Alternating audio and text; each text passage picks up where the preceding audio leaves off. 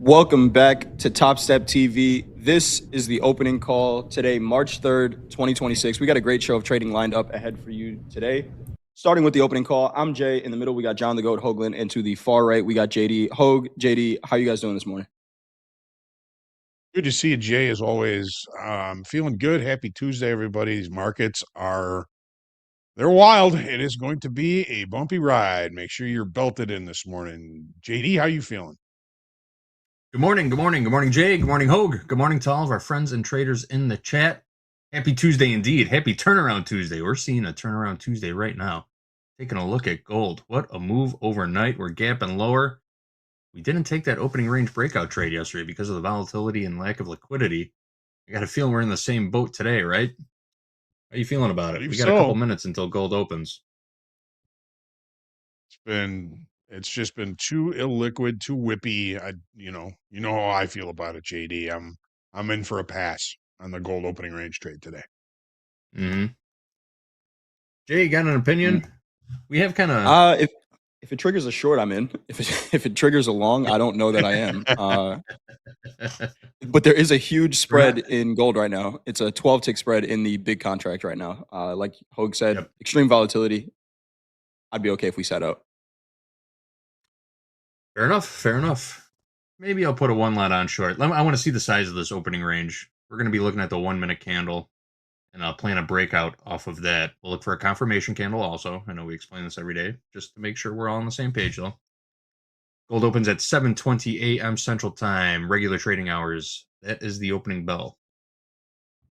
Got about 30 more seconds till that happens. Yeah, looking at the micro contract, there's quite a spread on the ladder in the micro also, almost $0.50 wide. What a range overnight too. Yeah, over $300 range in gold last night. And everyone's looking for it. When is the volatility going to be over? Can we get back to normal sizing? No, not yet. Because $300 range, that is some of the biggest ranges we've seen in the metal markets. Yeah, extreme volatility. So we will see gold opening up right now. We're gonna wait for that 1 minute candle to close, and then a 1 minute candle to close outside of that range for a potential trade. If we do take it, maybe we just paper trade this one. 51.86 last trade here in gold, down 2.36% on the day. Yeah, honestly, this could go either way. We got down to a level $8 wide. What's the level? 5100s last night. We got down to. We'll take a look at that in the higher time frame, but that was the third level of support if you're looking at pivots, and that doesn't normally happen. It doesn't happen very many days. So got about a $9 wide opening range so far in gold. So we're looking at a minimum of $100 worth of risk on a single micro contract. This thing is running away from us just a little bit. A little too much risk. No risk it for the biscuit. I get it, but this is just a little too wide. We don't like taking a whole lot of risk on these opening range breakout trades. I've got a low of $10 opening range. 51.8270 low, 51.9330 high. That's in the micro contract. Looks like we're going to be holding off. Looked above the high. It did. This could go either way. Range, right? Oh yeah. Probably going to go both ways. Yep. Yeah. It looks like it, doesn't it? Invalidation station. If we take out both extremes of the opening range, the trade is invalidated. And there it is. And we're just about invalidated. The market did the work for us. We don't even have to think about it. No trade in gold today. Thanks, market. Oh, we appreciate that because this was going to be a volatile one. 51.8410 last trade here in gold. Down 2.4% on the day. We're not going to take that opening range trade, but you can if you want to out there in the chat. Just know where your risk is and understand that this is an extremely thin market right now. In the big contract, I'm seeing anywhere from a 7 to a 12-tick spread. Just understand that slippage is a real thing, even in simulated environments. So you might not get filled on your stop where you think you should get stopped out on. So we'll see here. 51.88. You could take a look at if you were gonna play the opening range in gold, maybe look at a 5 minute or a 15 minute even. It's gonna be, the risk is gonna be real wide. So, but just to reiterate, we are staying out of this one today. Awesome stuff. We will stay flat. JD, let's take a look at that economic calendar then. Anything on the calendar that we have to look out for? Any 7:30 numbers coming up here? Nothing at the bottom of the hour. We do have Redbook coming up at 7:55 a.m. Central Time. Couple of talking Feds. Williams speaking at 8:55 and Kashkari speaking at 10:45 a.m. We also have a Treasury buyback announcement coming out at about 10 o'clock a.m. Central Time. Pretty light on the eco calendar today. I do expect a couple of new events to get peppered in. Obviously, the president loves to talk when he walks by a microphone. I haven't seen any changes to the calendar yet, but I will assume that we will be. Oh, there it is. Something just popped up. Trump policy meeting close to the press at 4 o'clock Central Time. Trump dissent and right. Another closed press conference at 1 o'clock. So yeah, they just peppered a few things in the last half hour that I weren't there when I initially made this calendar. So we will have a Just couple as you said of. it, JD. There's going to be a couple Yeah, things. right? Oh, there they are. There they are. They just popped up. No joke. I put this calendar together at like between 6:30, 6:45 a.m. Central Time. And between then and the time we go live, a whole bunch of new events pop up. And they're usually surrounding speaking events for the president. So we'll keep you posted. We'll pipe in whatever we can live here, just like we did yesterday, like we do all the time. And as always, we've got one eye on the ditch for you. One eye on the news, one eye on the charts. That's what we are here for. We're looking out for you. Thank you for that, JD. I put this gold trade on paper just so we can take a look at what happens here. Again, the risk was too much to take it with real money, but we can see what happens. So we closed below that 1 minute opening range. There was an invalidation point where we normally wouldn't take this trade anyway, but we traded both sides. But I just put it on just to see. It's not going to cost me anything, but just curious what happens here with gold. Hogue, let's go over that checklist. Let's make sure we are prepared for the trading day. Absolutely. If you don't do your homework, you don't get to play. The daily checklist, pre-market research, that's what we're doing here. It's all about context, risk management, and patience. Your morning checklist, you get your water, coffee, are you fed, you hydrated, you do your walk the dog, get yourself all ready, or checking your mindset. Mindset is everything in trading. It can affect your decision-making process. Get your trade entry checklist. What are you going to be taking these trades for, about, and why? Write them down. Do your journaling throughout the day. And at the end of the day, of course, review your trades, review your journal, and always watch at the buzzer at the end of the day with Coach Jay and Coach Paul. There is your Topstep daily checklist.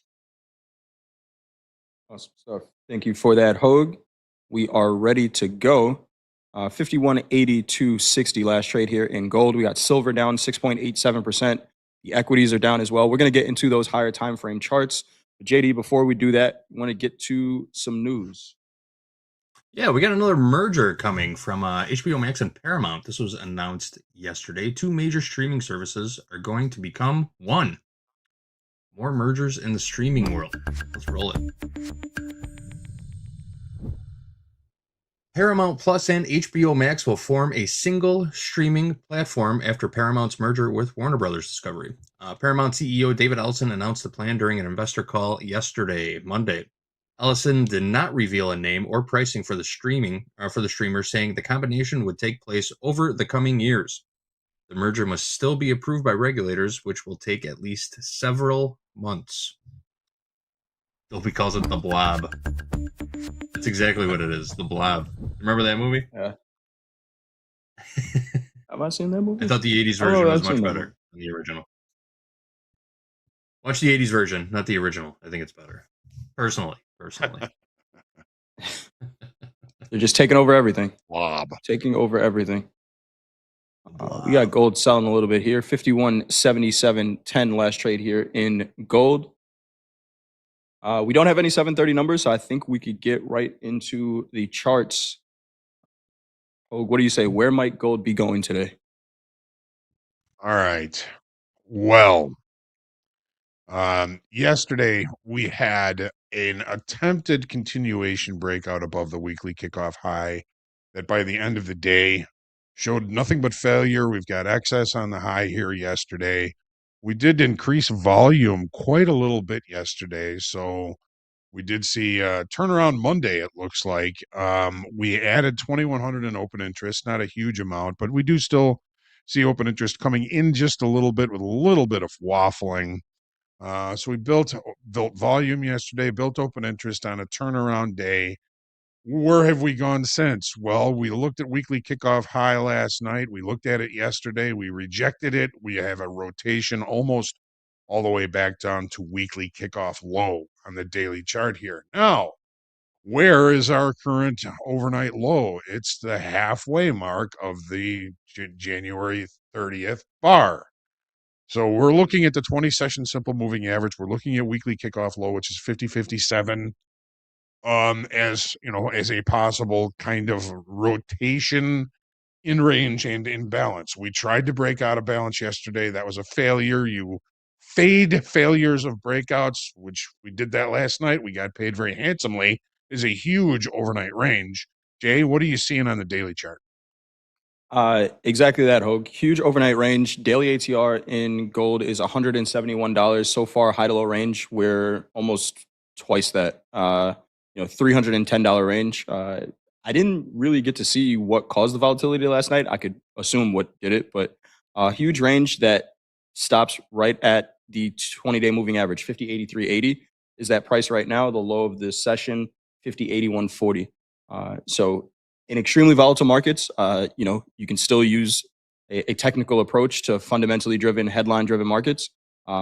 Interesting that, we stopped right at that visual target, 50% of that January 30th candle, and the 20 moving average as well. The structure is still bullish, but extreme volatility is what we're seeing today, Hogue, on the daily so far.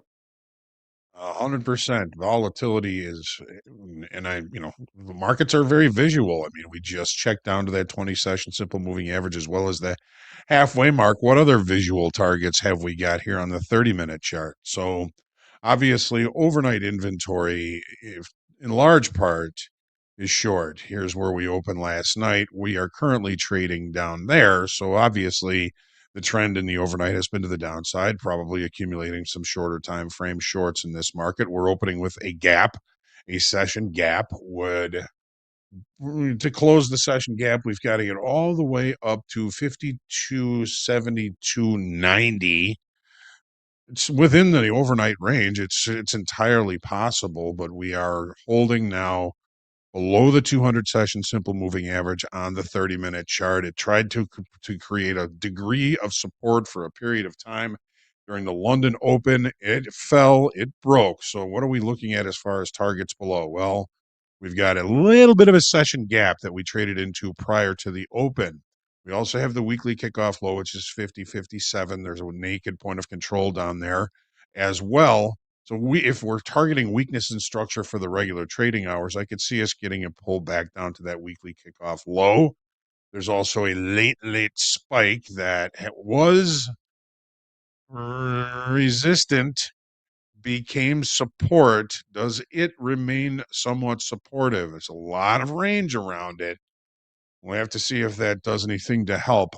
But just kind of looking for weaknesses in structure to check down to the small regular trading hour session gap, which we haven't checked in regular trading hours. Perhaps a move down to check the weekly kickoff low could be in order. It's a huge range. Are we overextended? I mean, we've basically gone from the balance area high to a balance area low in one overnight session. To see how this plays out. Jay, what are you seeing here on the 30-minute chart? On the 30, Hogue, what I'm seeing is we have price and volume trading below the 200 moving average on the 30, which is at 52.6160. Price and volume trading below that 200 moving average for the first time since February 18th. Gold has been in a little bit of an uptrend over the past couple of days, recovering that aggressive sell-off that we've had. This has the potential to be a little bit of a change in the structure, which is why I was saying I kind of like the shorts if the opening range trade triggered one. Trade location is going to matter today, and you're not going to be able to trade this market with tight stops, I don't think. What I am looking at to the downside, Hogue, though, you asked whether or not we were overextended. For today's session, I'm wondering whether or not that downside target was already hit. Right, we already traded below 5,100 for the day. Like I mentioned before, it is the third level of support. If you're looking at classic pivots, 5,100 even is that price. We already got down there. We found some buyers there and bounced. So I could see this range, and you can see these two high volume 30-minute candles, one after the other. I could see that being the range for the rest of the day. And right now we're kind of sitting right in the middle of it. So 52, 75, 60 is the high of that sell-off. 50, 80, 90, which is the the low of the session so far, is somewhere near there. Everything's a zone, especially if we're talking about 12 tick spreads in gold. Everything is a zone right now. Yes. I could see this being the range for the rest of the day. Through the rest of the week, maybe if volume stays below that 200 moving average, we may see some continued sell pressure. We talked about it 2 weeks ago, Hogue, where after we had that sell off, we mentioned that we might not see another all time high in gold for a while. And I think this is showing that, right? Where we got up near those highs on lower volume, and then, Mhm. we come back in and sell again. So today, I think is going to be a difficult day to trade gold if you're going to trade it. Are you going to find some opportunities? 100%. But right now, I think we're kind of in the middle. I would look for maybe some sell opportunities up near that VWAP 5254, or if we get down to 5100s, maybe looking for some buys there. Right now, we're kind of stuck in the middle. Stuck in the Middle with You. Great song. Profile yesterday was a normal variation extreme day. The initial balance was left at the highs of the day, and the market continued to push lower, increasing open interest, making me believe that we really brought in some new shorts above those highs, and the failure above that weekly kickoff high has created this rotation to the downside. Jay, I'm inclined to think of it the same way as you. We've got a huge range. I'm looking for this range, overnight range, to maintain, and maybe even a little bit smaller than that. At least that's what I would hope for. Yes, this is very volatile. Everything is a range. Trade small. Trade small. Let's take a quick look at silver. Silver's in an interesting situation here. Let's take a look at the daily. So again, we've got rotation. We broke out to the upside above that rotation yesterday. What did we do is we did nothing as far as open interest is concerned. The estimate is a loss of 150 contracts. Volume remains very low for the silver contract, extremely low, as a matter of fact. So the participants have not come back into this market. We saw the pullback off the high yesterday. We see continuation from that high right now. And we're kind of right back in the middle of the short time frame area of balance that we're in. Jay, is there anything outstanding you're seeing on this silver chart? Just the failure above 50% of that sell-off. Another one where we said, this has the potential to be the range for. We've seen the metals do this for months on end, right? Where there's an aggressive sell-off, it could be 6 months before we make another all-time high, where it's going to look promising. Oh yeah, it's bidding back up again. Silver's close to $100, and then we sell right back off. This could happen countless times before we make another all-time high. And this failure above that 50%, failure to hold above that 50%, I think is just part of that story, Hogue. This has the potential to be a very long time frame range. So far, we're at 32 days since the sell-off started, and it could be a lot longer. Extremely thin market. You can see the volume. It's it's not there. So just be cautious if you're trading it. Yesterday was the first day I think we beat the moving average of volume in a month. Yeah. Yep. In a month, but it was still, very low volume. Let's take a look at the 30. So there's a whole lot of stuff going on here on this chart, and a lot of that is weakness in structure below price. We've got gaps a go-go. We've got naked points of control a go-go. From our island bottom to a potential multiple session, regular trading hour session, island top. Now, this gap, this session gap, we're opening below that session gap. So that's going to create a multi-day, multi-session island top. It's a reversal pattern. Does it matter if it's multiple days? Well, some would argue. But the gap, the session gap from here on the 20th of February to we're just going to go up to this one, to the 26th of February. So there was no regular trading hour participation during that period of time, and we are opening back below it. So this could lead us to more targeting of visual targets down below. When we see the volume and the lack of open interest changes in silver, it is in short time frame control. And if it's in short time frame control, these levels will be targeted and sometimes even respected. We can see it last night. We traded right to this naked point of control. We continued to break. We went through this little this little um, session gap and right back to this naked point of control here. So this market is trading very visually. It's trading like level to level, but it is very volatile, and it is very scary to try and pick these levels because there's so many of them. We don't know which ones are going to hold and which ones are going to be disrespected. So it makes it very challenging. And again, with the low volume and the low open interest and the waffling of the open interest, there's no longer time frame participants really in this market right now. So it's just us. We used to say when there's no paper coming into the pit, it was just locals picking each other's pockets. Locals trading with each other. And that's not what the speculators are looking for. The speculators are looking to trade with the paper, trade with the people, the bigger traders, which are just not here right now.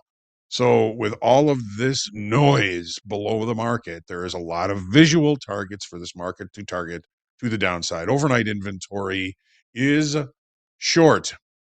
Here we are. We are short as far as overnight inventory. We are opening with a gap to close the session gap. Yesterday's low is 86.72, and there is the gap. We'll see if we get that gap close.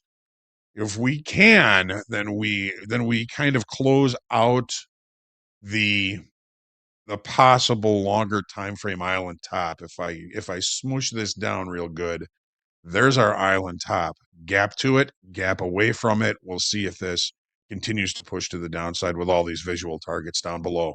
Jay, what are you seeing on the 30? On the 30 here, Hogue, another one where we have price and volume trading below that 200 moving average for the first time since February 18th.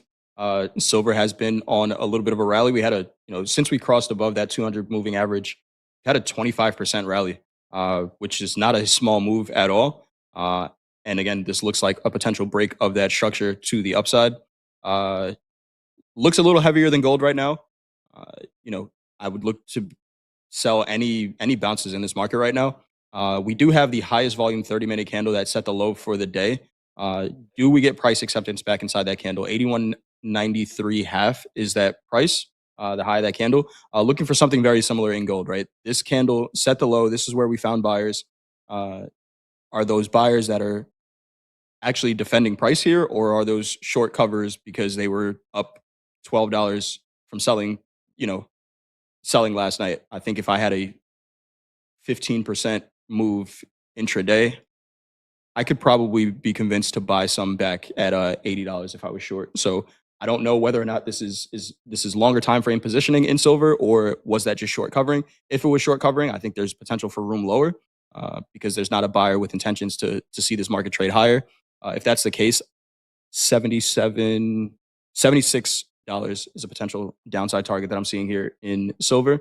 We will see, again, another thin market. I'm looking at the spread here in the big contract, anywhere from 10 to 15 ticks, which is why we're still, if you're going to trade it, trade the micros. There's opportunity in it. And like you said, Hogue, I think with the extreme volatility and low volume, it's interesting that technically these markets trade really well. I think we see some of the cleanest technical moves in extremely thin markets, and I think that's out of necessity. So if you see a technical pattern, you can trade it. The question is, can I stomach the risk for that trade? But technically, they trade really clean. Yeah, let's say, I think partially a function of the fact that I believe we are largely short time frame controlled, and the short time frame visual Right. levels they're just targeted. Sometimes they're respected, sometimes not. But it's just trading very visually and very level to level right now, depending, of course, on your levels. But looking at these naked points of control, I mean, it traded right to it. It's now it's trading right at it now. Traded right to the one below. Respected that one. Buyers came back in. It's just really trading um, the way a short time frame controlled market would trade. So with the lack of volume, this waffling open interest, we're not seeing the longer time frame in this. Watch those shorter time frame levels to limit your risk. It's the only thing I can suggest. Thank you, Jay, for that fine Thank look you, Will. at this market. I wouldn't I won't trade it right now. I would not. But that's just me. Absolutely. There we go. We're going to take a look at the equities in just a minute here. We are seeing the metals continuing to sell off here. $82.52 last trade in silver, $51.60 last trade in gold. We're going to take a look at the S&P in just a little bit here. JD, you got any other news you want to get to before that? Yes, let's take a look at what happened overnight. Stocks in Asia closed mostly lower. The Hang Seng Index closed down 1.12%. The Nikkei closed down 3.06%. Big dip for the Nikkei. And the Shanghai Composite closed down 1.43%. Stocks in Europe currently trading lower this morning also. The DAX is down 3.57%. The FTSE is down 2.61%. The CAC is down 2.92%. And the Stock 600 is down 2.94%. Big dips in European stocks right now also. The US dollar index up about 1% this morning, 99.205 last on the dollar. The VIX is ripping up 21% overnight, 25.95. Call it 26 on the VIX to start the day today. And the yield on the 10-year Treasury note is inching a little bit higher, 4.102% on the 10-year. A lot of moving parts of these markets this morning, guys. Yes, there are. That's one of Maybe the a lot of highest VIX action. readings we've seen in a while, right? 26, yeah. We're right up there. Haven't seen a 26 rating in a while. We were around 25 yesterday, but then it dipped back down below 20. This morning, we are ripping higher again in the VIX. So that does create volatility in the equity markets. Speaking of which, go ahead, Jay. You look like you're going to say something. No, that gold trade, that gold paper trade would have got stopped out to the tick for where I had my stop. Oh no. And they even know where your I think I paper took stops are.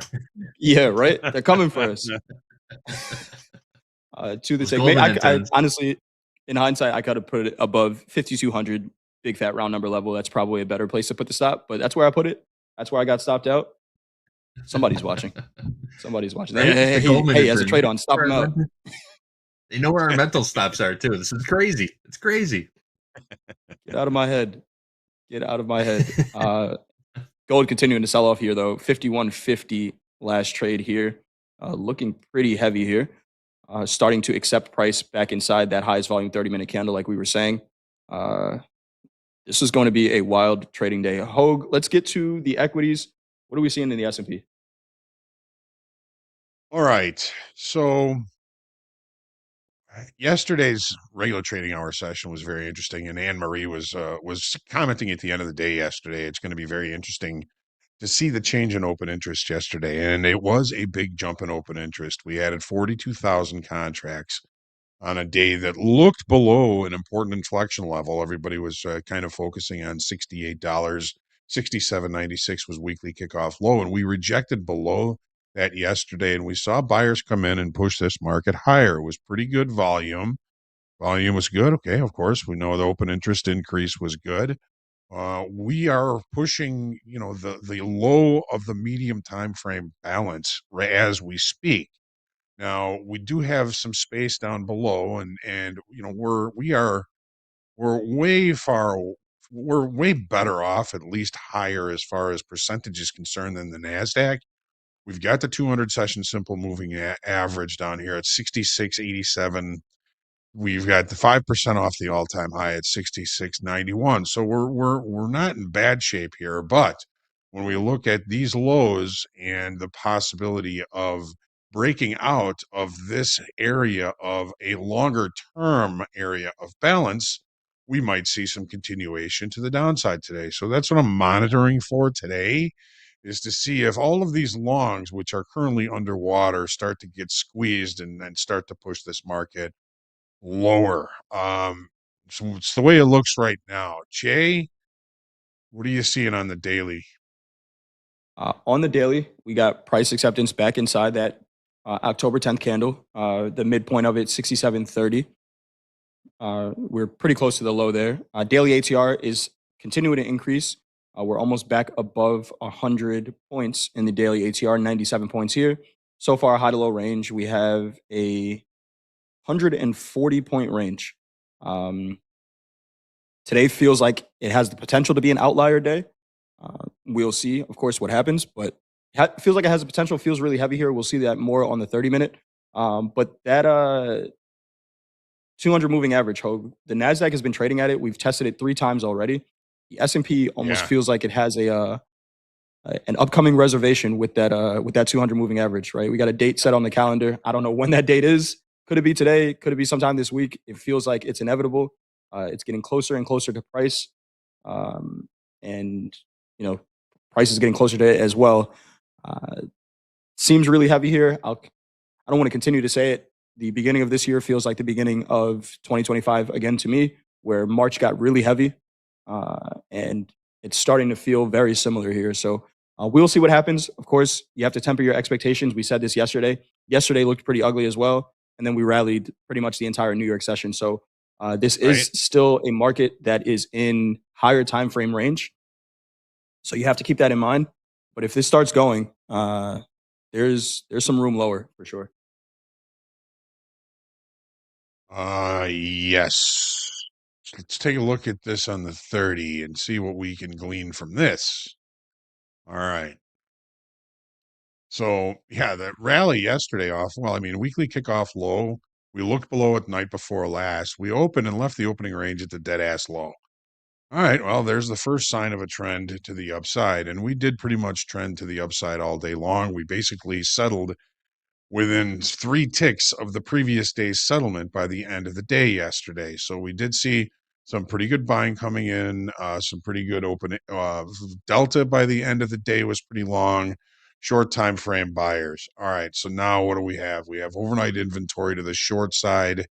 We are pretty short in this market. That this could be some of the longs from yesterday liquidating, getting out of some of those, but if they're still long, then there may still be more of a squeeze to the downside in the cards here. So we are going to have to, of course, see about that. Opening with a gap, if we can't close the gap relatively early, we look for opportunities in the direction of the gap, which puts us down near that 5% off the all-time high. There is also a naked point of chill, a very comfortable price level from previous trading days that has not been checked down below. And we've got another one down here at 66.28. So we do have visual targets and weaknesses in structure for this market to target down below. Again, that simple rule, you don't even call it a rule, it's a guideline. If we can't close the gap relatively early, we should probably be expecting value to be outright lower and looking for opportunities for continuation to the downside. Of course, anything can happen. These markets are going to be on a hair trigger with any kind of news that comes out. We've got a late spike base here that remains. This goes all the way back to the 17th of December. Every time we have gotten near it or looked at it, we found buyers, including night before last. I don't see that happening right now. We've got about 114 point range in an ATR daily that's around $98, 98 points, I think. So we've already expended a lot of energy. Watch the overnight low. Could be an interesting spot for us. But other than that, the trend is to the downside, folks. The short time frame trend. And again, this is balanced to breakout guidelines. If you find the breakout with some volume, momentum, participation, tempo, you got to go with a breakout. If the breakout fails like it did yesterday, you got to fade the breakout. And we saw a lot of buyers come in yesterday fading that breakout. let's see if they get squeezed out today. Jay, what are you seeing? So on the 30 here, Hogue, the difference. So I came in yesterday and saying, I'm maybe looking to the short side, but you have to be cautious about it. If you look at the angle of VWAP here, right? If we look at yesterday's prior to the open, we had a flat VWAP angle, right? Which tells me range bound market, Mhm. which has the potential to maybe trade both sides. Maybe leaning a little bit to the short side. Today's a little different, right? We could see the angle of this VWAP since we opened up. This is urgency from the open last night. Here's that first 30-minute candle up here. Within 4 30-minute candles, we had price and volume leaving that range to the downside, and that's been the trend the entire day so far. The S&P is down 1.75%, and right now trading at that prior day low. So what I'm looking for is when the New York session opens, we're at a level here where the market has one or two choices to make. Is this going to be an inside day, or are we going to see extension? So I'm looking for volume's response to this prior day low. Like you said, Hogue, if they come in and start to sell aggressively, you go with the direction of the gap. But if there's a failure here, and keeping that higher time frame picture in mind, the 6-month range that we've been in, this could be a great spot to buy. So again, there's not a definitive, I don't think there's been a definitive, this is going to happen trade in the equities prior to the open in a while, right? Because we've been in this higher time frame range. What are we going to do today? Are we going to buy? Are we going to sell? Yesterday, we opened up near the lower extreme of this range, turned out to be a great long. Today, we're opening near the lower extreme of this range again. Could it be a great long? We Yes. don't know. It's what is the market going to decide to do today is really the question. I don't think we have that higher time frame trend that we had in gold, right? Where it was just find a place to buy it, it's going to go up. That's not the equities right now. Presenting great opportunity, right? The daily ATRs are actually increasing in this range, which was what we want to see. We don't want to see it contracting. That takes opportunity away from us. We can see right now VWAP has been a decent level to sell for now. We'll see if that continues through the rest of the session. Jay, what we're looking for are meaningful initiative sellers to come into this market for continuation to the downside. Yesterday's session, we saw responsive buyers buying it because there was the failure of the breakdown below the weekly kickoff level and the longer time frame extreme of the current area of balance. If we see yes. No, go ahead. Finish that statement, Hog. I just want to clarify something. Yeah, if we see meaningful selling, in other words, initiative selling down here, then I can see this market continuing to push to the downside. What was your question, Jay? No, I said it would be an inside day after we've already taken out a prior day low. When I said inside day, I meant closing inside yesterday's range. Yes, we've taken out a prior day low already. I'm looking to see whether or not this market closes inside the range from the prior day. Not technically an inside day for all the inside day truthers, but yeah. All right. I think that's what we've got for the S&Ps. It's kind of a P-shaped profile, short covering profile yesterday, but with that big addition in open interest, it wasn't just short covering. There was a responsive buying coming in. Those responsive buyers, if they're still holding that, they're underwater and they are going to start to feel pain. And what's the job of the market, JD? To cause as much pain on the most people as possible. I was going to say screw as many people as possible, but yes, will look. Market's job is to look for max pain. That's what it does. Let's move on. We ready for crude oil? Right. We got some headlines coming out. Iraq has decreased oil production from the Rumaila oil field by 700,000 barrels per day on Tuesday. Iraq oil officials say no reaction in the market from that just yet. Is it safe to say that we have confirmed a breakaway gap in crude oil the last 2 days? Yes. Have we started a new leg higher? Is this rip for real? I think it is. Let's hear what. I mean, way it looks to me. That's the way it looks to me too. We took that opening range breakout trade yesterday. We were on the short side, but we still made a little bit of money. We're still running to the upside, though. We're opening with a gap up. Let's see what the pundits have to say.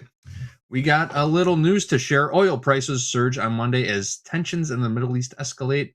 About 20% of the world's oil supply travels through a passage known as the Strait of Hormuz, connecting the Persian Gulf to the Gulf of Oman. The escalating violence is impacting this shipping route. In today's Consumer Watch, Jen Sullivan explains why conflict in the Middle East is making gas prices back in the U.S. spike a little bit higher today. Let's roll it.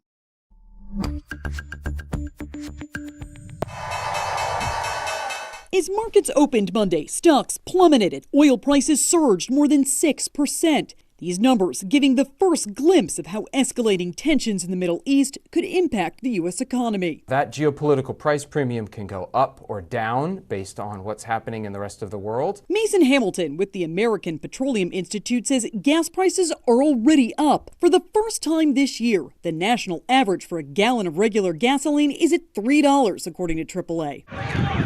Saturday, the U.S. and Israel launched a massive and coordinated attack on Iran. An Iranian regime armed with long-range missiles and nuclear weapons would be an intolerable threat. In response, Iran has launched a wave of retaliatory strikes on U.S. military bases, targets in Israel, and across the Middle East. The violence is disrupting oil shipments. This tanker struck in the Strait of Hormuz by a U.S. missile, according to Iranian state media. The oil tankers are not going through it as missiles are flying. And in fact, we've got reports of at least 4 tankers that have diverted away or are dropping anchor. The Strait of Hormuz is a major shipping route. Roughly 20 million barrels of oil pass through there a day. That's about 20% of the world's oil consumption. Some crude oil can leave this region via pipeline, but it's the equivalent of trying to push a watermelon through a golf hose. It's not enough, and there's too much trying to go through too little of a route. Hamilton says as long as this violence continues, gas prices will remain high. But it's too early to predict just how much more consumers will be paying for gas. For Consumer Watch, I'm Jen Sullivan.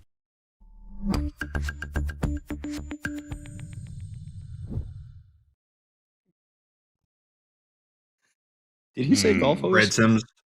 Did he say? I was because Brad Sims with the chat comment of the day. Getting him in early. It's a golf hose. Golf hose, right? Right. He got the That's quote what I wrong for anyone who's seen that movie, but we're not going to repeat that. That's one that might get us canceled. What do we have? Crude open. Crude is open. Crude's open for Crude is business. open for Here we business. go. What are we seeing for this opening range trade? You like what we're seeing here, Hogue? Well, let's take a quick look. Breakaway gaps have a tendency to not get filled immediately. They take some time, and then we're staring down the barrel of a breakaway gap, it looks like. Hogue and Jay will get more into that when we go through charts, but I mean, obviously, I'd rather be on the long side of this trade right now. Short side, For sure. short side until that gap is filled is see money, take money, I think. We got about a 34 tick opening range. I got a 2-lot Just loaded. close 76.43 at the high, 76.19 at the low. Megaphoning. Megaphoning just a little bit on that 1 minute chart, too. Four. It's a little suspect. I mean, it's relatively cheap. It is. Got about 30 seconds. I got a 2-lot loaded for this micro contract. Okay. I think we're going to trigger along here. Looks like it. That's the right side of the market to be on. This thing's running away from us. I'm going to load a 1-lot and maybe buy another one on a dip. This thing is getting a little too far extended on us.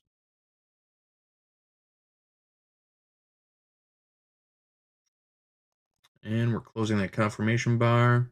Dipping. Got it. I got in one, 76.50.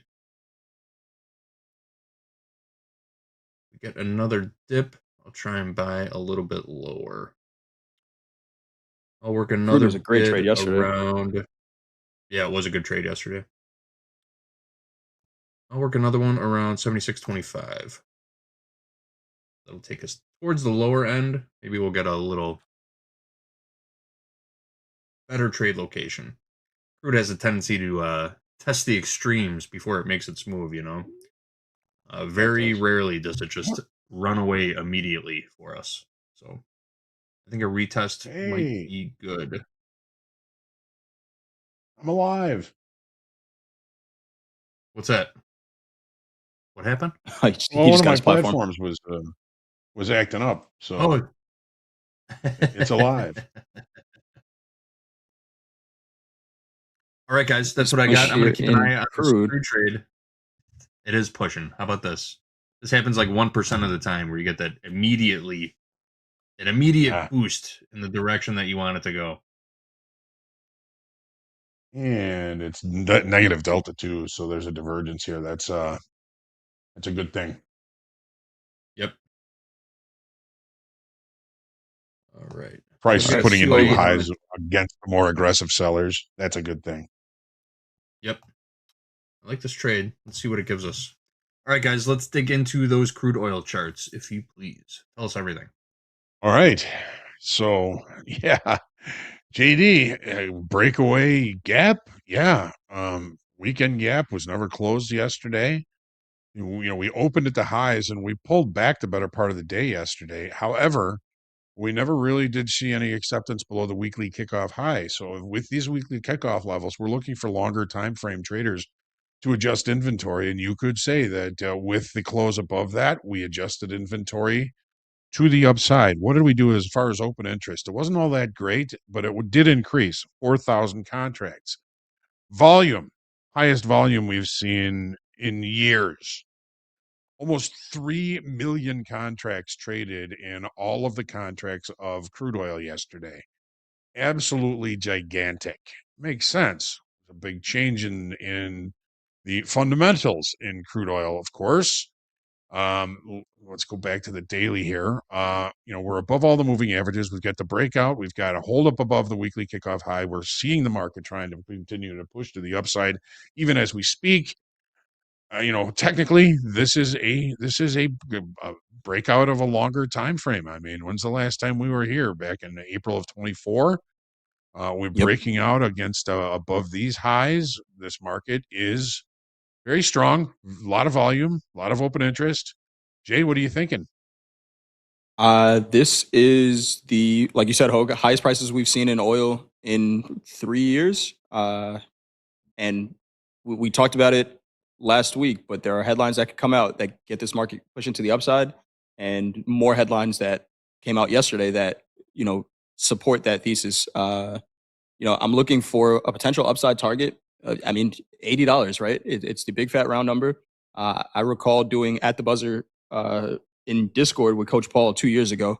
We called $80 the price that should not be named in crude oil, because every time we got Huh. up there in 2024, every time we got up to $80, there was a rejection. So we haven't talked about it in a very long time, but we're close, right? We're under 4% off of that $80 level. I think on a higher time frame, maybe not today. That would be an extreme move today, but on a higher time frame, I think that's a visual target up there to potentially trade to.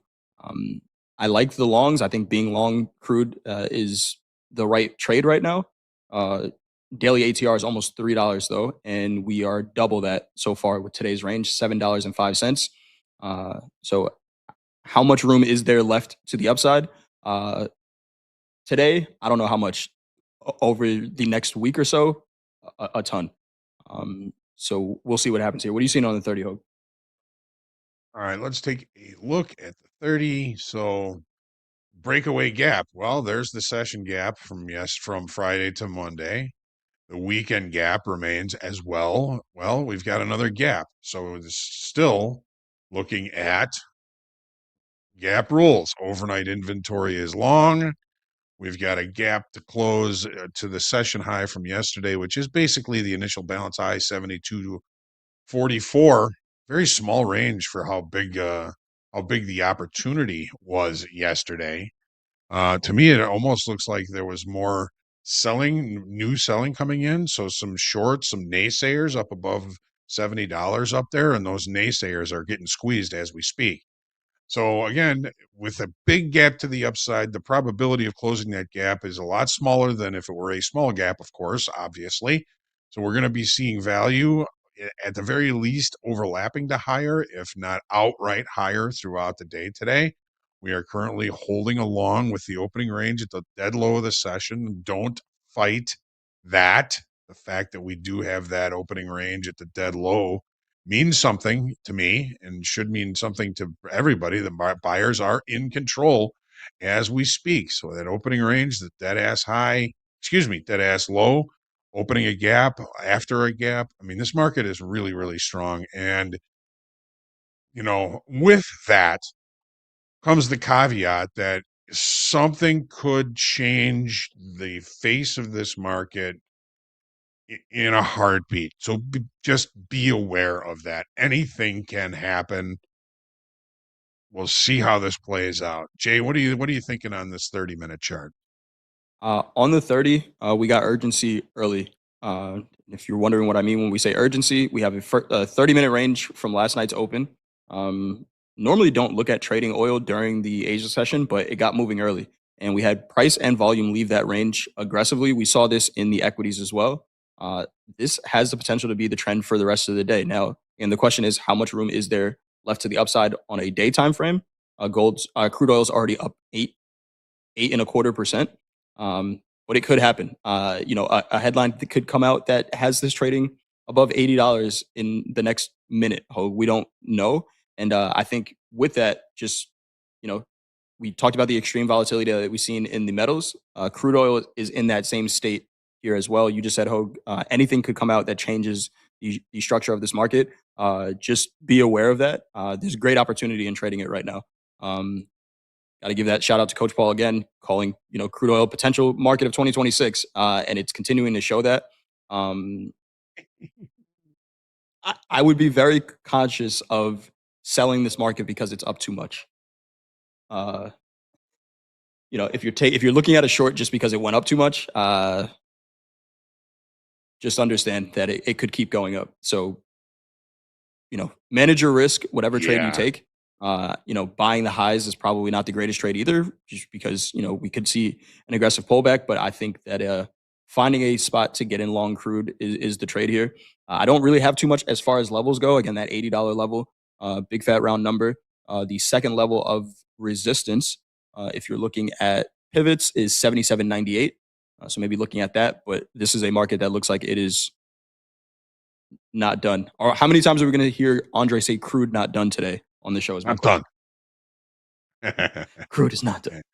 Probably a few times. Yeah. I mean, we're headed up towards the overnight high right now. That's, one of the simplest short time frame levels we can look at. If we look above it and we reject, that may give an opportunity to the short side. But again, anything to the short side, unless something absolutely changes, is a see money, take money opportunity.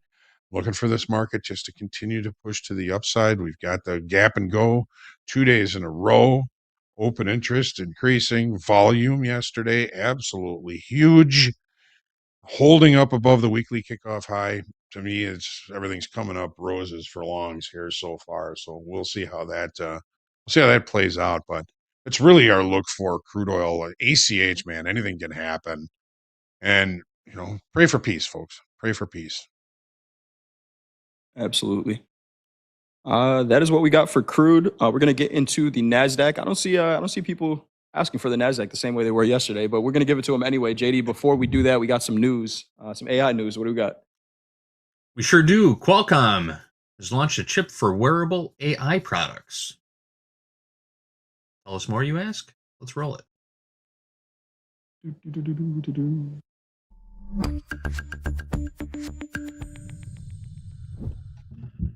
Qualcomm says it's launching a new chip for products that don't look like tech gadgets. It's called the Snapdragon Wear Elite. The company says the chip addresses growing interest in devices that look like pendants, pins, or glasses. It says the chip can also power smartwatches. Critics say privacy is a concern for products that can record surreptitiously.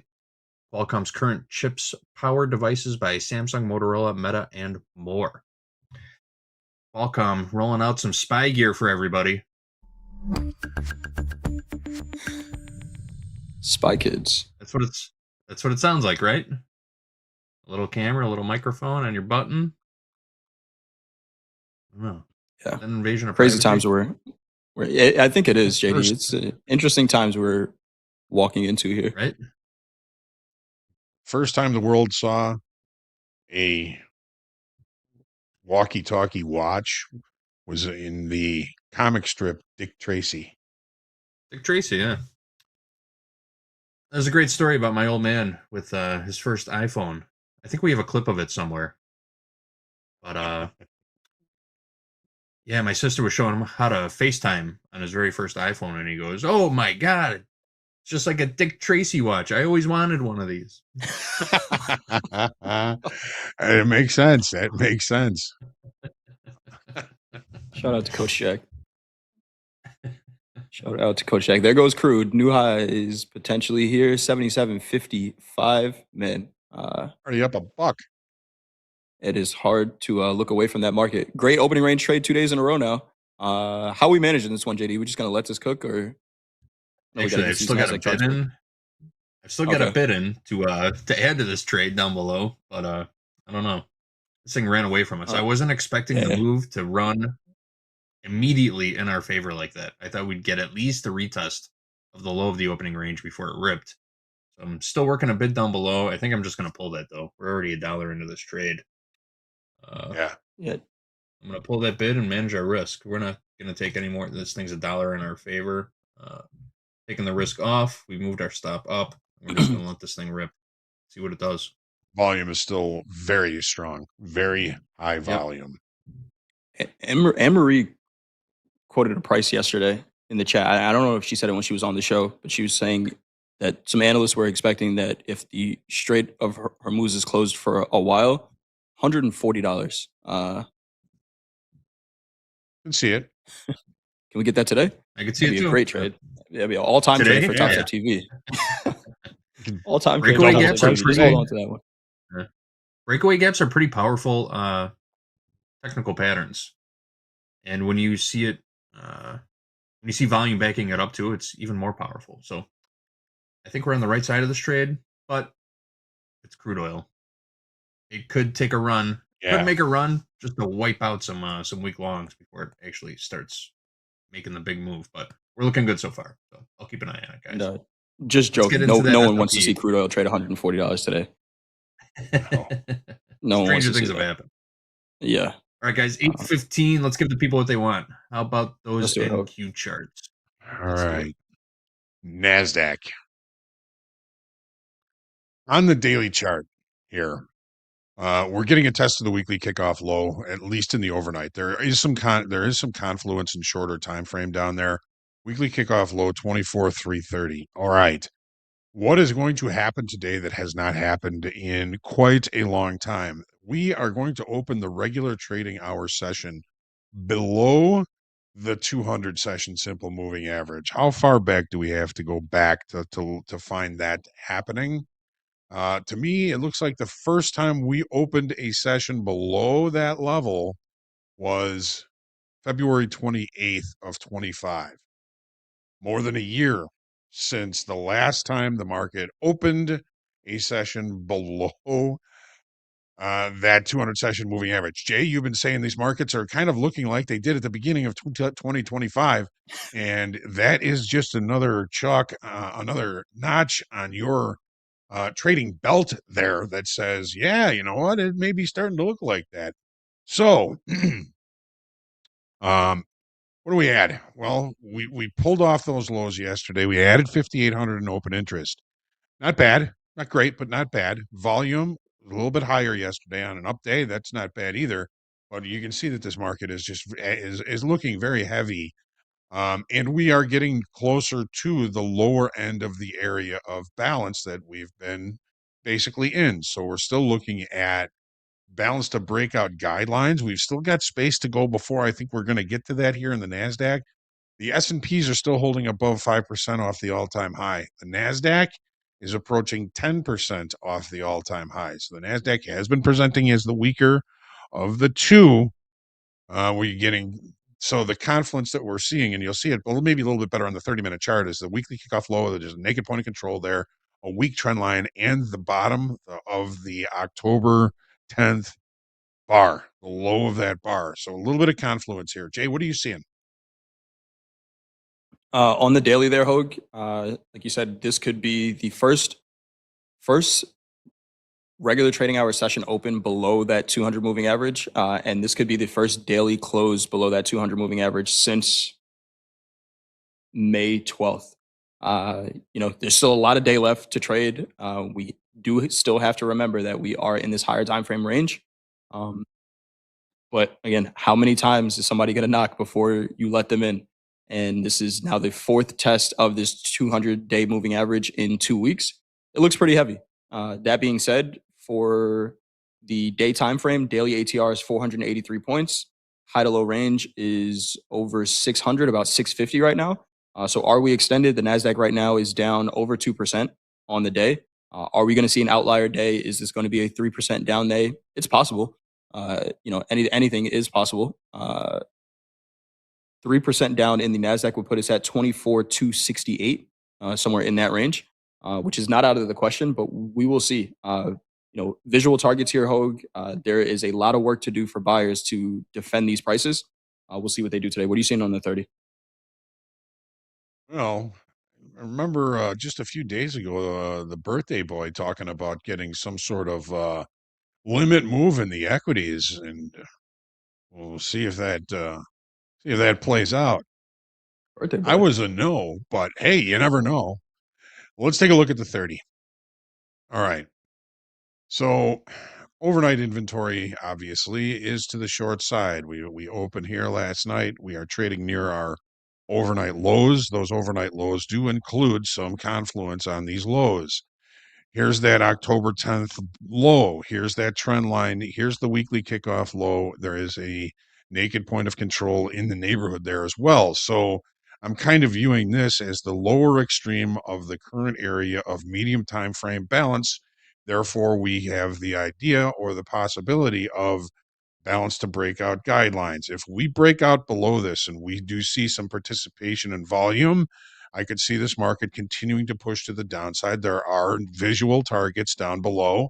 We've got the 10% off the all-time high, a couple of naked POCs down there, and quite a few of them when you look and when you continue to look to the downside. These are very old weaknesses in structure, and there's plenty for the market to visually target down there. We've got work to do before we're going to get there. Yesterday, we did see buyers come into this market adding open interest. If those buyers are still in this market, they are underwater. They would become initiative sellers, liquidating those positions. What we need to see this market continue lower is meaningful participation below the weekly kickoff low, 24,330. We're going to see if that happens today.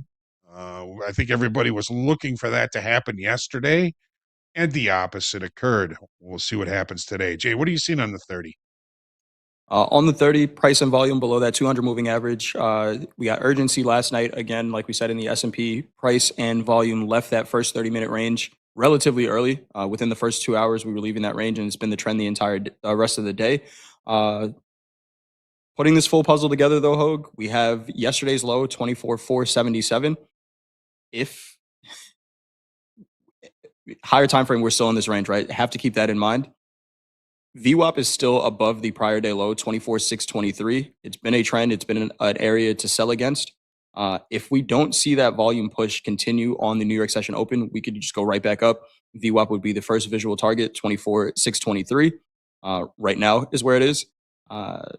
So interesting spot here. I'm leaning somewhat towards the short side just because of how aggressively we've been selling off.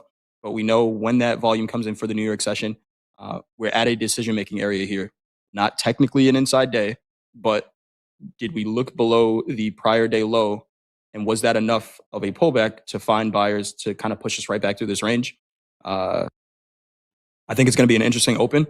They have been for the last week and a half. I think the first 30 minutes of the equity open for the last week and a half has been a great trading opportunity. Not going to rush into anything. Going to let the market decide that and trade from there. But I think it's going to be a good trading day, Hogue. I'm looking forward to it. They're always interesting and challenging. Good. We're going to see. I think we're going to see some range. The profile yesterday was P-shaped, which indicates short covering, not supported by the increase in open interest. So we did see some short covering, but a whole bunch of new longs also come into the market yesterday. And are those new longs going to be enough to push this market to cause longer time frame traders to adjust inventory, to liquidate longs, or get into shorts below that weekly kickoff low? Time will tell. Watch the gap close. We start to show signs of reacceptance inside value or inside the range from yesterday. Remember, we saw yesterday the market opened below the range from the previous day, reaccepted inside of value, and traded to the other extreme of value. That's what we're looking at. Thank you, Jay. Thank you, Hogue. JD, who do we got trading with us on Topstep TV today? See the team getting We ready. have got a great day of tradertainment coming your way right here on Topstep TV. Coming up next, Fast Markets. Andre's here. Jack is here. Guys, if you thought Jack was the kind of guy to use his birthday as an excuse to ditch work and go for a spa day, think again. Jack is not that guy. Jack is here for Fast Markets. Hogue will be here. A couple of rotating guests. We've got Aaron trades from 8:30 to 9:30. Dakota, 9:30 to 11. And maybe a special drop-in from somebody else later on. We'll keep you posted. Morning highlights. Hogue will be here at 11 o'clock to go over the trades we took here during the opening call. Any potential trades we'll take during Fast Markets. And do some chart analysis for you guys. 11:15, Power Players. Coach Jay's coming back with Braden and Dolby time. Group coaching at 12 o'clock. Hogue will be back again with Deanna and Hoop. We're going to pin a form to the top of the chat in a little while. Grab that form, fill it out, click submit. We're going to answer your questions live right here on Topstep TV. I'll be back at 1 o'clock. Trade with Topstep with Hogue and James S. You're getting a heavy dose of Hogue today, guys. And Power Hour, 2 o'clock Central Time. Andre, Dakota, and Dolby time will be here to close out the day for you all. Again, plenty of tradertainment coming your way on Topstep TV all day, bell to bell, right here. Let's go. Let's go. We got one more piece of news. You think we could get it in here, or do we got to get into Fast Markets? I think that we'll save that piece of news. Let's roll into Fast Markets. We are just about time. We got about 5 minutes until that opening bell. What is this comment here? Jay seems like a spa guy. Is that a bad thing? Is that a bad thing? Are we still doing that? No. Guys don't like going to the spa? Come on. Treat yourself. Hogue, do the thing. Take us into Fast Markets. I'm out of here. All right. Thanks, Jay. Thanks, JD. And as always, thanks to all of you for trusting us with your time. Shubham back at the top of the list this morning. First in the chat, we got Man Caves, we got Anastasios, we got Charles Henry, Big Country, Trader Hub, Lou D, my good friend Lou. It's good to see you. We got Koog, we got Sarith Haram, we got Tommy C, we got Dan Trader, we got a cast of thousands. Don't forget, folks, make sure you remain humble, grateful, creative, and centered in your trading today. Pray for peace every day. Let's head into Fast Markets right now in 5, 4, 3, 2, 1. Go to the market.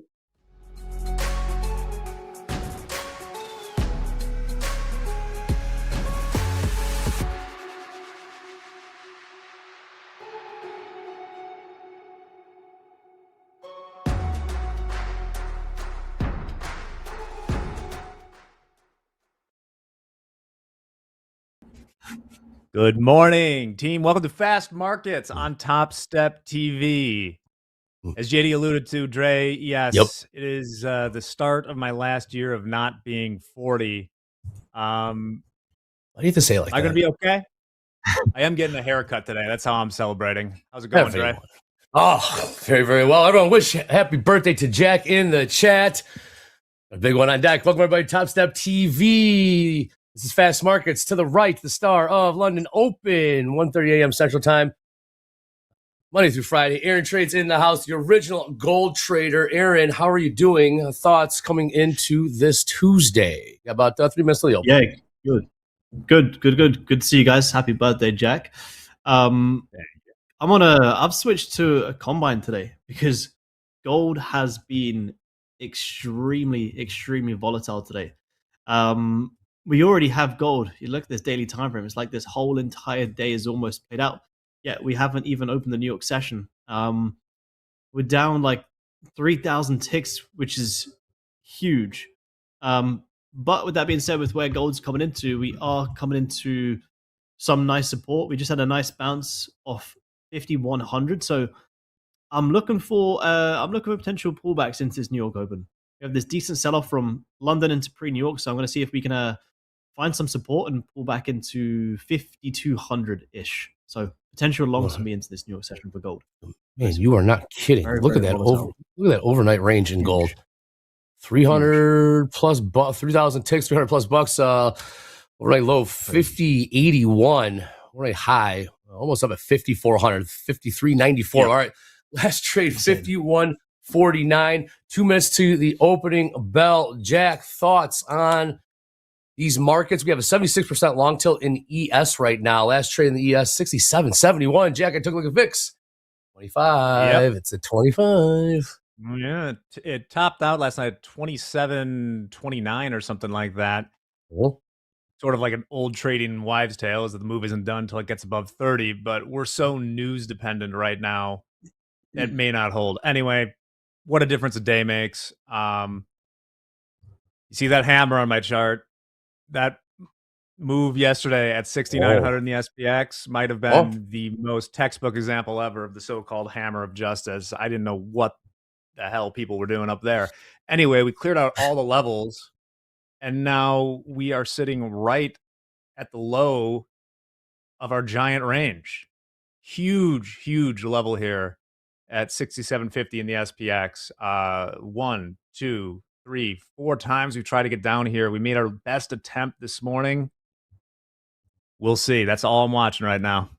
All right. I got overnight lows in the ES 67.42. We're about 28 points higher from there right now. Again, house account, of course, you have to keep one eye on crude throughout. Just saw a huge $2 pop about 30 minutes ago or so. House account is long 1 MCL from $76.50, about $1 in the money right now as we trade 77.50.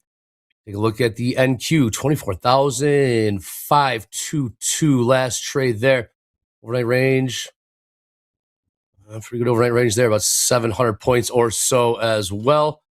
Dow trading right around the lows, 48,030. All right, buckle up. Let's keep an eye on this tilt ES, long tilt in the ES. We got 10 seconds till the open. We got speakers. We got Fed speakers.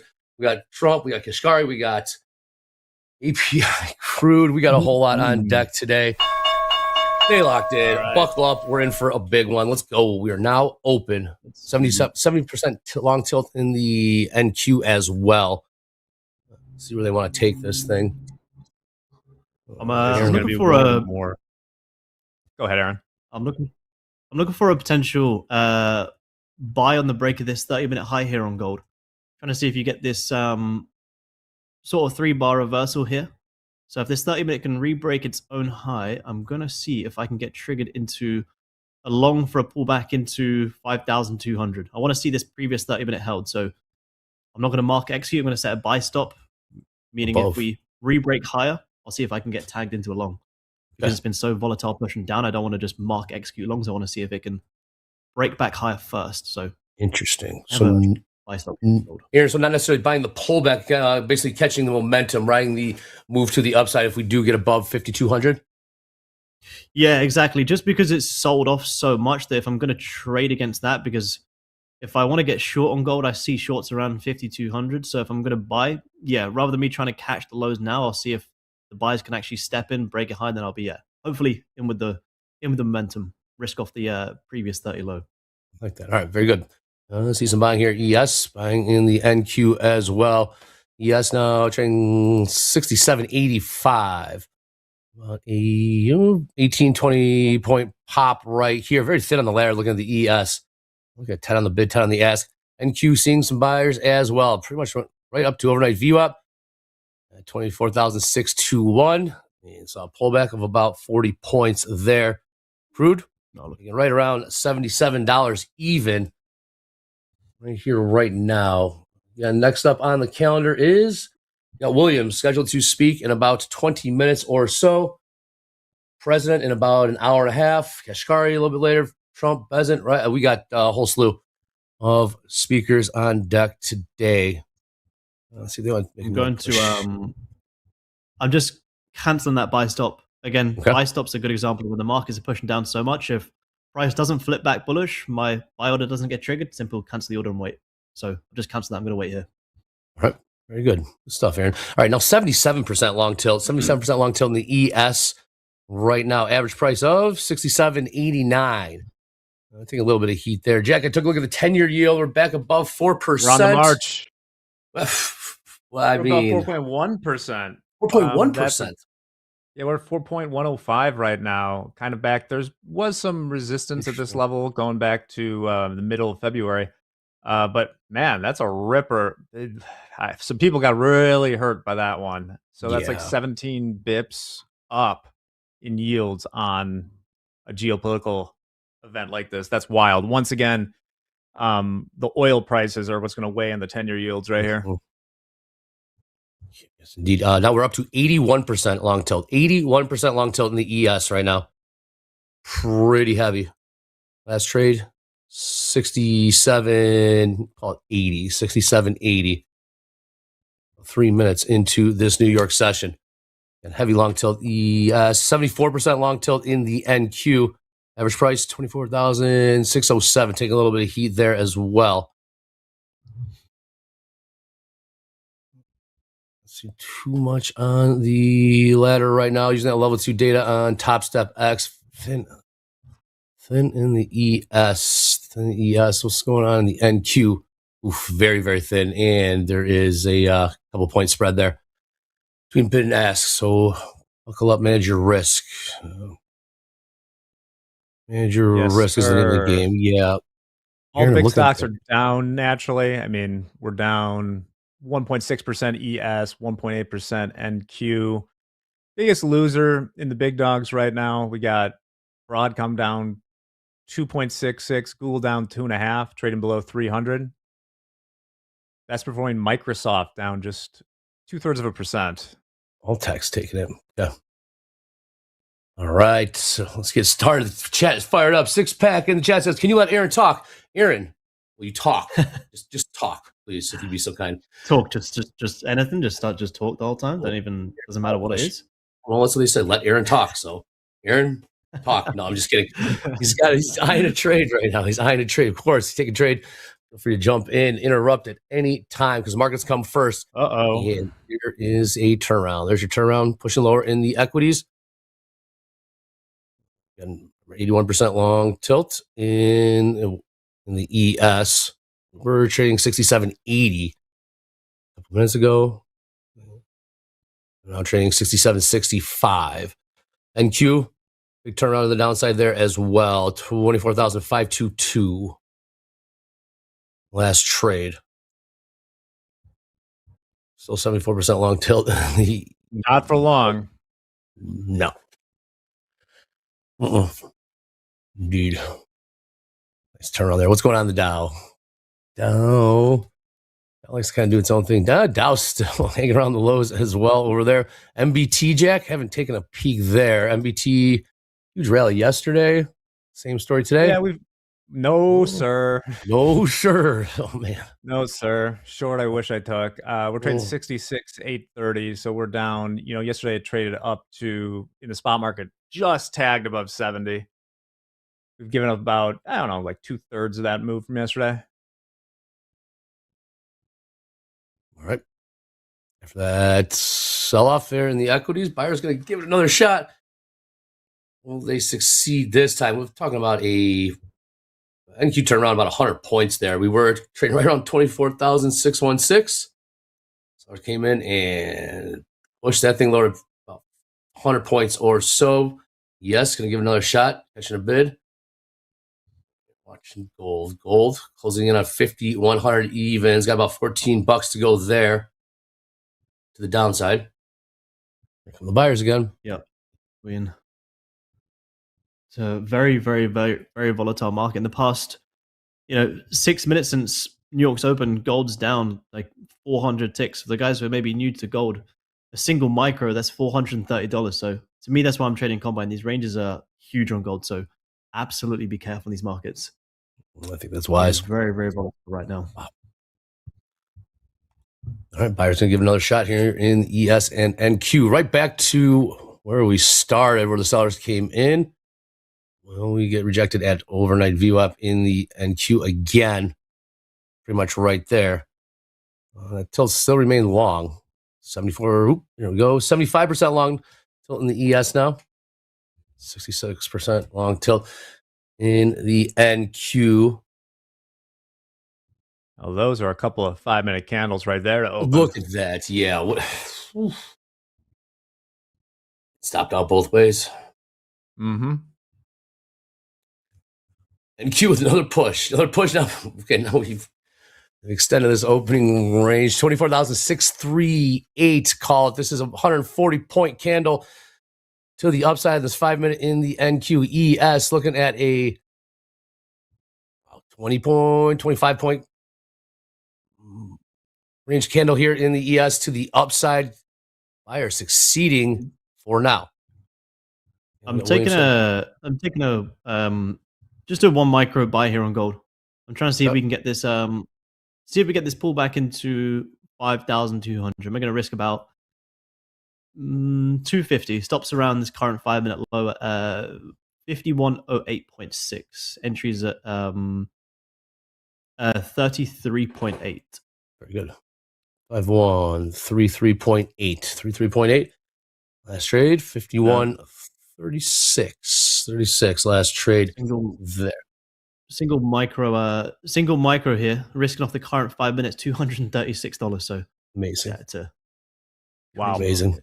The upside looking for what, 5200s perhaps?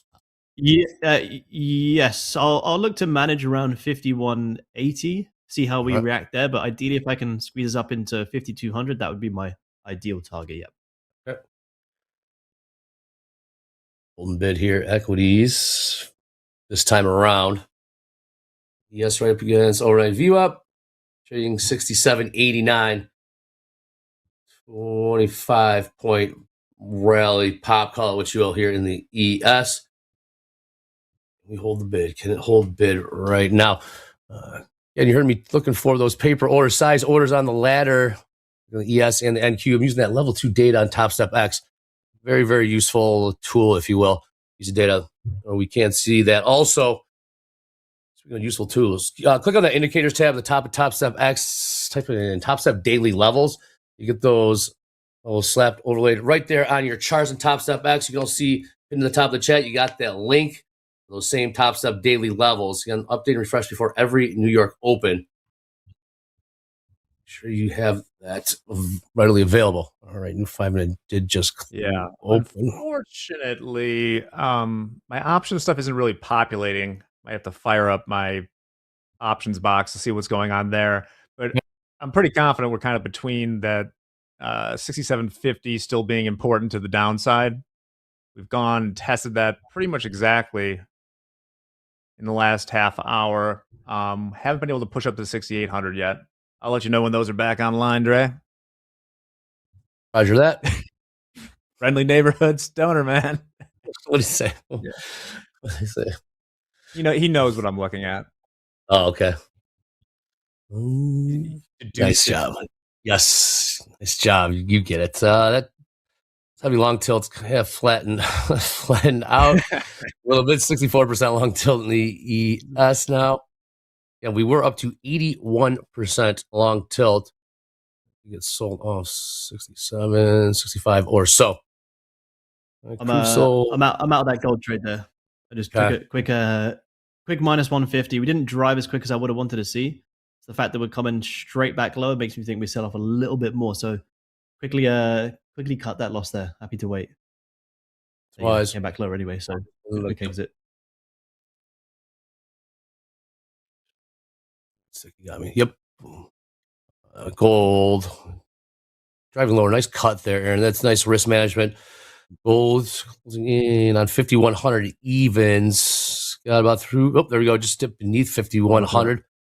Nice cut, Aaron. Nice cut. Thank you. Now beneath 50.93 last trade there. Now 50.90. Overnight lows 50.81. About $10 to go. Testing those overnight lows to the downside. Dow's driving lower. ES. These 5-minute candles are massive. Yikes. Huge. All right. Jack, you're talking about that range, lower end of the range. What was that price? Well, you said 67.50 in the ES. Yeah, well, 67.50 in the SPX. Okay. So like 67.58. Let me actually. This is getting to be such a long time we've been in this range that I like to look at the spot market rather than the futures. Why is that? Because futures, if you look, the contract we're trading, if you go back out too far back in time, you're just seeing the premium between that and the stock market for like time. But let's wait till I'll show it as soon as we're done selling off here, if we're ever done. Dow driving lower, new lows underneath 48,000, 47,911. Lows put in there. ES selling off as well. More selling here in the Dow. ES looking to make new session lows. And I do believe 67.60. Pretty much right. Nice cut, Aaron. Look at that. New. Yeah, look at that. Huge where were you short. long from? 51.33. $50 low. Yep. $50 low right now. Nice Crazy. cut. Crazy. I'm going to test overnight lows in gold right now. A couple bucks away. 5,088 last trade in gold. Wow. What was that? Huge. This is one of the times where you see it. Look at that, straight down the slows. This time we see it moving this much, and I know some of the guys might get the urge to want to jump in and chase, but the reason I'm trading combine here is because this is just so volatile. So you can try and chase it, get whipped around, or you can say, you know what, this is extremely volatile. Let me stick to the plan and be patient. This is a huge. Wow. All right, we are 67.50 SPX. Huge sell-off right now. Equities, metals, just look out below, all around. Wow.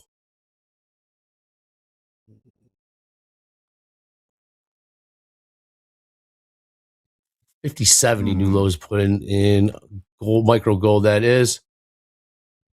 Dow just straight down, new lows, 47,885. Going on the ES.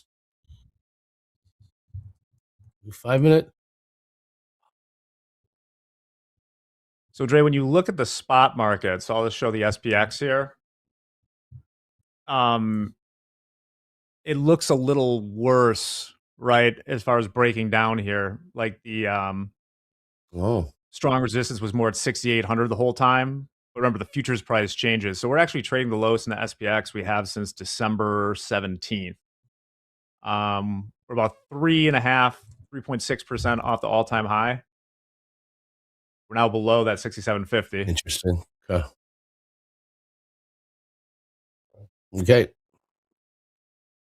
Wow. Gold continuing to make new lows. 50.61. New lows put in there.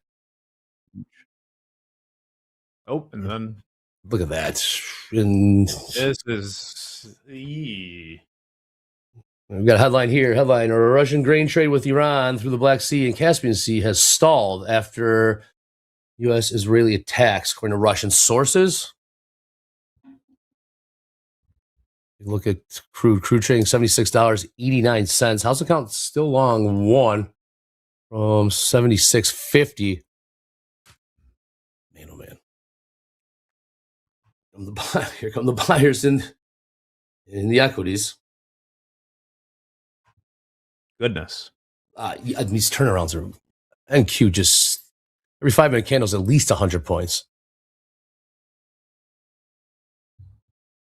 Yes, 6767 last trade. It just bottom out. You sell into these. You see if let the dust settle. How do you navigate this? Well, I'll tell you what.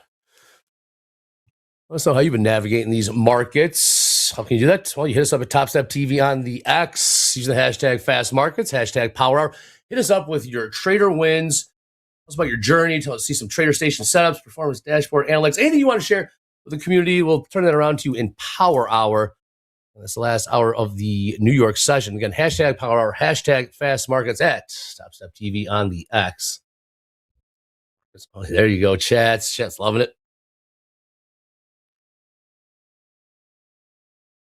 That's Well, I what the regret price to was. inform that I'm putting the SPX 6700 on the chart.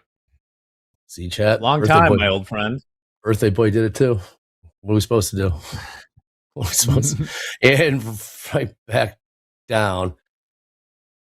ES. They just walked up to 67.70 and sellers just smacked it down about 15, 18 points. Tilt level off 50-50. Across the board. Where did we bottom out in gold there, Aaron?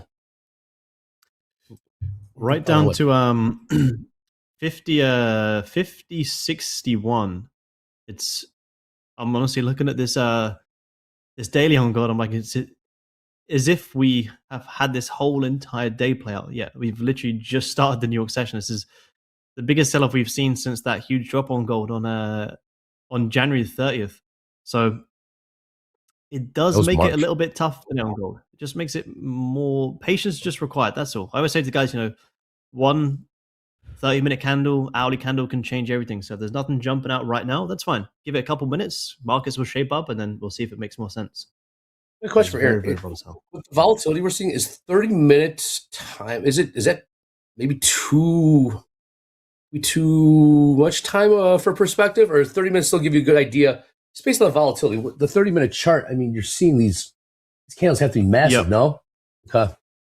Look at that. Yeah, 100%. And that's kind of why I'll use my 30-minute for direction. So for my reasoning for long is 30 minutes held support for 1, 2, 3 times. So was anticipating this 30-minute could have a bit of a pullback. So I kind of just use a 30-minute to paint my direction. Then I'll just use the 5-minute for entry. So yeah, I'll still, I wouldn't want to have a 30-minute stop, for example, because you'd be risking way too much. But once I've got my 30-minute or hourly direction, then I drop down to my 5-minute and then start looking for the trades and looking for the better entries with better stops. Because if you were trading just 30, stops would be way too big. Even with one micro, it'd be huge.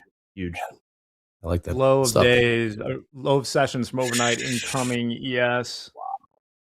About 3 points. Sure are. Look at that.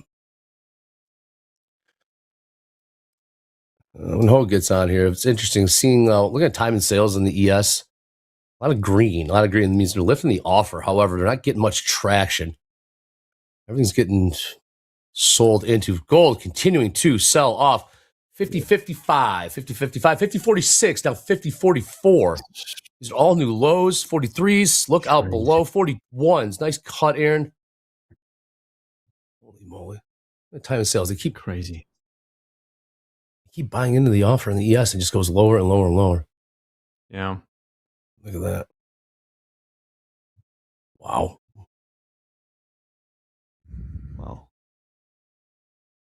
Billy, thank you. That's what it looked like. Saying positive 3,600 delta on the ES. You can see all that green on the time and sales. It's just not going higher, though, for now.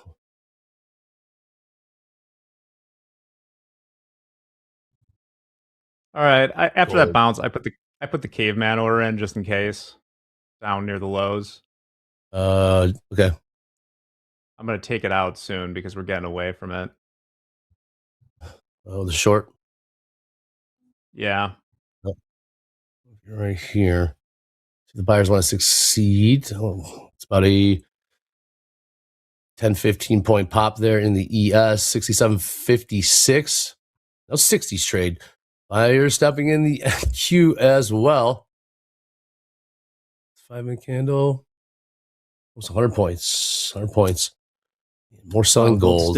More selling gold. Lows 50-28. 50-28. Roll down over $100. Well over $100. And the $125 here in power hour. We're only 25 minutes into this session. New York session. And gold getting pummeled. And Q trying to Hold bid. Buyers can't get any traction. We got Williams scheduled to speak.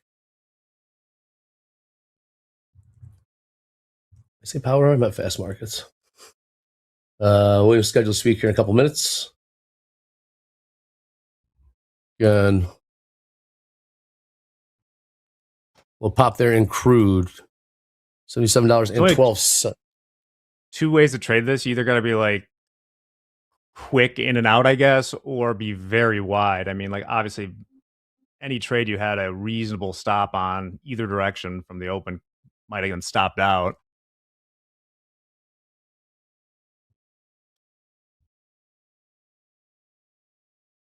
Buyers can't. What's Dow doing? Dow catching a bit of a bid as well, just bouncing off the lows, and the Dow about 100 points off of those lows, trading 47,900. Call it. Gold. $25 pop there off those lows. 50.53. 55 last trade in gold. Gold saw massive selling in the last couple minutes here.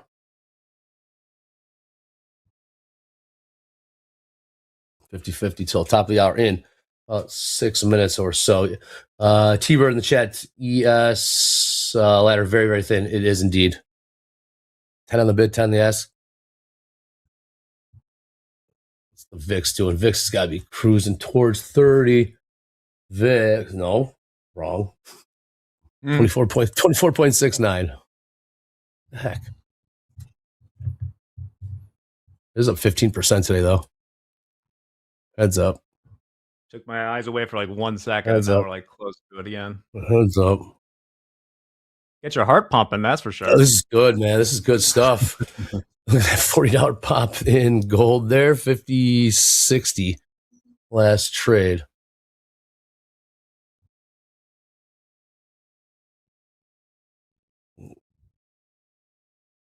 We got a headline here. According to the Wall Street Journal, Trump open to supporting armed militias in Iran.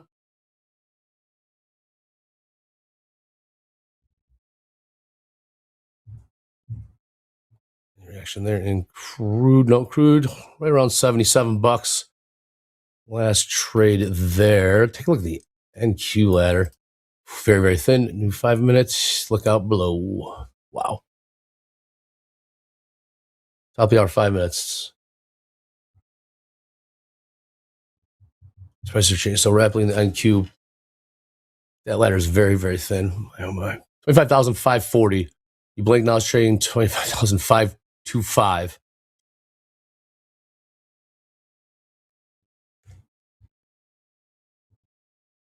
All right. Feds Williams does not address the economic impacts of Iran conflict.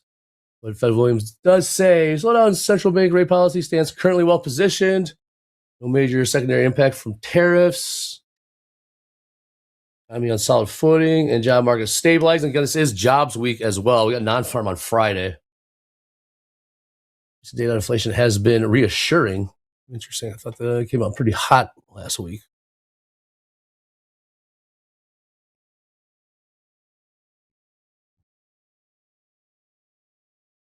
Yeah. Around the selling there in the NQ. Very, very thin again. They want to take out the lows. They want to take out the lows here in the equities. Yes, about 8 points off those lows right now. 67.50. Last trade. Again, Feds, Williams, expects, let's see, GDP growth at 2.5. No, it expects inflation to decline to 2.5% this year and 2% in 2027.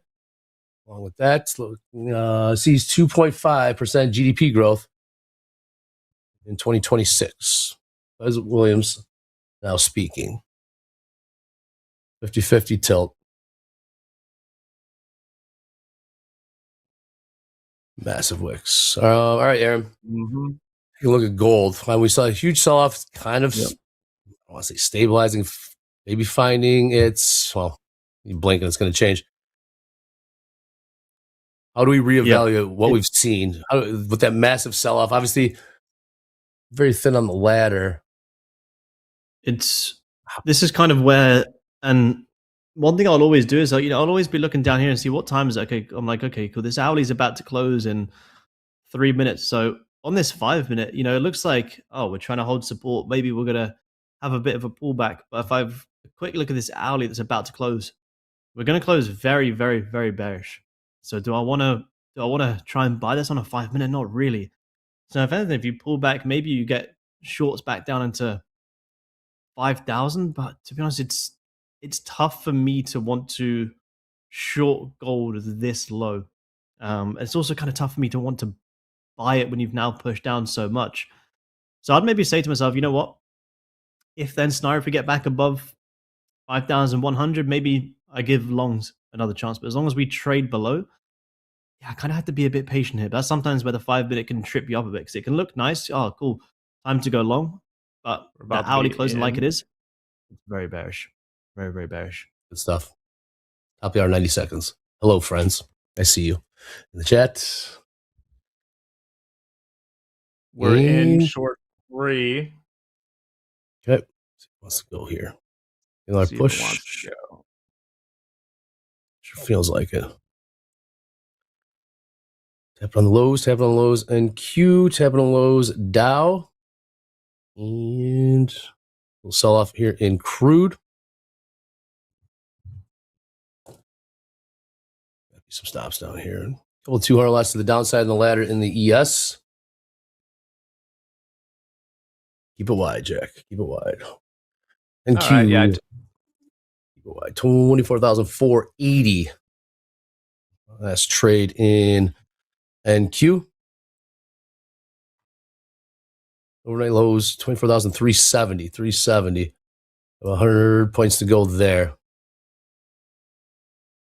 Top of the hour, 30 seconds.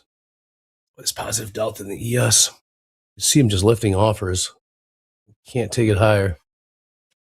Yeah, not loving this at the moment, but we'll see. We're going to make another push to the downside here. 50.50. That's the price. Now 50.47 last trade.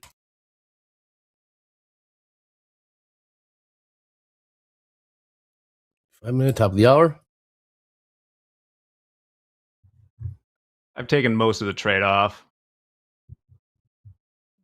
thankfully, so we can widen this just to see if we hold this 67.50 here.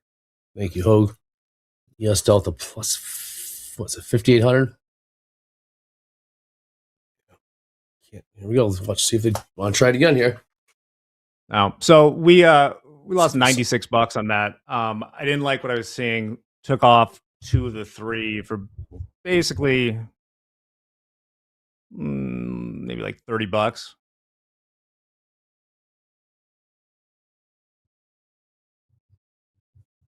See what happens here. ES and Q. Buyers continue to give it a shot, right? They're trying to hold some support in the ES right around 67.40, give or take. Run it up to, 67.55, about 15 points higher. So can't get the additional volume, push, momentum, call it what you want, to continue to take it higher. That's just for now. That obviously can't change. Positive delta does continue to grow. Okay. So I think I'm switching up now, just seeing like how crazy this is moving. Like that was really like trading with those sorts of stops is tricky in this for sure. So I'm going to wait to see if there is a small, very wide trade we can take on a failed breakdown or something. Maybe down around 6,700 or 6,710 in the futures.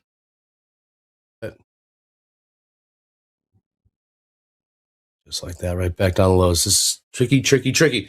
All right, Williams is speaking. Got Aaron, we got Jack. Who are we missing? You know who we're missing. The Delta Don's been feeding me these Delta numbers all morning long. Get the dude in here, Rick Hoagland's brother. Voice. There he is, lower right-hand corner. What's up, Hoag? These buyers, man, I've seen all this green on the time of sales in the ES. These are lifting the offer, seeing a positive delta in the ES. Cannot go higher, can't stay bid. What's happening, Hoag? This is fascinating stuff. It is. These markets are very, very interesting, very fascinating today. Good morning, Gia. Good morning, Jack. Happy birthday, my friend. Thank you. Good morning, Aaron. Good morning, Andre.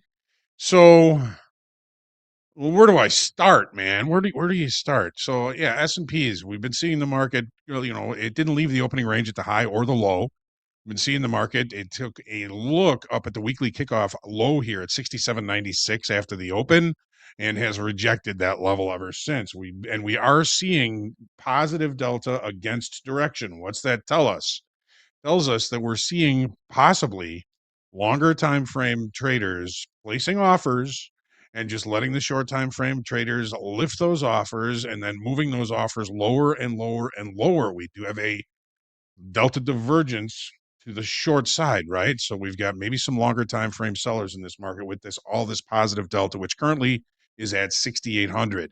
The fact that we're below the weekly kickoff low, the fact that we went below it, tested it in the overnight, tested it in regular trading hours, and we're still seeing selling coming into this market tells me that there may be more legs to the downside. What about the Nasdaq? Nasdaq's a little bit of a different story. Nasdaq is, it is holding lower, but it is above the weekly kickoff low. Now you have to remember that Nasdaq is in a much lower level percentage wise. We're below the 5% level in the Nasdaq. We're above it in the S&Ps.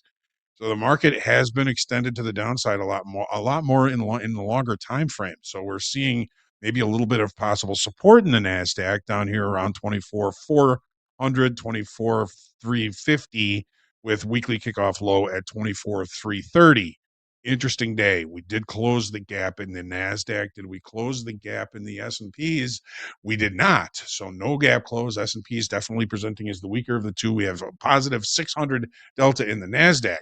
What I'm really interested in is what I'm seeing going on in gold right now is we've got the weekly kickoff high tested yesterday, 53.54. We've got the weekly kickoff low being tested as we speak, 50.57. Initially, the first low of the session was around 50.60. So I've been watching this area down here to see if I can see any buying coming in, and we are seeing just in very small ways some iceberg buys. And most notable is the volume point of control for the day is 50.60, where we have about 500 contracts traded there, and almost all of them on the bid. So we're starting to see some buying coming in very, very small ways. So I'm starting to look for some sort of basing, perhaps down here below. However, if we don't see that basing coming in, and as Aaron has just pointed out, this was a very bearish 30-minute bar. It did close below the weekly kickoff low. So if I'm going to be looking for longs, I've got to be very, very, very, very careful because there's still some weaknesses in structure and visual targets down below for this market to target. I think we're still holding that long in. Nope. We are out of that crude oil trade at a $10 profit. All right. And that's what we got going on. Yeah, that was wild. Well, I don't know what to make of it. I don't know what to make. We just saw that. And they try walking it up. I'm talking equities. You try walking it up just to get smashed again. Put in some new lows, I do believe. A little bounce here. A little bounce in gold. A 40. Yeah. $40 bounce. That positive delta in the S&Ps is of concern for anybody who's trying to buy this thing. Why is Tough that, sledding, Hogue? man. Yeah, it's quick. In, out. See money, take money. Yeah. Yeah. Because, the positive delta indicates shorter time frame market order buyers. Mm-hmm. People that are clicking the buy order with their mouse. Yep. And what they're running into is stronger, longer time frame sellers just placing offers and letting the short time frame pick off those offers and then adding more to those offers and adding more to those offers. It's really early in the day for this kind of divergence to really start to pay out, but it is something that you want to kind of keep an eye on. Definitely. Agree. Thanks, Jay. Here's those buyers coming back in gold now. Yep. Yep.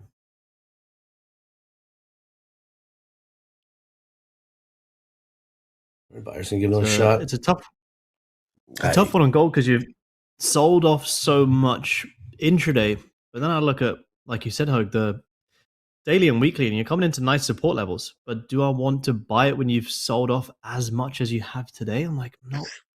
It's tough. It's very, very It's tough. like fighting a directional market. You don't want to do that. Yep. Until it's time.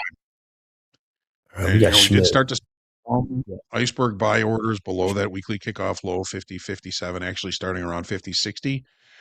And they're just in very small ways. But I mean, we've come a long way. This is a very big range from the overnight session. We've tried to continue it.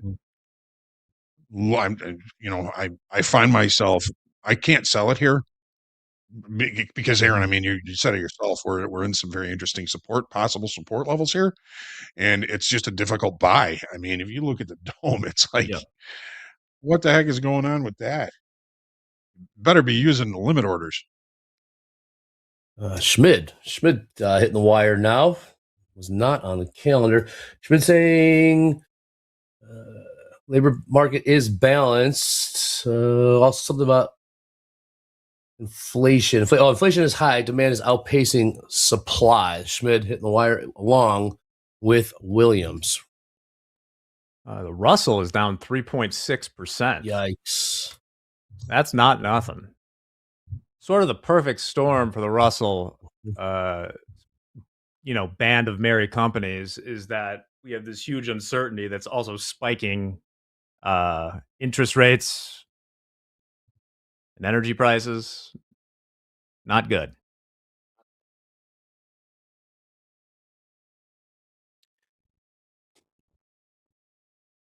Yes. What's Delta at now, Hogue?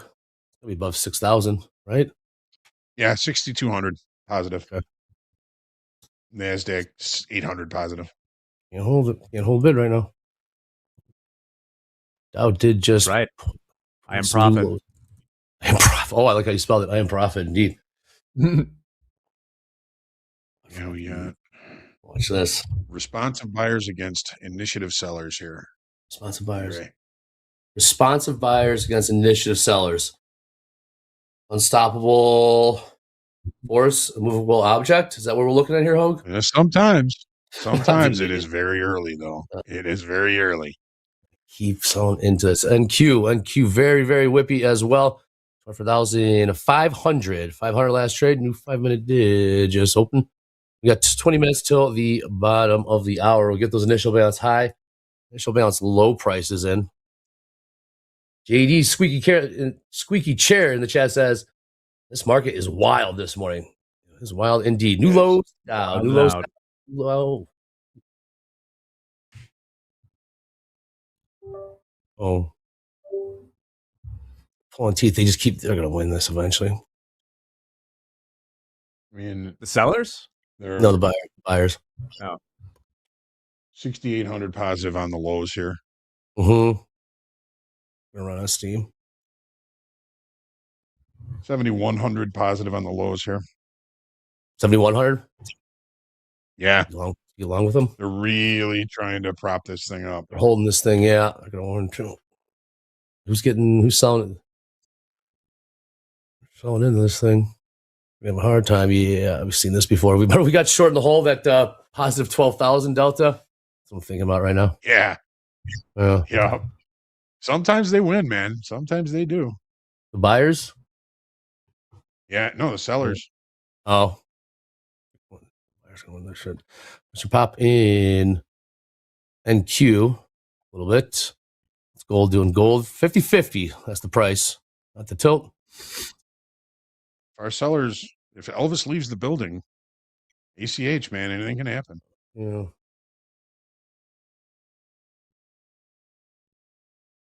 Williams touching on AI. Fed Williams, Fed Schmidt speaking right now. The president, Trump and President Jeremy Mers will be meeting in about an hour or so.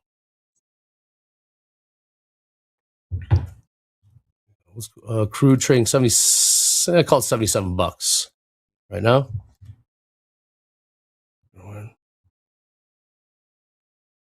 Yesterday's move, man. Mm-hmm. What, this is from 6,900? Yeah, or up to it. Incredible. I'm just going to give another shot here. NQ, Dow, ES.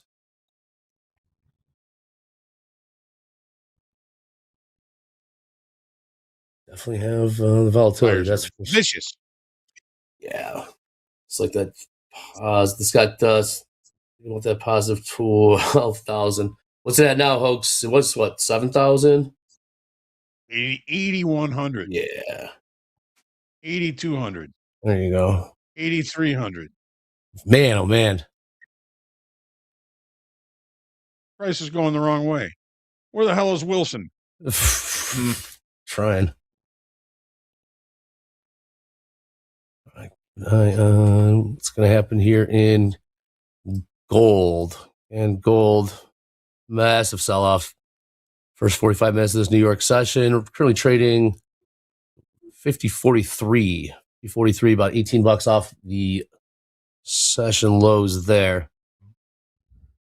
50-50 tilt. You're probably, to be honest, with gold selling off as much as it has, I wouldn't be too surprised to see a bit of an aggressive range. Unless you're going to keep selling off, I wouldn't be surprised to see gold range for quite some time. When gold sells off that much, I mean, the likelihood of it continuing or having a massive pullback long is like you're more likely to probably create some space for a while, I think. Said massive range. What will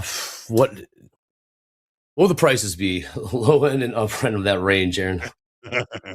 I don't disagree. It's the markets are different now, right? Looking at $300 range so far already? More. I wouldn't be too surprised to see us bounce from 5,100 and then to the downside. Maybe we find support and retest 5,000, which is a huge range. It's kind of like if I want to be a seller, I don't want to be a seller here, and I also don't want to be a buyer here right now. So it's a definite patience day for me on gold, which I kind of expected coming to New York sessions. Why I jumped on the combines, but you know what? There's, like I was saying to guys, if there's nothing that's shaping up right now, there's no need to get emotional, frustrated. Just we sit on our hands, we wait, and let the markets come to us. There'll be a trade tomorrow, the day after that, and the day after that, but we have to make sure that we're here to be able to trade it. Trade for tomorrow. Absolutely.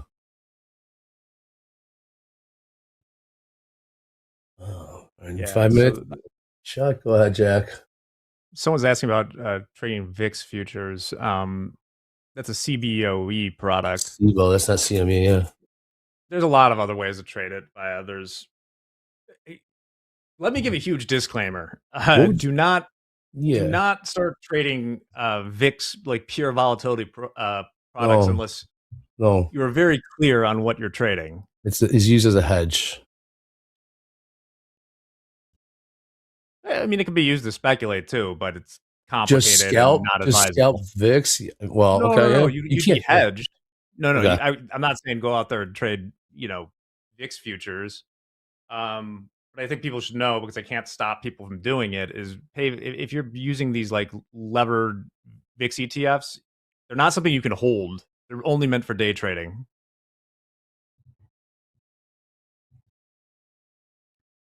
Wow. Incredible tug of war going on right now. Yes, and Q. Still 8,200 positive. Heading for the lows. How much? Yeah, sure are. Gold Gold lower lows. 50-15 new lows, closing in on 5,000 evens.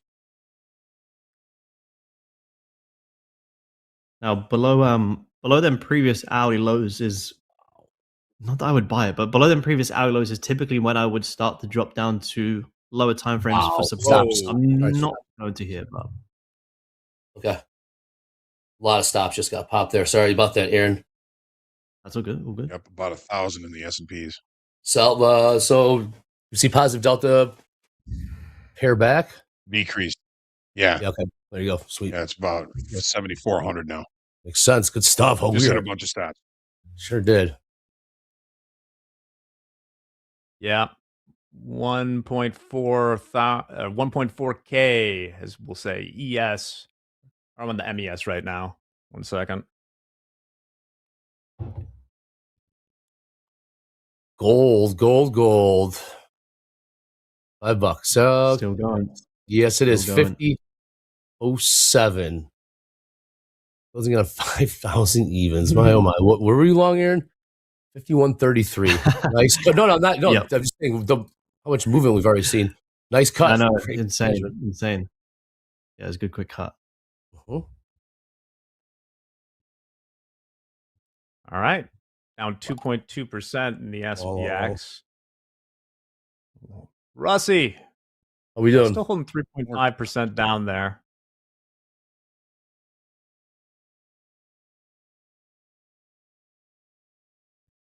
Mm, 12 minutes by the hour. It's initial balance high, initial balance low prices in the equities. VIX is near the highs. NVIDIA is trading sub 180 again. It's down about 1.8%. Tesla down 3% is the biggest decliner in the Mag 7.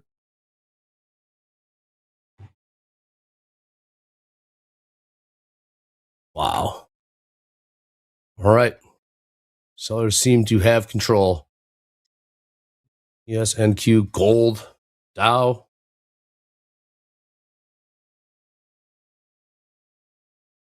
Well, we eventually got the move we wanted, but nothing's easy, man. Nothing's easy today. No. Nah. Fighting volume. NQ, new session lows, 24,000. 433. Yes. Continuing to make new session lows, 67.32.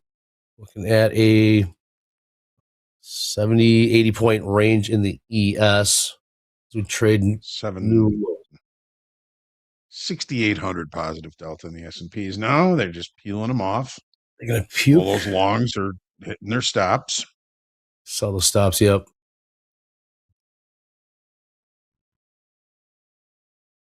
Man, oh man. Interesting. I think that the selling could well just continue until we get some sort of positive news or some sort of update. What would positive news look like? Sound like? That's my question. Company earnings? The U.S. just saying that the straits are open. Gotcha. Oh. I'll leave the how up to them, but Fair enough. No, thank you. No. All right. Make new lows. New lows, ES. New lows and Q. Session lows, that is. Dow as well. Eating up all that delta. What are we at now? 6,700 positive. Got up to what, 8,000 plus? Yes. Yep. These moves, Aaron, these moves are wild, man. Absolutely incredible. Huge. This is it's Aaron, tough because this is normally. You look at the dome at all? No, I don't really. Very, very, very rarely. Because I just like to just read this pure price action. Don't. It's very scary in gold. Micro gold also. Right now. Oh yeah. Very thin. Very thin. New lows. More selling. Selling ES 67.25. All right. Next test starting at about 67.15 in the futures. We're getting to that 6,700 SPX. Heads up. Crude catching a bid here. $77.37. Last trade.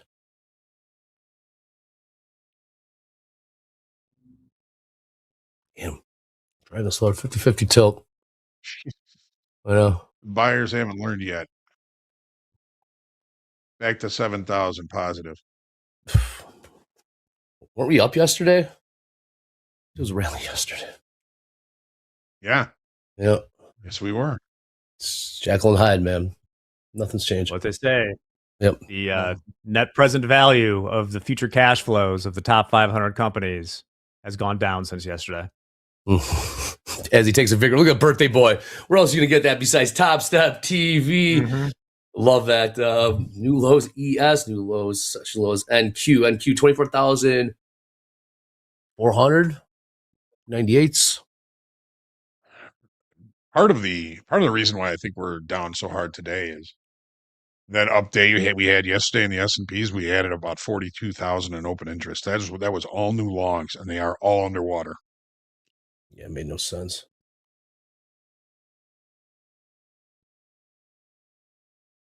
And continuing now, the buyers are just. Where was this? About 25 minutes ago. New lows 67.21. Yes. Lows NQ 24,389. Call it 384.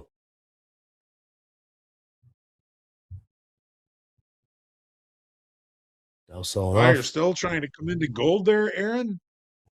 He's still trying? Yeah, trying. It's tough for me because this is usually an area where I would take a long, but I honestly, it's one of them trades I have to let go because if I buy and it keeps selling off, I'm going to kick myself. But it is trying to find some support. Trying to.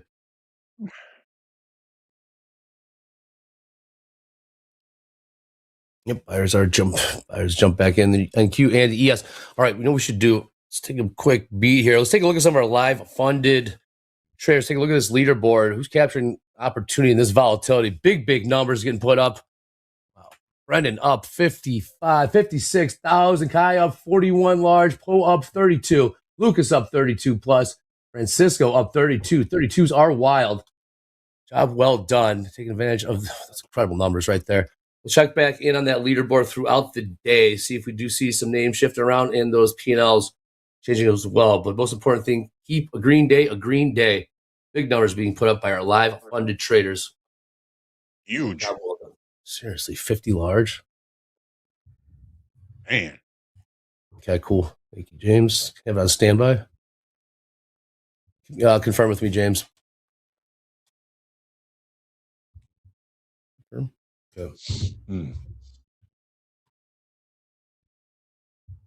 Very good. Thank you. All right. So President Trump and President Germany scheduled to meet in about 45 minutes, 10:15 a.m. Central Time.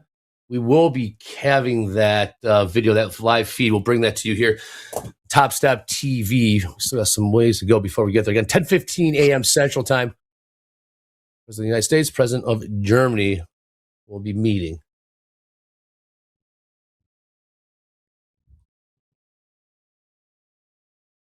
It's the range so far. We're looking at a 80-point range in the ES. We were trading right around 6,800. 67.83. Significantly lower right now. What's Crude doing? I don't know where to look. NQ, new lows. NQ, new lows. Crude's ranging right now. I mean, looked like it wanted to take off, Hogue. $77.34 last trade, Crude. It did. It's definitely accepting higher value right now. Sold. Still left the opening range at the dead ass low, so buyers are still in control. See what we get as far as the initial balances here. S&P and the Nasdaq. What do you got for IB high? I'm feeling we'll be extending the low here right as we get to it. But I think so. IB high in the S&P 67.94. Even 7. Okay. Wow, new lows. 24.66 and 24.661 and a quarter is the IB high in the Nasdaq. Thank you. New lows. New lows, yes, new lows, NQ. Delta is still increasing. Wow. Providing financial advice to my brother in real time over here. He lucked out. He had this money he hadn't invested. He doesn't do a lot of this stuff. And I'm like, just put it in now. Then he waited another day. I'm like, better today. It's my birthday. Listen to me. Birthday.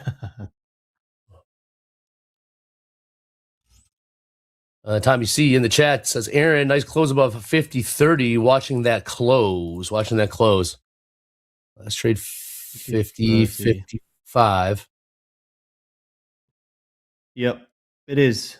It's I just think if anyone does take the longs on gold, just be willing to manage aggressively. Just keep in the back of mind how much we have actually sold off today. Same as when I took my initial buys here. I'm open to managing very aggressively because of how much we have sold out. So remember, if you do buy, which totally up to you if you do want to buy, but just be accepting the fact that we are down like 3,000 ticks today. So it's a very, very aggressive buy. Very, very aggressive buy. Oh, I'm seeing a lot of red on time and sales now. Yes, a lot of red. Still holding 7,000, 7,100 in the delta in the S&Ps. Out new lows. So on the NQ. It's a bit of a bid here in gold. 50.57. Couple of minutes left. Aaron, some know him as Aaron Trades. I know him as the original, the OG gold hipster, trading gold before it was cool. Aaron, minutes before you get out, you got 90 seconds. Tell us, if we tune into the London Open, 1:30 a.m. Central Time, to check out, what can the viewers expect? They tune into the London Open. Absolutely. We break down all markets for the day, but I mainly go over my gold trading plan, how I use higher time frame for intraday opportunities. If you were here this morning, I spoke a lot about how you want to stay reactive in the markets. Initially for London, we had a bullish bias on gold, but I said to the guys, if you grab highs, you close bearish, stay reactive. So live every single day and talk a lot about the gold plan and break down all other markets the rest of the day. So it's if you were there this morning, you would have got some nice shorts on gold. So it's a good place to go through the whole entire strategy and just get the entire levels. And we don't just look at gold; we look at all markets as well. Excellent. Look at all markets. Excellent. Good stuff, Aaron. All right. Well, keep us posted in the chat if you do take any more trades or giving the read on gold. And nice risk management. Will do. Aaron, we'll let you get out of here. Thank you again so much for joining us here in Fast Markets. Check them out 1:30 a.m. Central Time, Monday through Friday. Take care. Aaron, show some love for Aaron there in the chat. Nice. Subscribe, click notify if you'd be so kind. Thanks again, Aaron. See you later, Aaron. Bottom of the Aaron. Thanks, Aaron. Bottom of the hour. Bottom of the Aaron. I don't think those.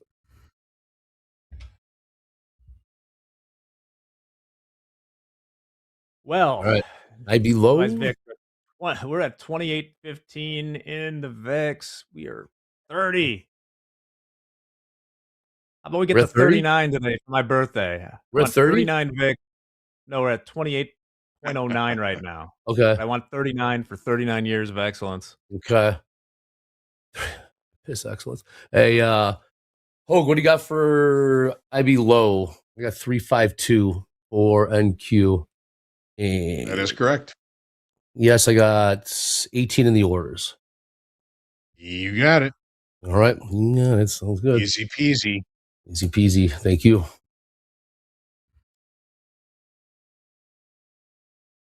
All right. Is this where the lows are? The buyer's going to give it a shot here. They've been trying. Yes. NQ. They are trying. They continue to try. What's going on in the Z? What's going on in the old 10-year? 10-year just rallying. Okay. Oh, there you go. 10-year price is absolutely rallying. All New York session. There you go. That's my chart I've been looking for. There you go. Yeah, we're basically just back to where we were yesterday. We rallied to 4.06 in the 10-year. We topped out around 4.11. I was looking for something. Is this it? Is this it? Looking at a 15-point pop here in the ES 67.35 last trade. Yeah, look at that pop there in NQ. NQ looking at a 100-point pop trading 24,423. 430s now. Will this rip 5% before my brother invests his daughter's college fund? We will see. Oh my gosh. Hey, stay tuned to find out. That's what you get here at Topstep TV. Yep. You're selling off a little bit there now. Brandon caught that long. Nice. I got to ask you, Brandon, was that the first long? Was that the first long you took all day?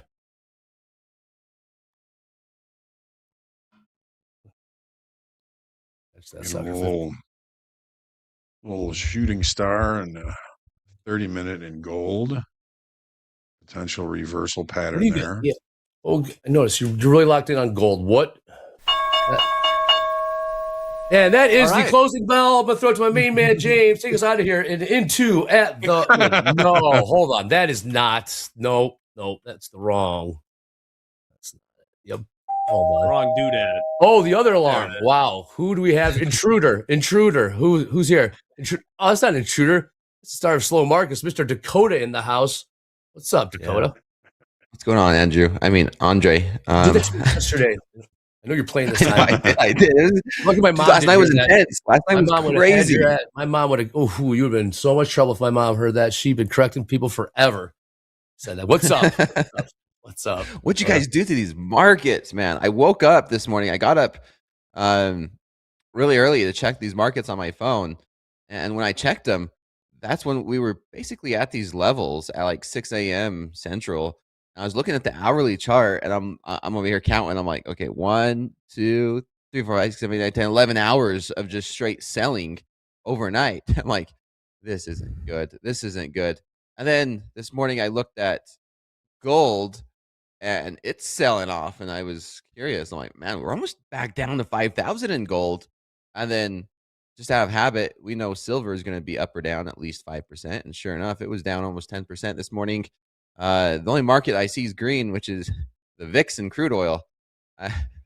This is and shockingly, Adobe. Interesting. Adobe really? stock.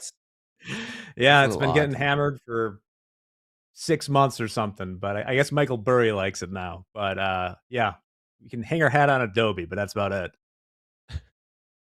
What a market, man. Actually, the other one is going to be the dollar. The dollar is strengthening, so that makes sense. That's leading, maybe adding to these metals sell off. Extreme volatility. I was thinking, Jack, you might be getting your limit down day one of these days with what we were seeing. What was it? To be clear in the stocks, not my limit down day. But, you were predicting it. Let's just say that. It's his limit down day. It's his birthday, by the way, Dakota. Did you know that? Happy birthday, Jack. You're 39 today. 39. Congratulations. Look at Hoag's face. I see you over there, Hoag. Oh, to be 39. Hands off on me. Just let these markets settle down for a minute. I did take a loss during last night's slow market, so if you want to see me lose, which I know there's a few of you do, just go back, rewatch slow markets last night. And now we're seeing a lot more volatility this morning. I'm going to be a lot more cautious. Let things settle down a minute, because we got those movements overnight in a big way. This New York session, it's a little more chop, but volatility is still there. Definitely. Yeah, overnight gold, like a $300 plus range, just overnight in gold. Definitely a 3-bar reversal in the S&Ps now. Yeah. 5 minutes to Wapner. S&Ps, yes, about a 22-point bounce there off those lows. Buyers did step in when the bottom of the hour hit. I mean, equities, of course. The only thing I like in this market is Jay and I have been talking about this a little bit. This is a daily chart over here on the left-hand side. And just that range we've been in for months, we're now at the bottom of it. So maybe we get some buyers here. I really would like to see this thing break, though, to the downside. I was talking, I'm like, yeah, if we want this market to go to all-time highs and find some good buying opportunities, maybe we do break and find a level of support lower. I mean, there was some major level of support back there in July and August, September, around 23,560s, those 500s. Can we be on our way to there? I don't know. But this is a major level for the past few months. Yep. That we're tapping up against. We are stepping in here aggressively now. Yes, they did. Looking at a 100-point push higher here in the NQ. I'm now at 24,352. We're about 100 points higher from there. ES, you heard Hoke talking about that 3-bar reversal, about 20 points off the lows in the ES. There's gold. 10-year selling off. 10-year selling off. Now the prices, that is.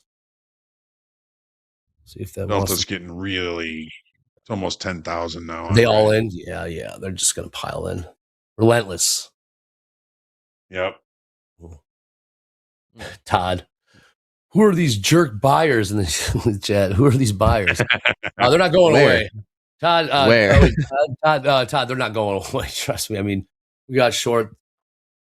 It wasn't exactly a straight line down. We'll see. I mean, these looks like maybe just some pocket. Trust this. Profit taking. I mean, if this does start rallying, usually, like lately, I feel like when I've looked at the option stuff, I've seen like tons of room to the downside without any like options support. It's the opposite here. There's some, positive gamma 6,700 about, but then it's just like there's not much above it unless we rally up, 50, 60 points or something in the ES. Yep. Again, take a look at the headlines. Again, we will have President Trump and Germany's president. They are scheduled to meet in about 30, 35 minutes or so. We will be bringing that to you here in Topstep TV. And we've got Kashkari scheduled to speak at about 30 minutes after that. Then Trump President Wright, the energy secretary, will be meeting. That is close to the press. However, we will be locked in for those headlines that do. Okay. Nobody hit the wire. Interesting. Yeah. Has there been any other major headlines this morning? I know there's just lots of headlines overnight. Headline risk, obviously, in these markets. There's headline risk. It's what headlines is the market looking for? Good, bad, or indifferent? Well, I mean, I actually no, I don't want. Yeah, never mind. I have an idea what that looks like, but It's hard to imagine there's just like one either. I mean, well, the bad. You can see it in the VIX and everything else. It's just we're pricing in much higher uncertainty for an indeterminate amount of time that affects supply chains and energy input prices and yields. And when risk rises, the equities go down.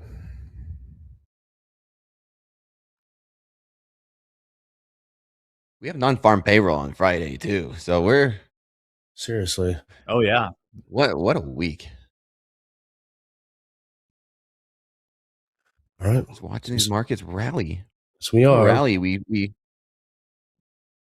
broke the overnight lows, and now we are just buyers stepping in. Yes, they are. Well, in Cuba, still about 100 points off lows. Yes, trading almost 30 points higher now. 67.44 last trade. Don't say we're going to get a V bottom today. All those longs. That long delta. I mean, all those long. Here we go. Continue to They've push. been very aggressive. Oh.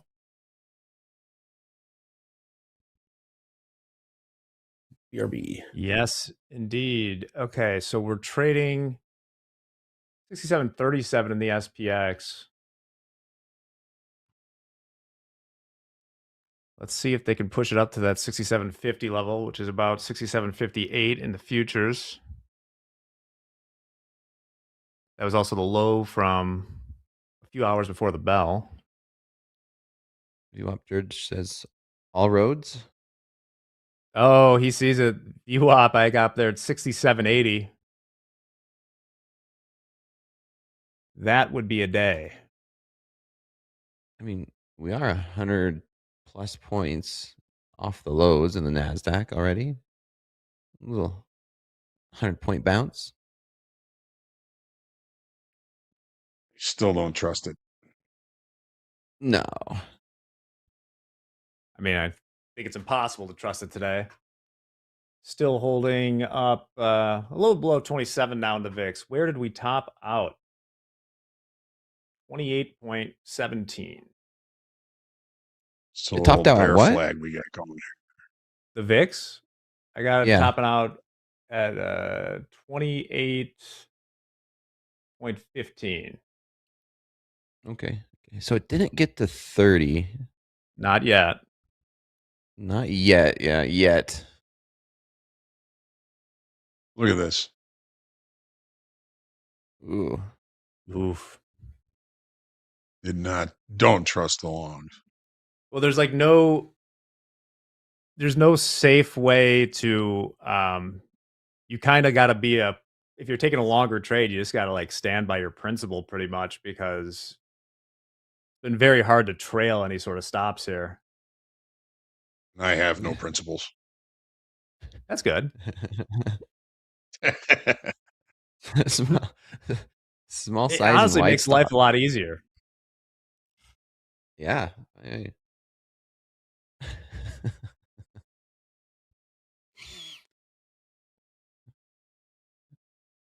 We're traders, Hogue. And look at this. We broke down through these 24,460s, right? This nice big level of support that we were holding for this morning, at least trying to. And we've hung around that level a few times. It just became resistance again. 2460s. 24,460s. Yeah. So do we get little another leg headline lower? there of a second strike hitting the Saudi embassy. They've been there's been some damage there over the last day or so. Where's the flight to safety? It's not gold. Dollar. It's the dollar. I think that's the thing people got to realize. I mean, like with how volatile gold has been even before all this, it's like that to me is not a true flight to safety. If I'm worried about protecting my capital right now, I'm not plowing it into gold in the short term. Yeah, I mean, maybe now there's a little bit more of an opportunity as we approach 5,000. Bitcoin got hit a little bit. Bitcoin's only up okay-ish. Man, I mean, the tech stock that's holding up the best, other than, like you said, Adobe, the Tech 9 stock, Walmart. Walmart's not even down 1%. It looks like Apple's doing okay too. Apple's down 0.7. Still, Tesla's down 4.2%. Yeah, that got hit. What's getting killed the most as I look through my SanDisk is down 8.7%. Silver is getting Crude. murdered. Yeah, what, man? It was down almost 10% earlier. Yeah. I mean, But crude oil is the winner. Crude oil is a winner. The question is, how far do you think we could go? Do you think we could go up to these 80s? Do you think we could go test these 80s? It is going into, I mean, two things are at play, right? We have the war. We have, I was reading some overnight news, I just oil ships, all that. And that's obviously going to be a lot of pressure on crude oil. And then we're going into summer, right? Driving season. That's going to add to a lot of this as well. yeah. Oh, got anything catching your interest here? Yeah, just watching this bear flag. Looks like it's about to break below. Got positive for 11,500 in the S&Ps now as far as Delta is concerned. So early for a divergence like that, but you never know. Okay. We're Buyers still trying to holding step in that the 3-bar Nasdaq. reversal in the S&Ps. At least for now.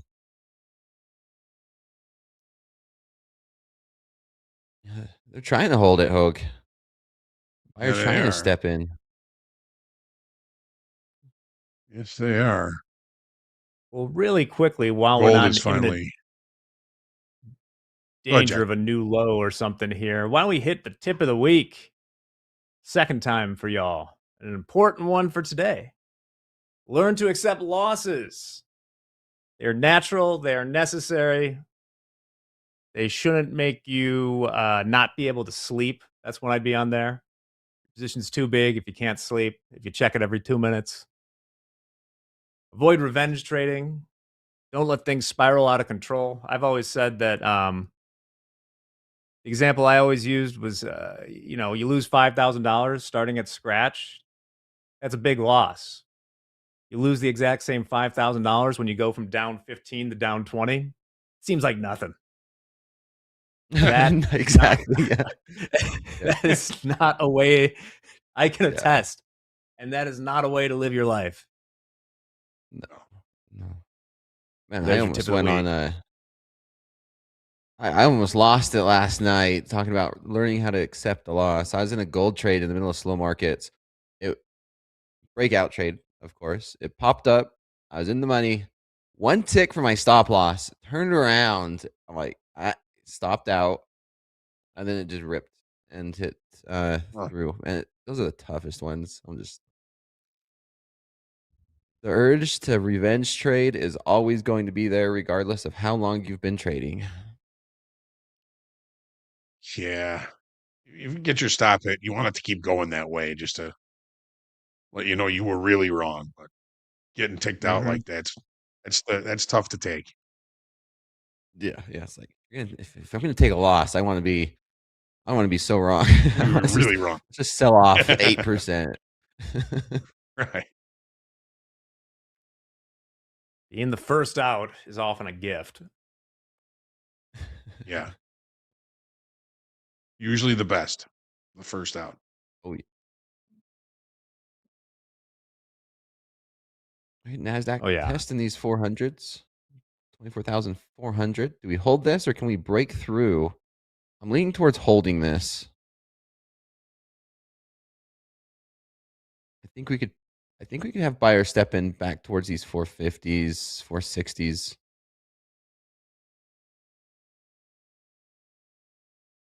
If we could hold it.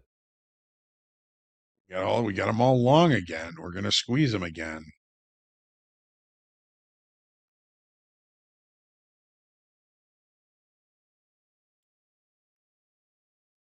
There they go. Trump's doing a few more interviews. Oh. Just across the media.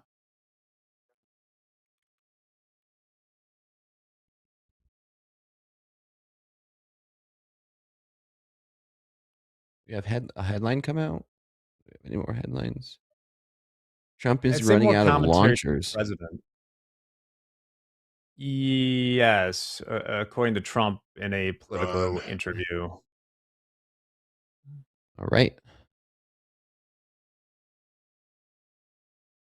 Interesting. Not enough launchers.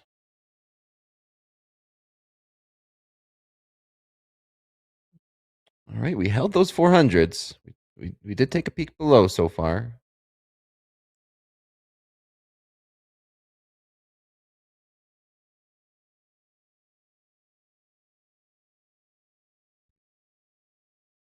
Well, this is volatile in both directions. Positive 11,500. Wow. Okay. Delta. What about NQ? You either got to be in and out or like totally in it to win it, or you know what I mean? Oh. Yeah. There is no middle ground, I feel like, in this market. Small size, wide stops. What do you got for NQ Delta? Positive 900.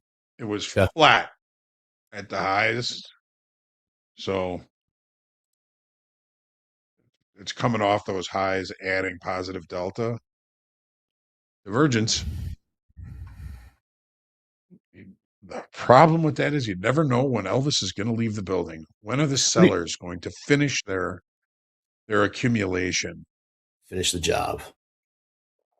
I mean, so far these 400s held in the Nasdaq. Let's trade. Green. You looking for longs, Dakota? No, I'm nothing right now. I'm not Yeah. looking for longs or shorts. I'm You're talking out loud, thinking to yourself. talking out loud. Yeah. It's just saying if we hold these 400s, I think we could push back up to 460s, the top of this little consolidation last 20 minutes or so. But it's neither direction for me. It's tough to get short all the way down here. It's also tough to get long going against all this.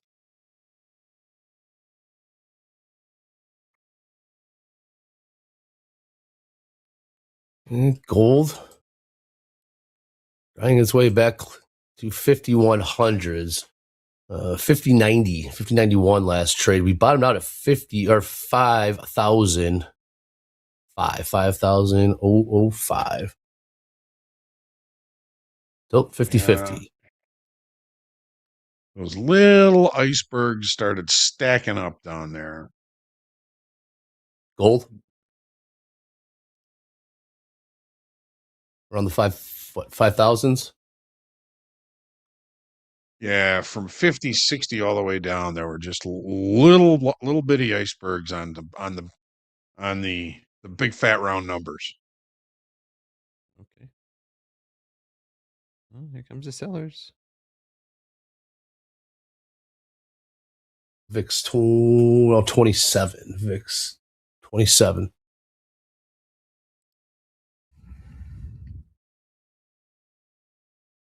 Can we hold? Are the lows in? Can we go break these lows?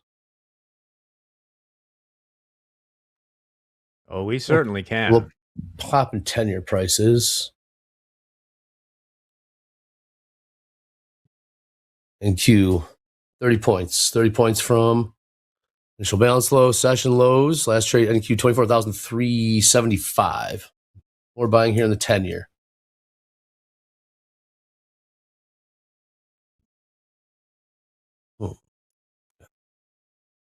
It's crude doing crude.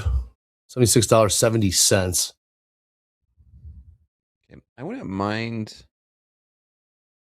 a 3-bar reversal here on the 5-minute. To the long side? To the long side for just a small size, wide stop for a pushback above 400. Mm. You said present NQ was speaking. Yeah, go ahead. Is down 2.57%, Jay. NQ, okay.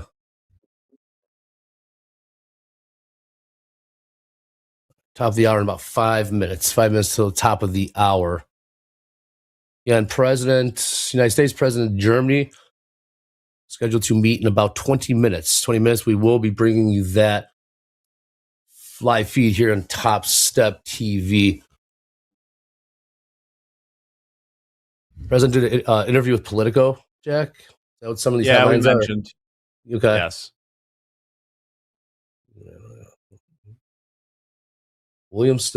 Schmidt still speaking.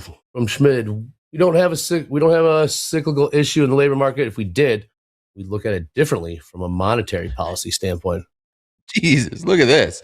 Wow, there's the pop. Look at this. Yeah. How do you catch that? Yeah. 70-point pop there in the NQ. Back above 24,400.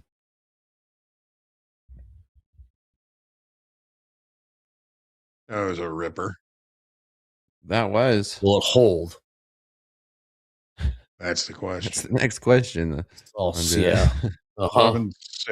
Answer is no. You caught the long, yeah. Like Jack was saying, if you caught the long, And you money take money. What's and it's gone. very thin on the layer. In the I'm NQ. lining up. I'm talking about like maybe my birthday trade is if we do break the lows, if we kind of get some sort of reversal pattern down around the 6,700 SPX is like 1 micro with a 50-point stop looking for 100 points either today or tomorrow. In the chat, Top Trade says, I'm getting bad fills today. What market are you trading? You don't mind me asking. It's very, very thin. The ladder. Very volatile. Yeah. May I add, there's a strong correlation between days like these and getting bad fills. Correct. The VIX, in fact, it's probably pretty much a straight line. With the VIX at above 27, the fills will get worse on stops. Mm-hmm. Correct. Slippage is a real thing. All right, gold now above 5,100, 5,102, 5,102 last trade. Buyers trying to keep stepping in this Nasdaq. I mean, that's what I was looking for, but if you're long, who was brave enough to buy it right there? And then Q, very bad fills, but not same story over there. Yeah. MNQ is pull up the ladder there. Yeah, same story. Yep. MNQ, very thin. Here are the buyers. Look at the way it's jumping around. I mean, I'd be very careful with any sort of stop orders. I mean, you got to have a stop if you're in it, but like entering and stuff, I can just see bad fills happening every second here. Mm-hmm. You know, look there. It's just teleporting places. Yep. No, I wouldn't trust it. Stop orders are simply market orders, stop orders. They're market orders. That price, you set your stop market order at triggers, it will then be executed at the next best price.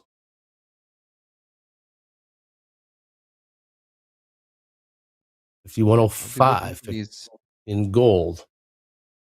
My target's these 460s, if someone was asking. Mm-hmm.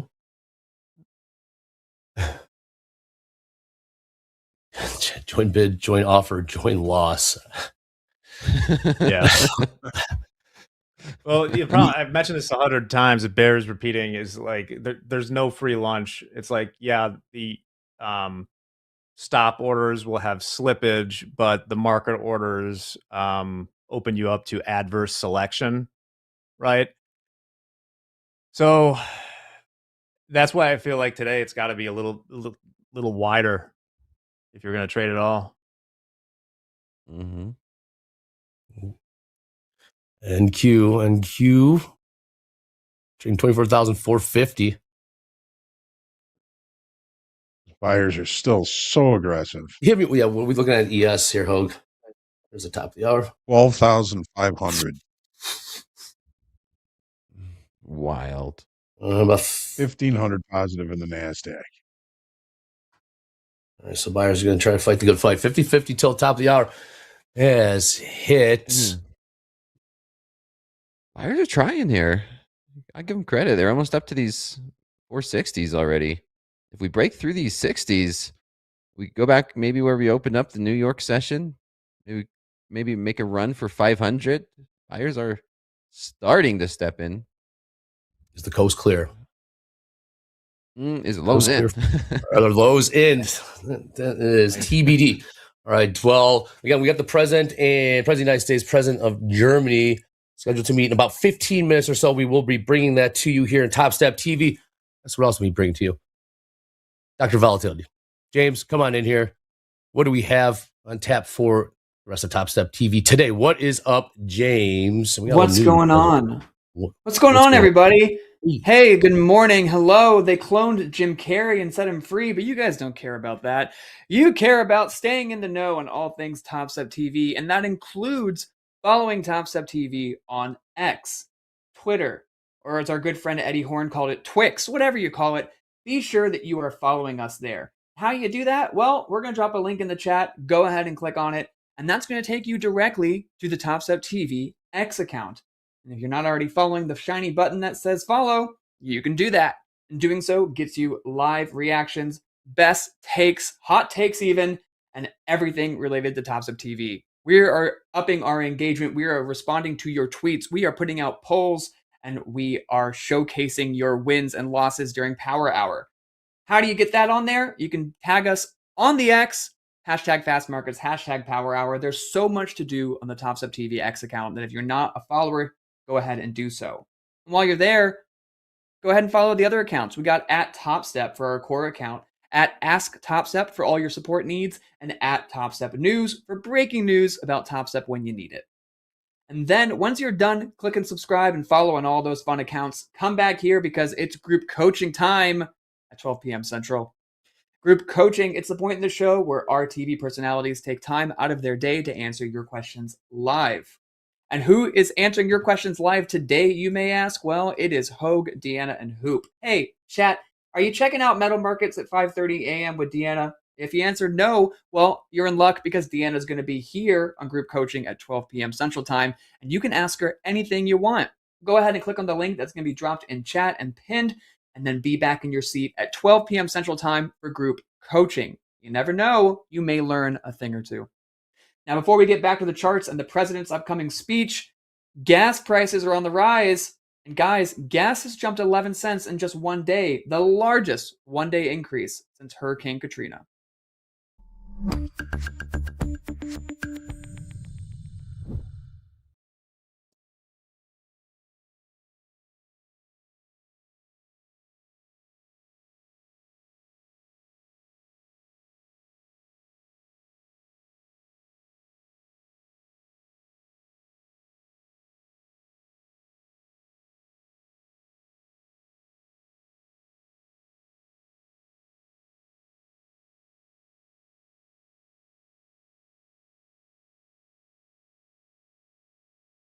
If you're pumping gas, prices might be a little bit more expensive today.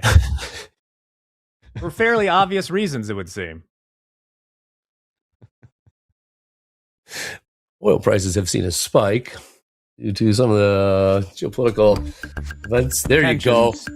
Yeah, in the Middle East. Let's take a look at crude. How about that? Crude last Theater trade. of the mind. Yes, Theater of the mind, people. $77.19. Last trade there. Look at this. Whoa. Boom. And here come the buyers. New pop. More. It wasn't too crazy looking All for those roads. longs down there. Wasn't too No, crazy. not crazy right? at all. Here come the buyers. Looking at a. Saw that 3-bar reversal on the S&Ps. Just didn't trust it. It's hard to, Oak. It's so hard. 100%.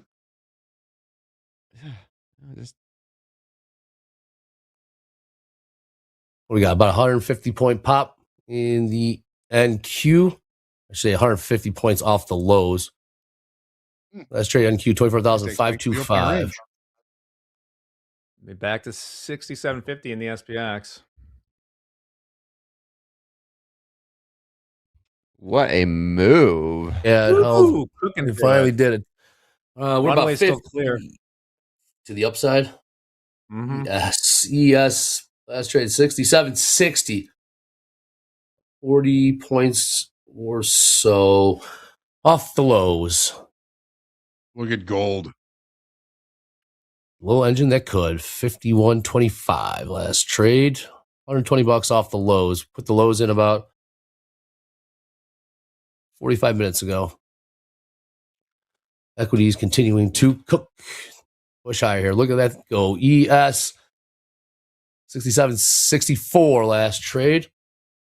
65s now. Going. What a rally. What a ripper. Again. I love what Schmidt said. What did Schmidt say? I mean, that's not the reason. No, it's not. Again, United States President of Germany scheduled to speak in about 9 minutes or so. We will have that feed for you. But right now, equities on the move. We are looking at a rally right now, about a 200-point rally in the the NQ. We trade 24,560 ES. And if you want to, you're asking if the lows are in. Well, I know a way to guarantee you on how to find out. Tune into slow market. No. Lows are in? Tune into slow market. I'll tell you where the lows are in. Yeah, get long. Today. Perfect. Exactly. We got Intel Microsoft looking to turn green here. We got the YM. What's going on the YM? YM. All roads. Right to Boy, I'm VWAP. catching a bid. What's going on in the MBT? Micro Bitcoin? Ooh, also catching a bid. New session highs. MBT 68,525. We did take a peek above 70,000 yesterday.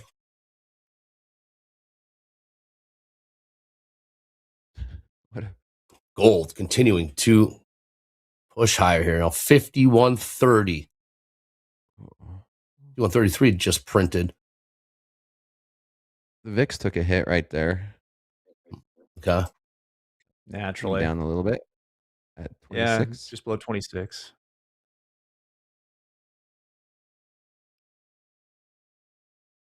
Corey, yeah, I know. Hogue was looking at that too. Was saying that 3-bar reversal on the ES, and I was looking for maybe a longs and a push through if we held these 500s, I was looking for 460s. If we break through those 460s, and it's just not going to expect this type of a move. That was just this volatility causes it. What are we at now? It's not stopping. No, it's not. 220 points in the Nasdaq. We go. And ES in the sights, maybe. Incredible. 67, 77. Right when did it start? Oh yeah, what? Oh, here we Top go. of the hour. Yep, we're buying. First Tech 9 stock you can turn green. Microsoft officially green right there. Green. 1 cent down, 2 cents down, 2 cents up. What's this speech? There we go. First Tech 9 stock officially green. Buyers, incredible. This is unreal. Who's next? What's it looking like, Hogue? Plus 15, plus 16,000.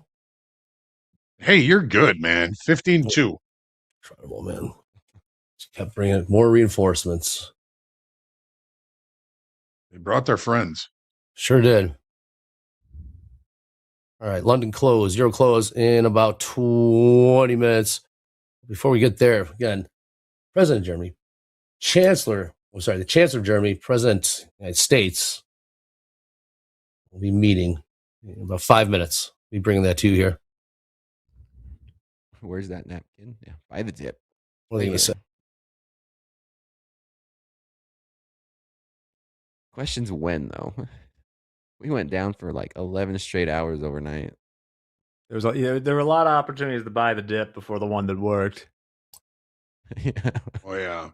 He just kept getting, kept fighting the good fight. What's NQ Delta Hogue? 2200 positive. Yeah.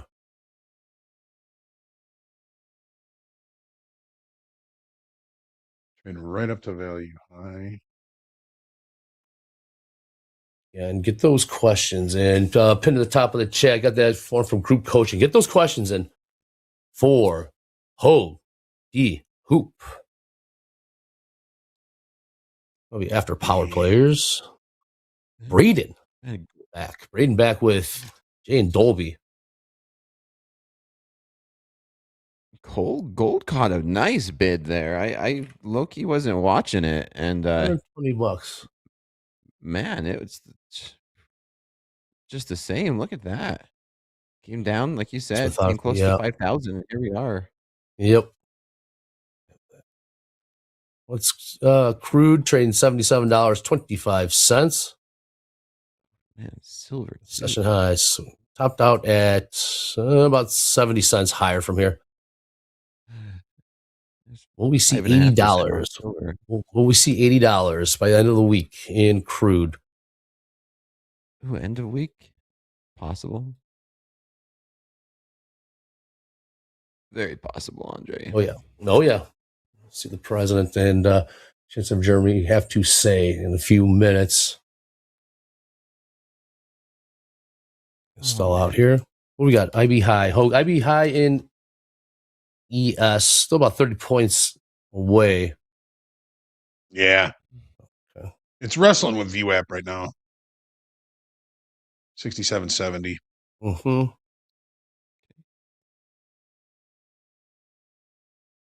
So, yeah. All right, Williams Microsoft still. is Oh, Williams been on one. Williams been speaking for about an hour now. Williams. Primary reason to cut rates is to maintain a constant real rate as inflation falls. Or from Williams, I still feel Fed policy rate is modestly above neutral rate. Take a look at Fed fund futures. We got FOMC meeting about 2 weeks or so. 97% probability of a pause.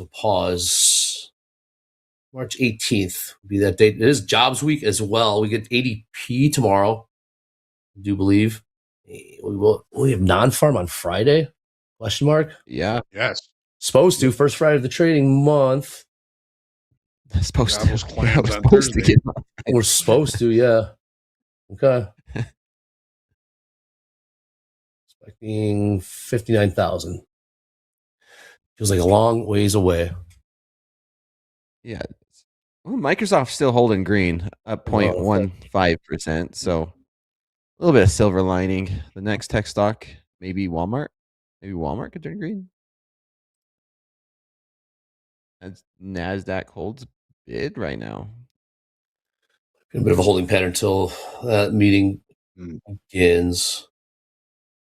In about 5 minutes. Well, scratch that. 15 after the hour is when it's scheduled to begin. We will be bringing that to you. All the folks in the back have their eyes all over that. What's the VIX doing? What do we top out at? It's getting spicy. 28.5. All right, 27. Right now it's at 25.4. So we're off its highs by $3 or so. You keep buying this thing? Maybe in anticipation to what Trump has to say. Profit taking. Was it, Jack? You were talking about 5% off our lower end of the range that we've been in for a while now. I do want to see us break below this monthly range we've been in, and we held it. We held these 24,300s. We have not broke below it. Who caught the long? Who's catching this move to the upside? Who's still holding their longs? Good on you. Last 25 minutes or so. Only 5 minutes. Every candle green in the ES, NQ, and the Dow. Seeing some more buying here. Now they're just lifting offers in the ES. Tuning to them. Not me. 17,000. Wow, job well done. 60 point rally here in the ES in the last 45 minutes. Take a look at the NQ. NQ looking at a 250 point rally at the same time. London close, 15 minutes. Question is, can the Nasdaq get to these New York session highs? Not done indeed. What are they going to say?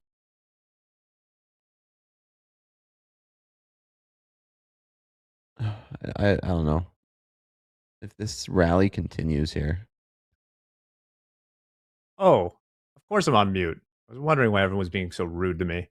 I was saying at the lows today, we were 4.2% off the all-time high in the SPX. We didn't get down to 5%. We did just barely test below the lows from December 17th. Just barely clipped it, and then that's where we turned around.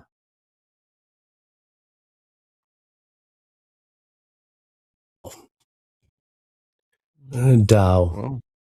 Dow. About a 300 point rally as well. 48,000.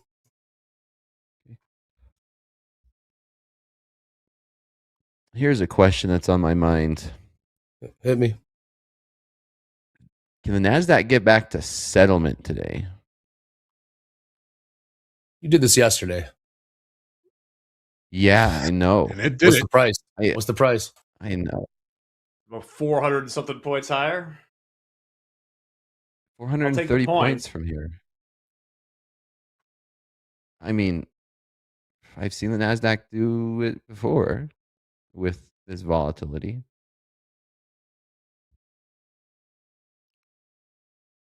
Very unlikely, I would add. Closing in on 24,600s in the NQ. Just a methodical push higher here. Same with the Dow. Same with the ES. ES 67.81 last trade. 10 points, 13 points from initial balance high in the ES. That price is 67.94. Wow. Here's Nasdaq. All right, fellas. Holding What's the these trade? What are we looking for here? Markets are moving. I'm thinking, number one, is this a good short area? These New York session highs where we rejected before, to short this and play for a move back down to the middle of the range. We do have Trump, you said, going to be talking, right? Yeah, soon, theoretically, too. It's going to be hard for me to put on a trade right into that. Yeah, but then, short would be the only maybe good risk reward. I mean, and how yesterday was when we rally and then you buy it in the middle of the rally. It doesn't look like a good trade if we do turn around, but you want to get in with some momentum. Like, this is a lot of momentum. 250 points from the lows. And is this overextended now? Well, it needs to slow down first. I think some of this too is we're going through a lot of negative gamma areas right now. So when you're in those zones to hedge options, market makers are going with the move, right? So it's going higher, they're buying. It's going higher, they're buying. It's got to show some kind of slowing down or something to give a breather and stop that. And Right now, it's set up for a normal trading day, like initial balance low, initial balance high. Neither of them have been extended. Could be a kind of a rest day here. What's a good, like 75-point opening range? Or sorry, not opening range, initial balance? Initial balance in the S&P, yeah. Yep. Let me take a look. Seller stepped in. Sellers indeed stepped in, and NQ saw about a 40-point push lower, 40-point rejection, if you will, to the upside or to the downside. That is. Here we go. Okay. Yeah.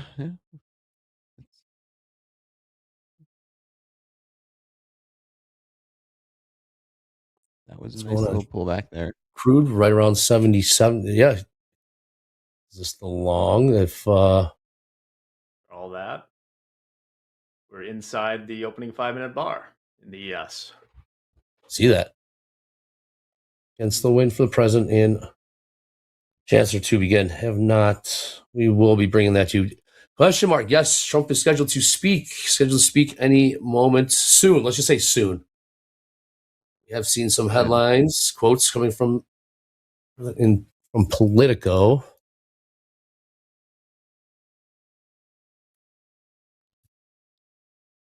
An army of premium sellers. I'm one of them. Theta gang to this week, all the way. Really? Yeah. Premium is, I mean, you're right. At mid-20s. I mean, the corollary, and I did not pull the trigger, I'm kicking myself, is that the skew is very high in the puts. So, like, yesterday there were some absurd, before that, we were hanging around 6,900. Some very cheap ways to play the downside. Makes sense. I'd be looking to play alongside in like some gold options, some SLV. I have a hard time playing downside equities. I've been ran over too much. I'd play like a neutral to slightly bullish. Yeah. Covered calls, I guess. Downside. Is that question in the chat? While we wait for the president, a question in the chat. Hey guys, comment on experience in regards to what we will experience in Phil's execution Sims in live. There's strats that don't perform as well. It depends what market. You are trading. Is there a big difference between sim and live in terms of fills? Well, sim environments is to mimic the live environment as close as possible. It depends what market you're trading. Slippage is a real thing in just in markets like not ES, like NQ right now. Obviously, micro gold, micro silver also. See that slippage. Push Trends higher for here. sure. Well, then if you Some of trade them- bonds, Q position's a real thing too. Oh man. Although we've like most of those sorts of strategies are banned, but yeah, they're used. Like 1,000 up, 1,000 on the bid, 1,000 on the S, taking I wouldn't partials. test a bunch of strategies to like scalp or market make bonds and sim, and then be surprised why it doesn't work in a real market.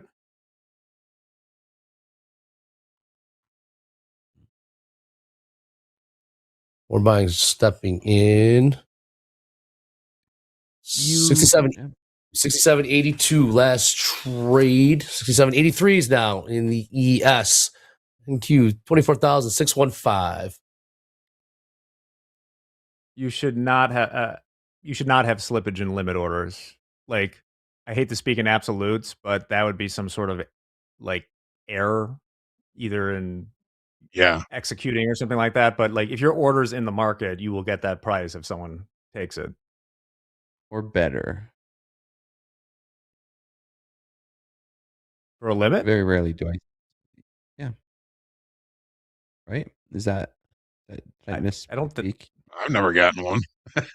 No, I because it's mean, just in theory, okay. Let's just say that, Hulk. I've never got a better fill. Closing in on But- initial balance high, fellas. Closing in on initial balance high, fellas, in the ES. About 9 points to go. This rally, we are looking at a 80-point rally in the ES in the last hour or so. NQ. So we got another round of buying there in the NQ. 250 points from initial balance high. We're going from initial balance low to initial balance high. Last hour or so. We got 5 minutes till the London close. And for the president and chancellor of Germany to jump in. Headline here. Heads up. We're continuing to push. The next read Tech that 9 one. stock looking to turn green is Meta. Meta. We're down 0.14.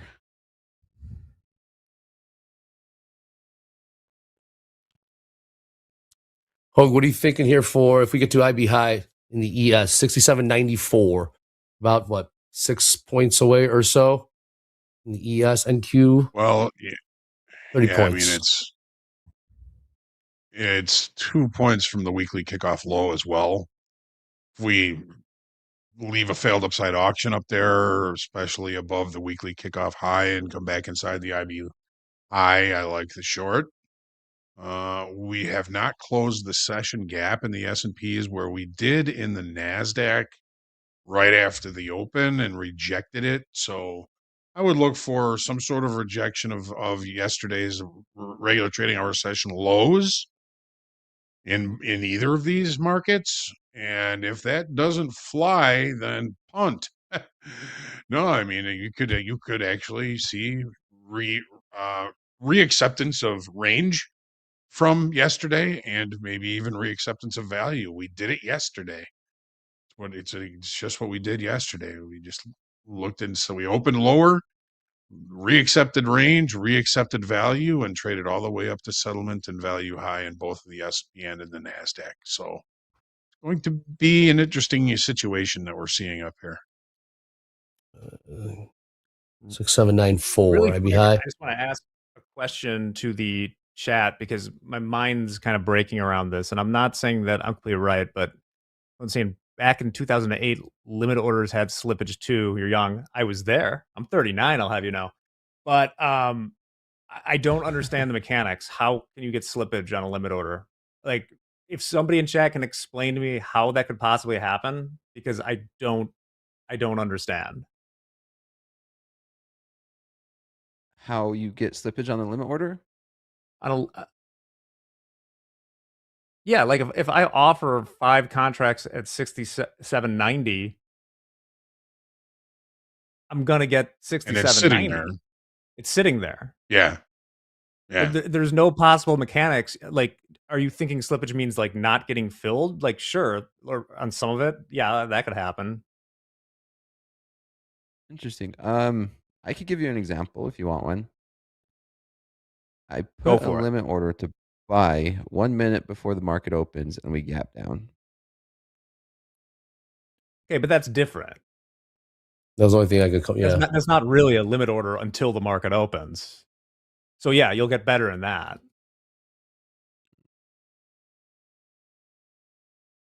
Yeah, if the market's not open yet and the sellers move price through that, you will get the better price on that.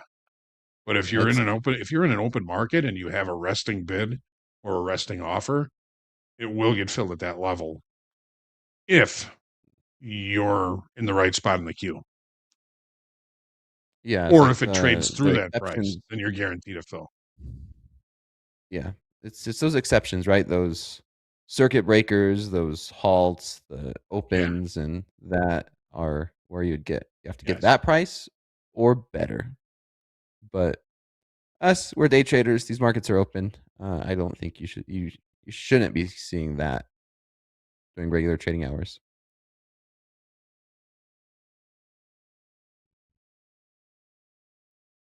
60 seconds. So let me 60 know when seconds. you're trading. London close. Still waiting for Chancellor of Germany and President of the United States to meet. We do have the feed. They have not sat down or walked up to the podium. Not sure what the setting is, what the backdrop's going to be for this. I'm on a volume train right now. Netflix just turned green now. That's stock number 2 in the Tech 9. Turned green. Next up, Meta. And Netflix isn't in Tech 9. It's Meta. No, Meta turned you're green. thinking about the old FANG days. I was going to say we keep. Yeah. FANG, Mag 7.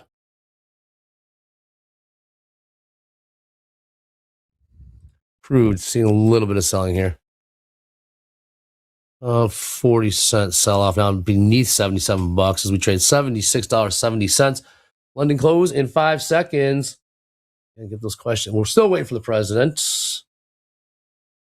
and Chancellor of Germany to meet in their London close. London close. And take this thing lower in the equities. Yeah, do we short this? Because like you just said, Andre, to maybe take this thing lower. 3-bar reversal on the 5-minute to the short side, possibly. Right here at these New York session highs.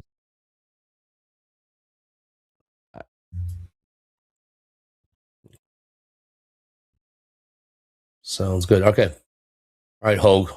Heard an opening call. We got a lot more Hogue. A lot more Hogue today on Top Step TV. You got to prepare for morning highlights. So a couple words, Hogue, and we'll catch back up with you in about 30 minutes or so. A lot of Hogue coming at you today. Yeah. Thank you, Andre. Dakota, Jack, always a pleasure. Jack, happy birthday. Watch yourselves today, folks. These markets offering some good opportunities with some good risk. So make sure you are a good risk manager today. I'll see you in a few minutes for the morning highlights, and I'll see you a bunch later on today, too. So blessings. We'll see you shortly. Thank you, Hogue. Take care, Hogue. Later, Hogue. We're selling here in Crude.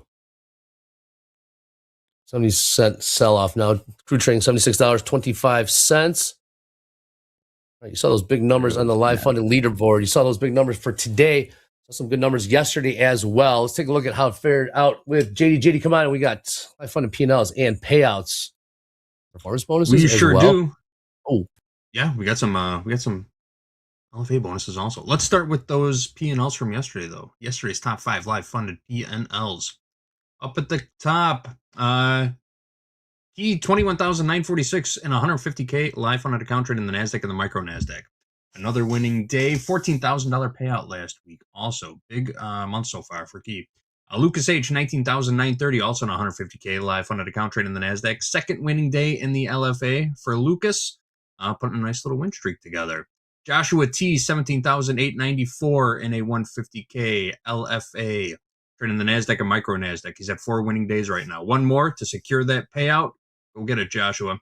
Ogden, $16,850 trading the NQ, also at 4 winning days. 1 day away from payout eligibility. Go get it, guys. Tiana K, 16,459 and a 150K LFA trading the Nasdaq. Got into this live funded account late last week. So this is Tiana's very first winning day in the live funded account. Make sure you start locking in profits right now, Tiana. Great job, everybody. All right, let's take a look at some payout numbers from yesterday. Eric C up at the top, $24,270 in the pocket. Chow, $22,837. Lilliput, $12,203. Marcelina, $8,320. And Rowan rounds out the top 5, $7,207 in payouts for these live funded traders. Excellent job to each and every one of them. All right, live funded bonuses. We haven't done these in a couple weeks. Oh, there they are. Sorry, I hit the wrong button. There they are. Lee up at the top. All 3 of these traders hit tier 3 of the live funded bonus, meaning they hit $50,000 in profits or more in their live funded account since they joined the live funded account, giving them a $10,000 live funded bonus. Up at the top, Lee C with a P&L, total P&L of $98,385. Karab, who we've seen on our list, our payout boards, our P&L boards all year long. Karab, $75,683 in total profits, lacking in that $10,000 performance bonus. And Bowie, another all-star name so far this year. All over our P&L board, all over our payout board, $71,186 in total profits, locking in that $10,000 performance bonus. Great job to all of these live funded traders, showing us all what is possible in that live funded account. Keep up the great work, everybody. Thanks, guys. Back to you. Thank you, JD. Making money for making money. Bowie. Making money. All right. It looked like, was that the 3-bar reversal, Dakota? Looked like we wanted to continue to push lower. Yeah. This is the difficult thing about the volatility. It happens so fast, right? Because you're looking just for like I usually look for a 1-to-1. Your risk is at the top of that 3-bar reversal. That played out so fast where, like, if you're not preemptive, like, you're just barely getting into a short and you miss the entire move. So we just closed, and yeah, I mean, we came down all the way to 560. So how big of a move is that? That's almost 80 points. That's an 80-point sell-off in 10 minutes. And we're already, pulled back and rallying past it. 67.83, now 84s in the ES last trade there. NQ, 4,625. Looks like we got another round of buying. And still waiting for the president and chancellor of Germany to meet, speak, perhaps take questions. We'll see. Nothing yet.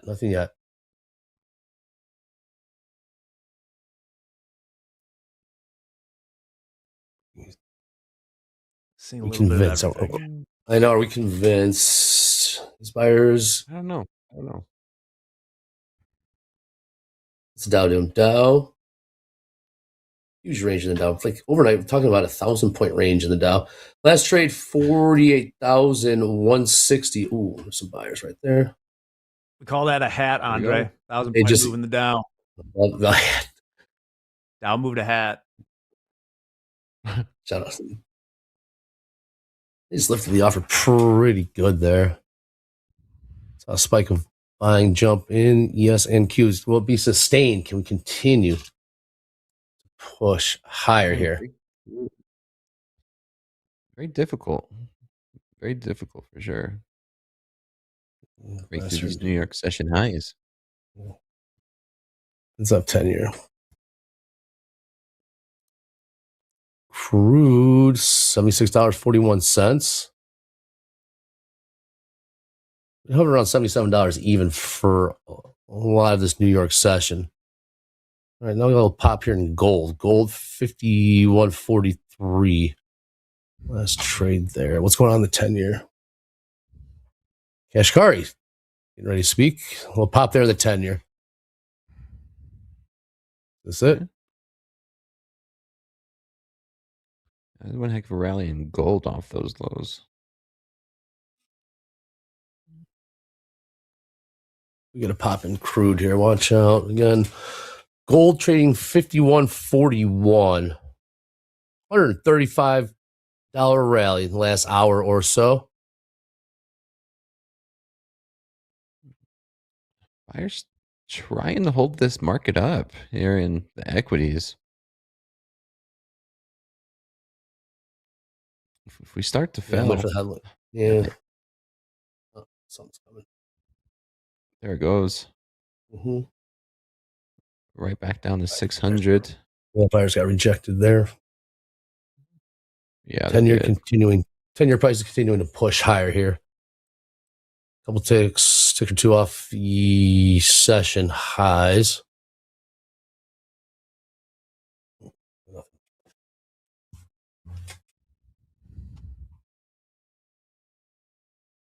Not easy one way or another, to upside or downside. No, I think buying down there at those 380s was a lot easier than making a decision up here.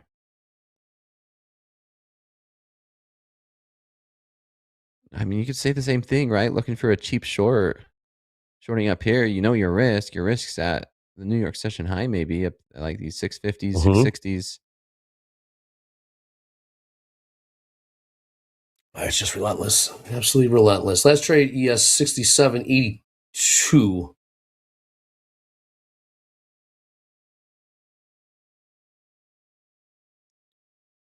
Five-minute turned red and back green. Crude doing still about 50 cents beneath.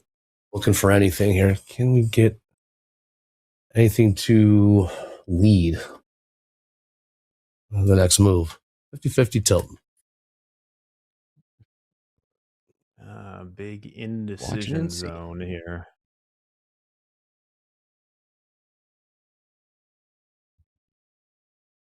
How are options looking, Jack? Anything change over there?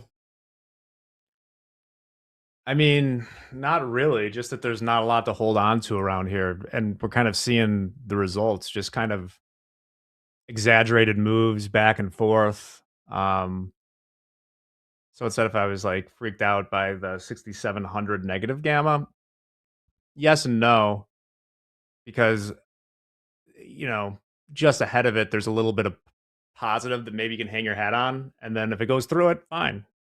You lose that trade.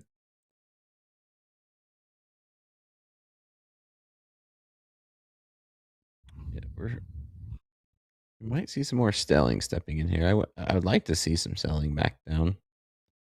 Maybe for a buying opportunity. Oh, buy it. Kind of waiting for Trump.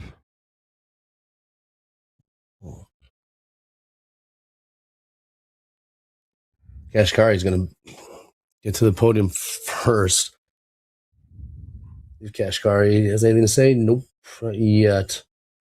And Trump, waiting Trump to speak. Kashkari as well. Kashkari's a Fed speaker. Hold bid. Use the hold bid here. We got Quiet down for now. Just waiting. Yeah, we've seen some headlines.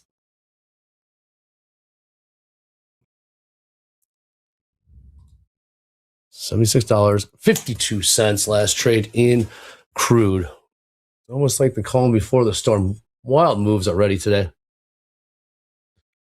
Yeah, I mean, you think this market is, what do you call it, jaded to where it's like, okay, time to take a breather. Time to take a breather. Well, we're taking the breather right now. Feels like there's another move coming. Lots of upside rejections. NQ might get pushed down. Yeah.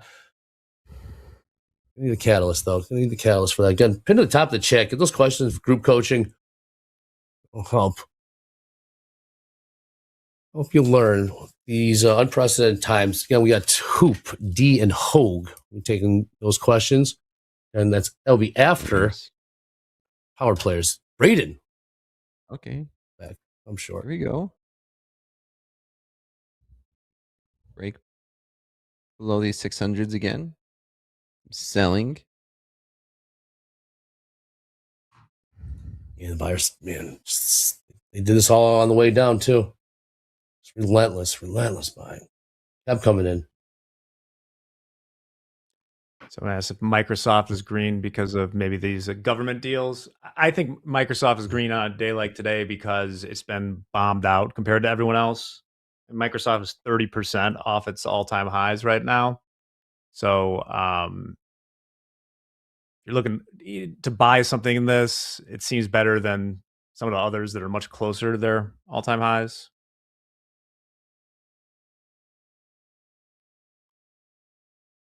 I mean, they take a peak lower. Software in general is holding up well through this. I mentioned that Adobe's up, but the IGV, and this is probably more the Microsoft thing too, is actually up 0.4% today. And that's been getting destroyed through all this, Claude's going to replace everyone's stuff. Yeah, shorts look like they're starting to take over again. Sellers trying Just to like that. No, see, they keep just relentless. Just relentless. All right, we're seeing some volume trend. Something's happening. Oh, Something's happening now. Heads up, Crude selling off. Crude selling off. Crude selling off big. Crude down about $1. Down about $1 now. $75. Scratch it. Down about $1.50. Everything's moving. Yeah, now we got the 10-year popping as well. Just considering oil take insurance. Gold selling off a little bit. The buyers. Here are the buyers. U.S. considering oil taker insurance support to facilitate Middle East crude shipments. Well, that's what did it. When in doubt, spend some money. Okay, there you go. Took off the Crude got sold $1.50 there. Bottomed out at $75.36. We were just hovering around mid 76s. Gold, a little bit of a sell off there. $20 sell off. See how the equities want to respond. We're getting some buying in here. Closing in on initial balance high in the ES. About 4 points to go. Man, look at Crude just moving. Not a 10 years popping though. Volatile market. It's buyers stepping in these equities now. Yep.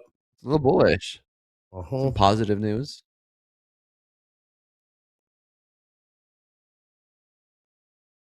It's both ways.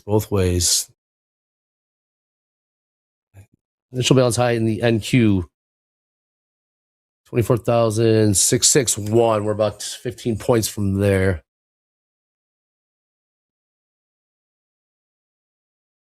10-year prices, new highs. New highs in the 10-year. Wow. We're tapping them. Okay, new session highs here in the Nasdaq for the New York session anyway. 670s. And here comes the buyers. Buyers jumping in. New session highs. Look at that.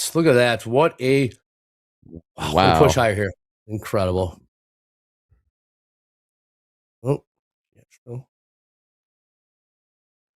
Wow, there goes the NQ. NQ. New highs, NQ. Almost like, wow. Yeah, gold selling, oil 10-year selling a little prices bit. Rallying. Yeah, if we have crude prices selling off, markets are woken up. Here we go. ES closing on 6,800 now. We're looking at a 90-point rally. 90-point rally. Yeah. 350-point rally in the ES. Again, the headline. Crude just getting absolutely destroyed around. Crude down about $2.5. New lows crude, $74.70. We are absolutely pushing higher here. Hey man, this shit. This is. Hey man, yeah, Meta green. Microsoft green. The next one is going to be maybe Walmart or Apple. you subsidize the insurance. I mean, ultimately, it still matters if it's safe or not. You know. Well, the market seems to be responding positively to it. At least equities, that is. Pay me a lot to be on that boat. Look at that. New highs, NQ, 24,724. Just printed about it's a 400-point rally in the NQ. ES, about a 100-point rally. Still waiting for the president. Still waiting for Chancellor Germany to hit the microphone. Just not yet. Have not gotten there. Nothing from Kashkar yet. We get another round of buying here. What a move. Okay. In the 0 days, we got some resistance up here at the current highs of this rally, which came almost exactly to the 6,800 level in the SPX. I'm going to switch back to the 5 minutes. Damn, it touched it like exactly. A 50-point rejection there. Mm-hmm. It was. 10-year prices, new highs.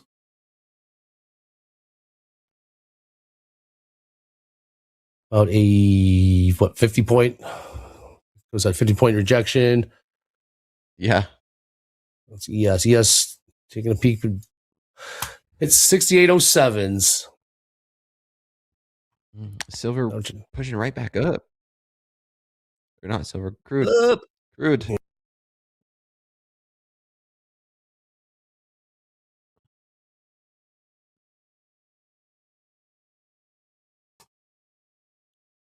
All right.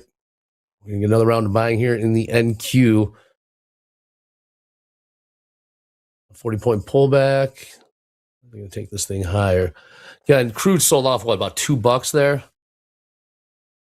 And just pop back up to $75.90. There goes This is equities, how news sensitive things are. Just to remind you, that headline was U.S. These are important words. Considering oil taker insurance support to facilitate Middle East crude shipments, according to sources. It's a rumor of an idea. The president, I believe it's getting ready to start here in the White House. We'll be bringing that to you here any moment.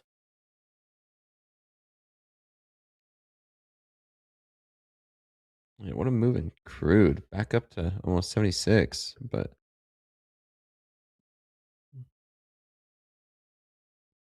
So, okay, yeah, we cutting no morning highlights with this. There they are, lower right-hand corner. Let's bring in the audio, and then we'll just roll with it from there. Here we go. We have in trade and everything else has been very strong. We've been able to do our deals, and it's been very strong. We'll obviously be talking a little bit about Iran today, and he's been helping us out. We've been very nice, actually, and that is coming along, as you see, very well. They have no Navy. It's been knocked out. They have no Air Force. It's been knocked out. They have no air detection. That's been knocked out. Their radar has been knocked out. And just about everything's been knocked out.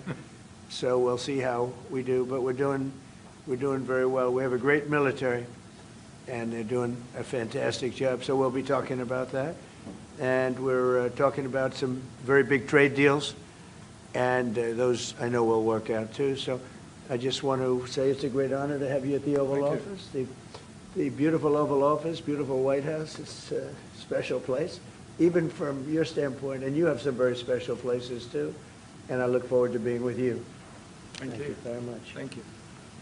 Thank you, Mr. President, for having me here in this Oval Office for the third time now. Yeah. Really happy to have the opportunity to speak with you in these challenging times. We are on the same page in terms of getting this terrible regime in Tehran away, and we will talk about the day after, what will happen then if they are out. We have to talk about our trade agreement, which I would like to be in place as soon as possible. And we have to talk about Ukraine. There are too many bad guys in this world, actually, and this is an issue we have to talk about because we all want to see this war coming to an end as soon as possible. But Ukraine has to preserve its territory and their security interests, and, well, we will talk about that. We will. Looking indeed. forward to that. Well, thank you for being here. Thank you That's some for your interesting. hospitality. Thank you for letting me spending the night in your guest house. That's It's a right. very, very Good. comfortable place. Hope you liked it, right? Absolutely. Yeah, great place. And a famous place. That's yeah? good. Very So famous. many former presidents. That's there. right. Yeah. Very famous place. Any questions, please? Mr. President, did Israel force your hand to launch these strikes against Iran? Did Netanyahu pull the United States into this war? No, I might have forced their hand. You see, we were having negotiations with these lunatics, and it was my opinion that they were going to attack first. They were going to attack. If we didn't do it, they were going to attack first. I felt strongly about that. And we have great negotiators, great people, people that do this very successfully and have done it all their lives very successful. And based on the way the negotiation was going, I think they were going to attack first. And I didn't want that to happen. So if anything, I might have forced Israel's hand. But Israel was ready and we were ready, and we've had a very, very powerful impact because virtually everything they have has been knocked out now. Their missile count is going way down. Amazingly, they're hitting countries that were, let's call them neutral, right? They lived together for a long time. I think they were surprised. I was surprised. I think and now those countries are all fighting against them and fighting strongly against them.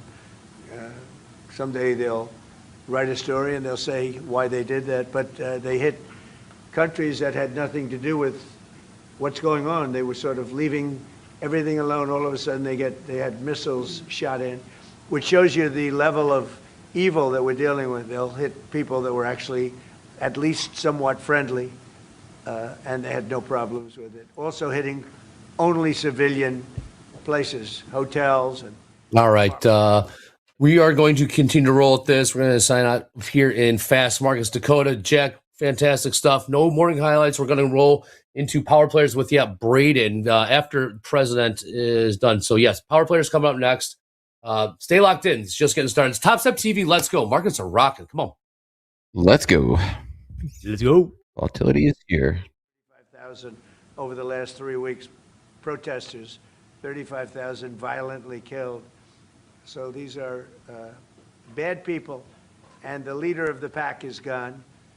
And as you know, 49 people were taken out in the first hit, and I guess there was another hit today on the new leadership, and it looks like that was pretty substantial also. So they're getting hit very hard, and we'll see what happens. A lot of people are coming forward. A lot of the people you would least suspect want to quit. They want to have immunity. They're asking for immunity. And probably at some point they'll be dropping, as you would say, laying down their guns. We'll see what happens.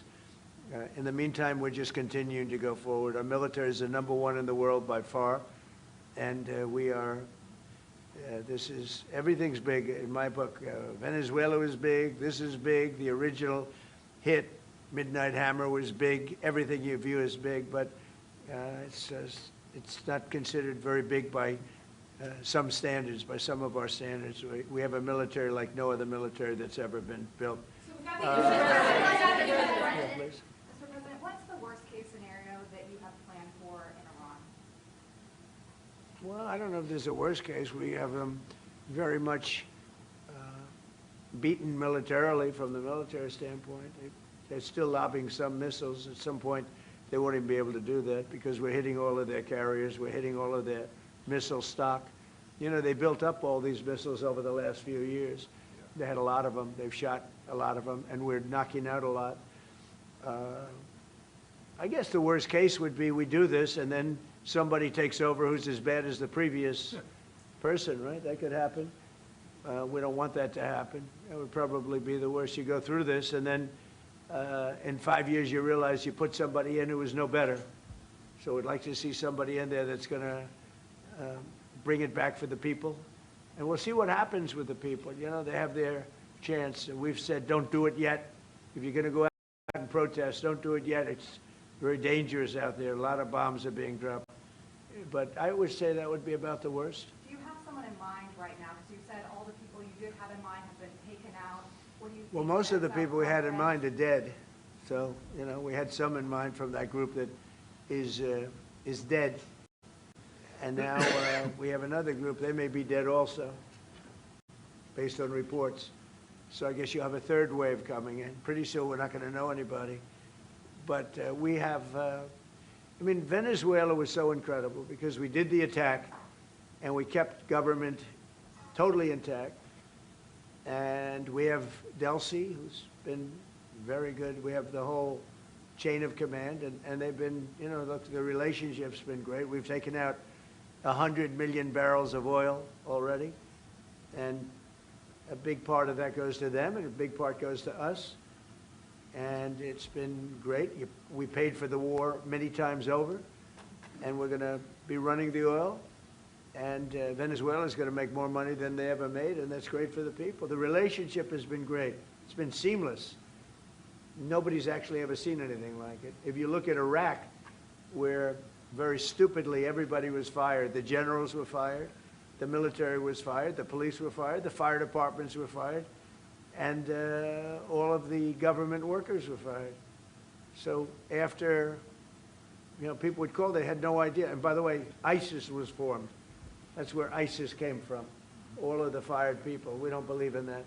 So we'll see what happens, but first we have to finish off the military. What do you think? Crown Prince Reza Pahlavi, is he an option at all in your mind? I guess he is. Some people like him, and we haven't been thinking about too much about that. It would seem to me that somebody from within maybe would be more appropriate. I've said that. He looks like a very nice person, but it would seem to me that somebody that's there, that's currently popular, if there's such a person. But we have people like that. We have people that were more moderate.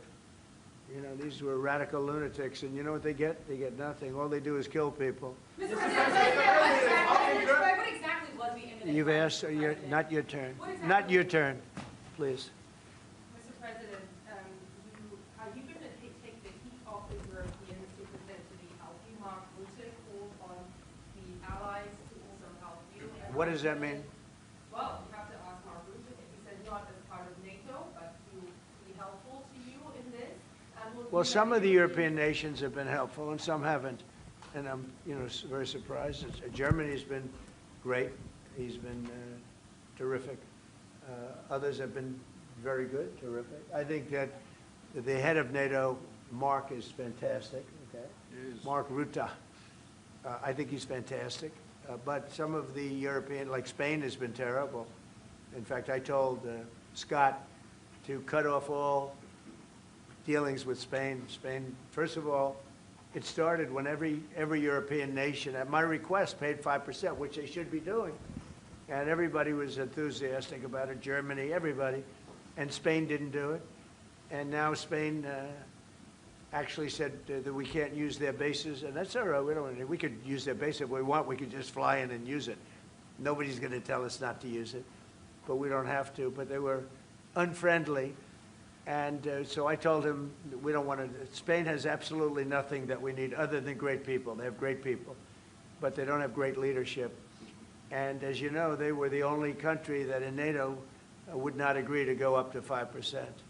I don't think they would have agreed to go up to anything. They wanted to keep it at 2%, and they don't pay the 2%.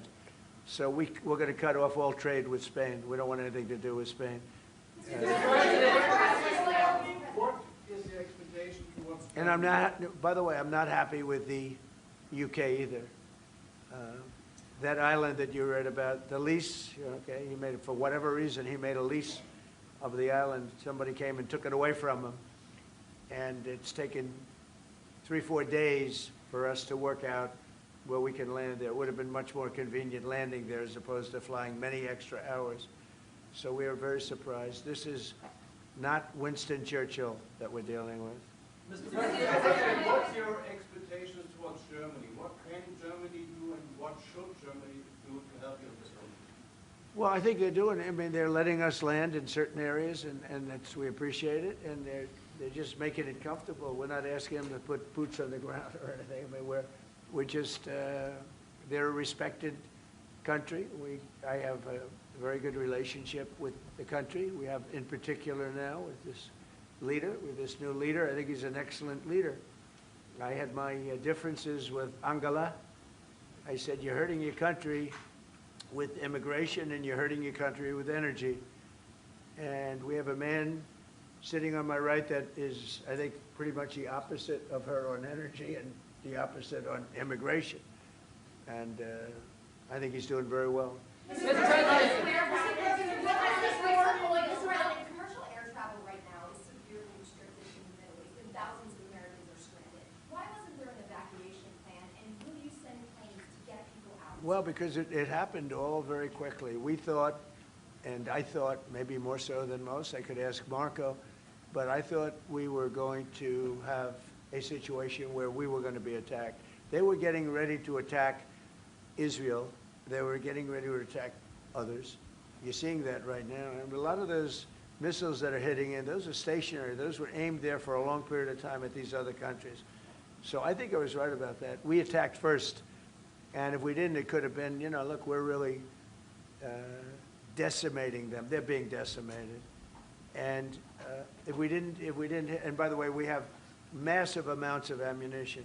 We have the high end. A lot of it was given away stupidly by Biden, very stupidly, for free. And I'm all for Ukraine, but they gave away a lot. As you know, when I give away ammunition, everybody pays for it. The European Union's paying for it. Then they can do what they want with it, but they are giving it, let's say, to Ukraine, and it's okay. But we gave away a lot of high end, but we have plenty. But we have unlimited middle and upper ammunition, which is really what we're using in this war. And we have really an unlimited supply. We also have a lot of the very high end stored in different countries throughout the world. We're literally storing it there, which is actually something that I insisted on in my first term. I rebuilt the military in my first term. The military is great. Unbelievable amount of ammunition, or munitions, as they say, we've given away to, you know, the Wall Street Journal incorrectly covered the story when they said that it was given away to the Middle East. Not to the Middle East, it was given away to Ukraine. Very little was given to the Middle East. The Middle East would buy a lot, and some of the nations, because they're rich, they have a lot, but it was given away to Ukraine. And it just should have been done. Look, it's a war that should have never happened. If I were president, that war would have never happened. But we have a tremendous amount of munitions, ammunition at the upper level, middle and upper level, all of which is really powerful stuff. Mr. President, a question to both of you. How worried are you that the rising prices for gas and oil are damaging the American economy, and also Mr. Chancellor? Yeah, do you want to go ahead? Yeah, sure. This is, of course, damaging our economies. This is true for the oil prices, and this is true for the gas prices as well. So that's the reason why we all hope that this war will come to an end as soon as possible. And we are hoping that the Israeli and the American army are doing the right things to bring this to an end and to have really a new government in place who is coming back to peace and freedom. Yeah. Something had to be done. And it's been 47 years. They've been killing people all over the world for a long time.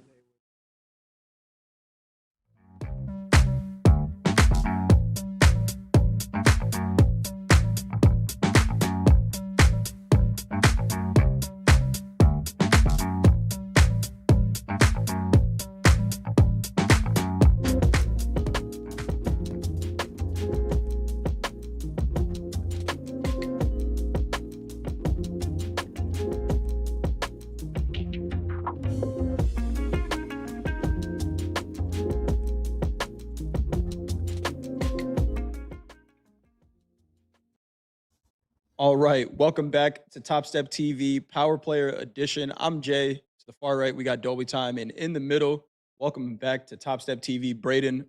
Welcome back, man. What's going on? How you doing? What's up, man? Good to be back. It's been a minute. Yeah, I'm doing good. Doing good.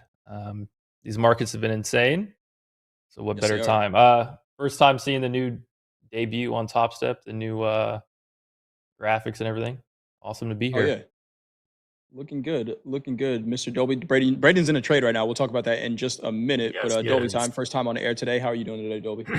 Doing good. I mean, Nasdaq is providing opportunities as it usually does, and we got a rare like morning V bounce. Normally, I feel like we don't see that until a little bit later in the day, but Nasdaq delivering early. We had a V bounce at 9:30, established that initial balance low, and then just pulled a On the Yui buyers. basically. Yeah. Yes, we did. We do still have the president speaking right now. Again, we may bring that back in, just seeing if there is any market moving news. He did just make some comments on oil. You could have oil prices briefly up, but they will drop. His last comments there, $75.97 last trade there in oil. But Braden, talk to us about this trade that you're in right now, short gold. Yeah, I mean, yeah, we had a really clean dump on gold, and this was something as simple as you try to kind of want to get the best price for your short up here if you're looking to play the continuation. So, I mean, I was looking for kind of where we saw most of that selling kick in on the breakdown under 140. This was kind of that second price leg we had before the low a day that we saw. So I said on the retest, I'll get in short with a tight stop in the 50s. And if it hits, it hits. And if it doesn't, it doesn't. No FOMO. Not going to, reminisce on what could have been. And so it did hit, and I had to stop at 50s and just really kind of looking for previous support to act as resistance. And I thought, at least for a pullback, that would be a good trade. Maybe not to look for low a day, but this is kind of working out nicely. So we'll see what the price action looks like, see where we get out of this trade. But we're in on a wick, and I have a general rule: if I get in on a wick, right? There's no way to know when you can get in on a wick, but if you do get on a wick, I do like to just let it work, right? Get in on a wick. Okay. Wicks oftentimes aren't revisited as commonly as a level of overlapping candles or level that's been tested multiple times. So we're in on a wick, as we can see. So I'm gonna let it work and see what happens. One micro, There we go. $500. Let's go. I mean, Let's can't beat go. that. Can't beat that. No. One micro, $500. Are you in a micro Bitcoin trade also? I am. I'm. Is This that a thing side is. trade? Yeah. I mean, I'm in. Okay. I'm kind of filling this thing out, trying to figure out exactly if I want to stay in it. Trying to trade like price action, trade candles on Bitcoin is just so weird. So yeah, I'm in Yeah. that. We'll see what happens. Got you. Awesome stuff. Well, Braden in two trades. Keep us up to date on those. Mr. Dolby time. Let's do a little range analysis. You said it. The Nasdaq's presenting opportunity. All the equity markets really are right now. What are you seeing, Dolby, as far as potential levels for executions? Yeah, we've been stuck in a really big range, even like on the weekly. We're basically 1, 2, 3, almost a full month worth of kind of being stuck in this range of what is 24,000, let's say 400s, give or take, 50 points because we're talking about a weekly range. And then the weekly range high of 25,472s getting down to the daily, and we've been starting to get a small consolidation within that. So we've seen a lot of nice price action and respect around these 24,400s down to like these 370s on the larger time frames, and then getting down to an even smaller time frame, 4 hour, starting to present some range bound price action, as well as the 1 hour, which is what I have up right now. 1 hour range high 24,000, let's say 700, and the 1 hour range low 24,372. That's why I was saying in the green room, I just want to get short right now because we're right up against the 1 hour range high. So let's see if that ends up kind of selling off a little bit and maybe provide some opportunity. But it's been violently range bound. Let's say that. Violently Yes, range bound it today. has been extremely violent. We do have the president coming back in here. He did say, I have the right to stop everything that has to do with Spain. We must charge tariffs to nations who play with their money. We got Bessent speaking as well. The Supreme Court reaffirmed Trump's ability to implement an embargo. So we got the president speaking still here. We're going to bring back that audio for just a couple minutes. Let us know if you guys make any adjustments or get into any trades here. We are seeing oil pop a little bit here, 76.40. We could bring back in that president audio. Let's see up to. What's he wearing? Dark blue tie today? It's pretty nice. Pretty nice. Yeah. Great. I have a fun question for you. A 5-month period, up to 5 months, where we can go at 15%. And while we're doing that, as you know, we're doing the various studies and things, and we'll be coming out with tariffs, different tariffs on different countries. You want to talk about that? T-word. By the time Yep. the 5-month period has elapsed, we'll have completed investigations under Section 301, which Secretary Bessent talked about. We know there are countries out there with deals who are very interested in keeping the deals. We need to go through and investigate all these unfair trading practices, the kinds of things you talked about, and make sure that we're protecting U.S. economic security. We know there are countries How are we going to treat Germany? Well, I think you should hit them very, very hard. You knew he was right there when he said that. They want to. Oh, he They knows. have expressed an interest. Germany's been You quite read the book? constructive in wanting to move forward and be helpful. You know, the rest of you will talk to them as well. But obviously, we'll. I will say every country, every single country wants to make the deal they already have. In other words, a deal that How many we people are in there? Will? have using the other authority, they want to make the same deal. A lot. And A lot of gold in there, and gotta we'd be honest. like A lot to of see, gold. actually, we're going to adjust it somewhat upward, actually, but they all want to stay in the deal, and so we'll probably be able to do that pretty easily. Mr. President, Ukraine, after all, Iran won't be able to deliver drones. Radiant short from 44s here in gold. Yep, 44. What a trade, man. And Chancellor Merz, you've just been in China. The president. Who are you? What country are you from? I'm from Germany. Okay, I thought so. I could see. So, Mr.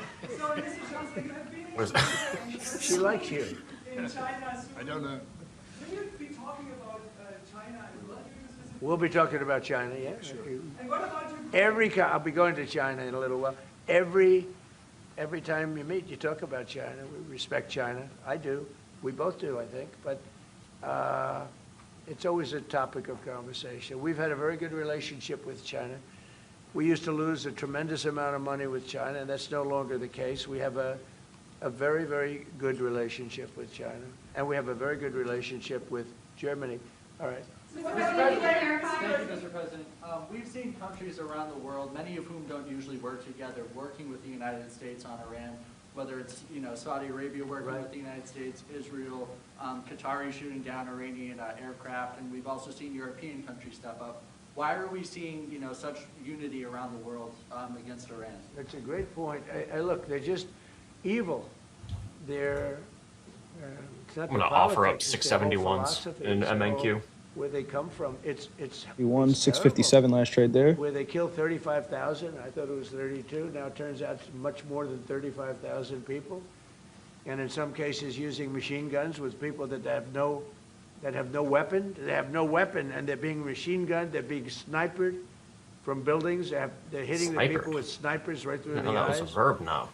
It's just a very evil ideology, and nobody's really seen anything like it. As I said, even the fact that they've attacked all of their neighbors, and the neighbors weren't attacking. They thought they'd maybe sit it out or what.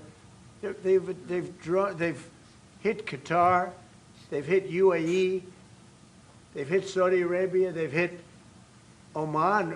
They were helping us negotiate. They got hit. Everybody got hit because they're evil and they're bad. It's a bad seed, and somebody had to do it. And it should have been done sometime during a 47-year period because so much death has been caused by them, so much unbelievable death. From Germany, too. Germany's been hit. Everybody's been hit by them. It's an evil ideology. And I've never been, look, I've done a lot of good things. So many people are saying, thank you, thank you, thank you. You see it in the streets of Los Angeles. They have thousands of people. I saw it the other day, pictures of Donald Trump. And I'm looking, I'm on the phone, probably talking to you. And I'm looking, and I see my picture. I say, oh, no, it's another, protest. I see and then I started saying, boy, they were very friendly people. And then I saw a woman hugging the picture of me. Missed I it. said, what's going on? And it turned out to be these are Iranian people that live in the United States. 6 points. Thousands and thousands. You saw the rallies. And in New York, too, they had a big rally by pictures all over the place. The fact is that people are happy what we did. And you could never, and I've always said it, you could never have had true peace in the Middle East if Iran was allowed to go, even beyond the nuclear. If Iran was allowed to have all the, look at all the missiles they built. A lot have been now taken out by us, and a lot have been expended. But they had thousands of missiles in a fairly short period of time. And I'll go two things. The attack that we did, known as Midnight Hammer, had we not done that, Iran would have had a very powerful nuclear weapon within 1 month. We did it. It was great timing, but, you know, and you've been able to see that too. The other thing was Barack Hussein Obama made maybe the worst deal I've ever seen, because he gave all power in the Middle East to Iran. He went the exact opposite way, and I terminated that. If I didn't terminate that deal, they would be sitting with a massive nuclear weapon 3 years ago, which would have been used already on Israel at least, and other countries also. And we wouldn't be talking about it right now. But if I didn't terminate the deal that Obama made, giving them everything, including plane loads of cash. Do you remember the airplane flew over there? It was a Boeing 757. There was 2 of them, loaded. They took out all the seats. It was loaded with green cash. So much cash that Did not stop at my it was house, in Jay. Virginia, Maryland, and Washington, D.C. Mine either. They got all the cash from all the banks. They put it, and they flew it to Iran. I never knew a president had that power. I'm going to maybe try it sometime if it's okay. I think I'm going to do it. I'll fly it somewhere. Nobody's ever seen anything like it. 2 planes. Equity's catching a little bit of a loaded bid from here.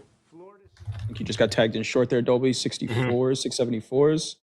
Seeing gold pop a little bit as well. 51.18. 51.18. Braden, I wanted to ask, what is that red box you have there? Because the market's very responsive to that area. Oh, you know what? Let me see. I don't exactly know, to be honest with you, Jay. I think I draw these boxes out. You know what? I think I was streaming and I was using it as like an example for some kind of analysis, but I don't think there's an actual. No, you know what? No, now I remember. Sorry. I've been in this trade a while, as we can see on the 5 minute. I think it's been almost an hour and a half. Yeah, no, this is kind of where I wanted to TP, actually. I was kind of looking for this zone to put in some type of, if we wanted to, higher low, right? Because that was a strong move. So yeah. But I don't know. I don't know what we'll do. I might use this great entry I have as leverage to try to build the position. We'll see what happens. Got you. Short micro gold, long Bitcoin. Dolby just got in short the micro Nasdaq, 24,670 last trade there. Just short one right now, Dolby. Yeah, we'll see if you can maybe short another one at like 90s. Actually, it's not a bad idea. We'll see if we can short one more at 90s. All right. Good stuff. Stop right above the 700s. President saying Spain and the UK have been very uncooperative. We can bring that audio back in. Nice sell off. See how these markets move. 67.20 last trade here in crude oil. Ooh, nice little action here. We'll see if we can just get 2 to 1 on this one.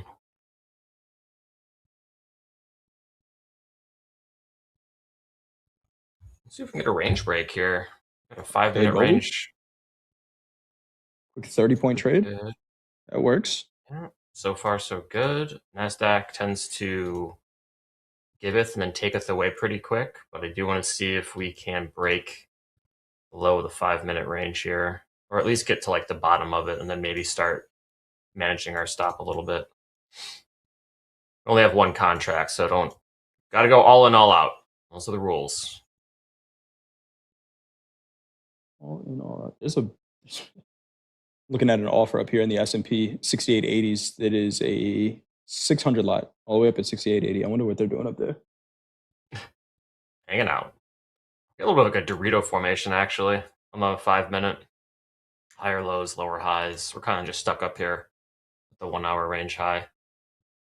Got a Delta update. I got positive 2,300 in the Nasdaq. The S&P is still loading. I'll get you guys that in just a minute here.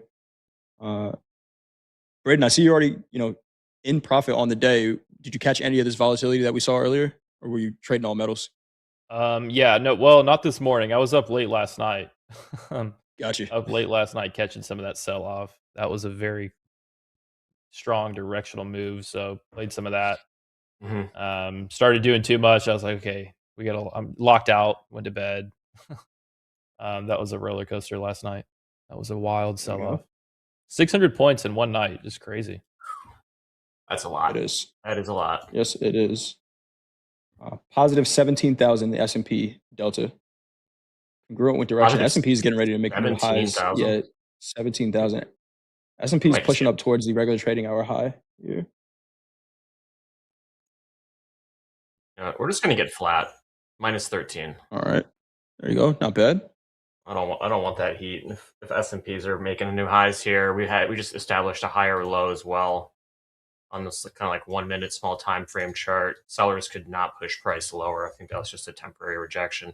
So if we are going to look for shorts now, I want to see if we could get short like 700s, 720s. That way we can have our stop kind of outside of the high of the day here.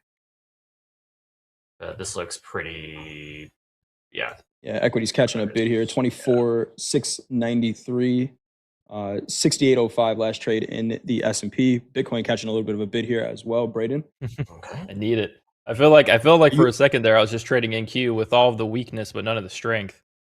You ever feel like that when you're in a trade? You're like, man, this thing's following all the weakness of NQ, but whenever it's strong, it's not.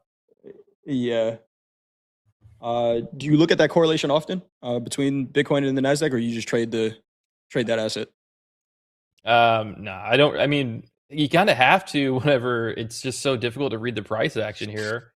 Right. So I do find myself looking at NQ a lot.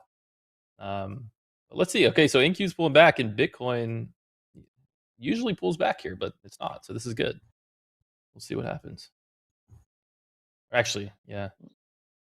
I guess NQ's not pulling back. That 500 tick chart can be misleading.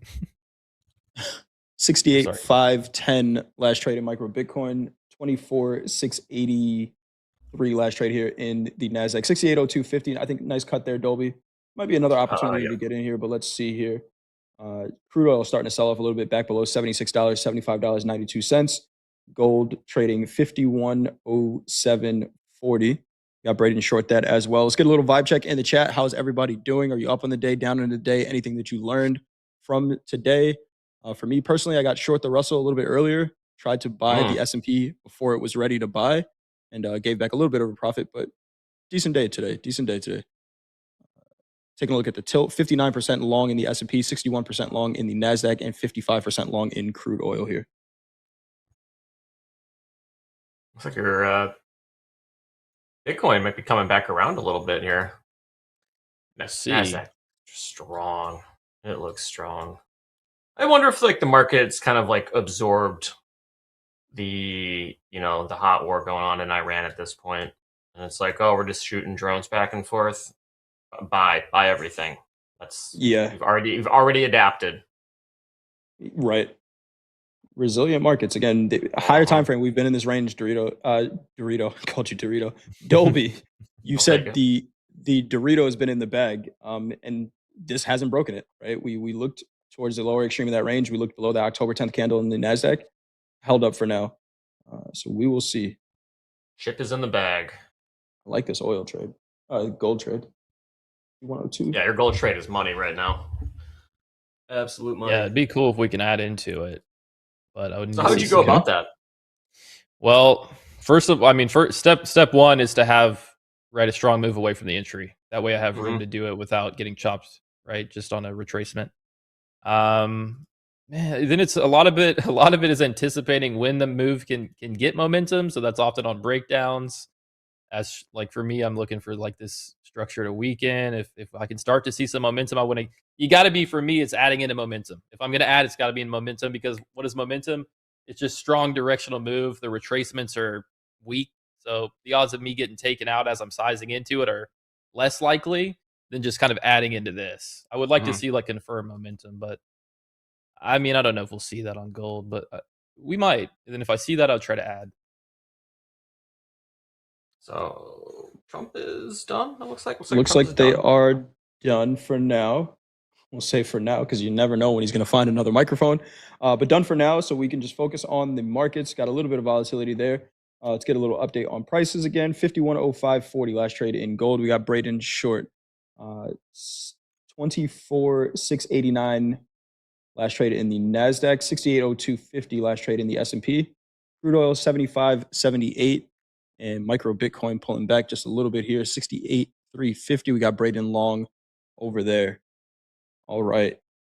Man, do we like longs now? If we get over these 700s, shorts might be in trouble. Look at Where's your gold risk here. on a long, Dolby? Yeah, this is Question. starting to 620s, maybe 620s. It's Don't hard. hate It makes me want to chase. Got a little feel right? Don't hate it. Well, we got nice little stair step action going on a small time frame. A lot of green candlesticks. We could hit like 660s, maybe 665. 661 is the high of the 15-minute opening range. That helps. All right. Yeah, it does. All right. Let's see if we can get like 665 on a pullback. It's about halfway retracement to of the 15-minute range here. So maybe we can stop back there and then catch a big bid to the upside. But I mean, Braden, you have gold a is downside selling off. target? Ooh, good. Yeah, I was just going to ask, does Braden have a downside target here? We got all the way down to 5,005. We saw the 150-point rally. You got a downside target you're looking at here? Yeah, I kind of wanted to maybe take it off in the 80s, 70s. If we just break a little bit lower. But once again, like you're talking about the entry on it, I want to be greedy, Right. but also that's like if this is the high, like right, if this is our like kind of lunch hour high or whatever it is, intraday high, Right. and we do get back to session lows here, just let it go. Maybe it's different if the entry is a little bit lower, but with that entry, Why not give it up? greedy, but like at the same time, I've got, we're in a super flexible position to just let this thing go. And obviously, this is a big down day for gold. We dumped what, like 7%. These hourly candles are starting to turn, so this looks good so far. Gold down We'll see what it 4% looks right like. now. Silver down about 7%. Gold and silver never change, baby. The gold was down 7 at its worst. Oh, yeah. Yep. Yes, it was. So we'll see. I mean, continuing to sell values are here. breaking. Yeah. And these indices continuing to bid. 24,707 last What trade. do they know that we don't? What do they know that we don't? What's crude doing, Jay? Is it selling off? 75.77. Yeah, selling off a little bit. Low of the New York session was 74.51s in crude. Low of the day 70.41. We're trading 75.80 right now. S&P just made a new high of the regular trading hour session. So like a peace deal selling off coming here, through or nice trade. something that they haven't told us about? Not that I've heard over the wire just yet, but hey, maybe they're not ready to tell the wire either. Got to make sure everybody's positioned correctly. We're supposed to be doubling the stock market, right, Dolby? So Yes, we are. We'll be here for it when that happens. All right, let me see if we can get 71s. There's 88, 86. What a Gold. trade here in gold. This is a beautiful trade here. Yeah, I mean, if we're gold right is selling, maybe there's like a back risk-off to- thing going on. That Yeah. means people are going to hop back into Nasdaq. Come on. Somebody's on the offer here in the Nasdaq right above price 24,688. There is 150 on the offer, 180 on the offer. 688s. See if that fills. There are pretty wide spreads, in the Nasdaq. I'm seeing a very thin market. It's like ones and twos and then 100 lot, and they just pulled.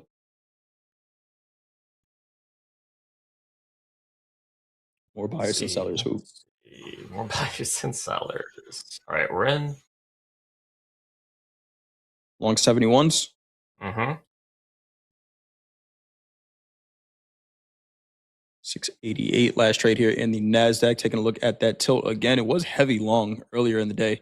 52% long right now. 50 in the S&P. 58% long in the Nasdaq. 55% long in crude oil. When we say that there's an order on the offer, that means there's a passive seller above the market. We don't know what their intentions are, but It is a passive sell order above the market. Ooh. Is that a little fake Why out did there? gold sell off so much? Somebody asked in the Maybe. comments. Do we know? I Yeah. don't think anybody knows. Good question. More sellers than buyers. More aggressive sellers than buyers. Whew, that's a nice sell-off. Let's see if some buyers come back in here. We are going to bid one more at 640s and see if we can kind of play this 15-minute range here. All right, I'm going to exit my gold trade here at 85. Nice. Out.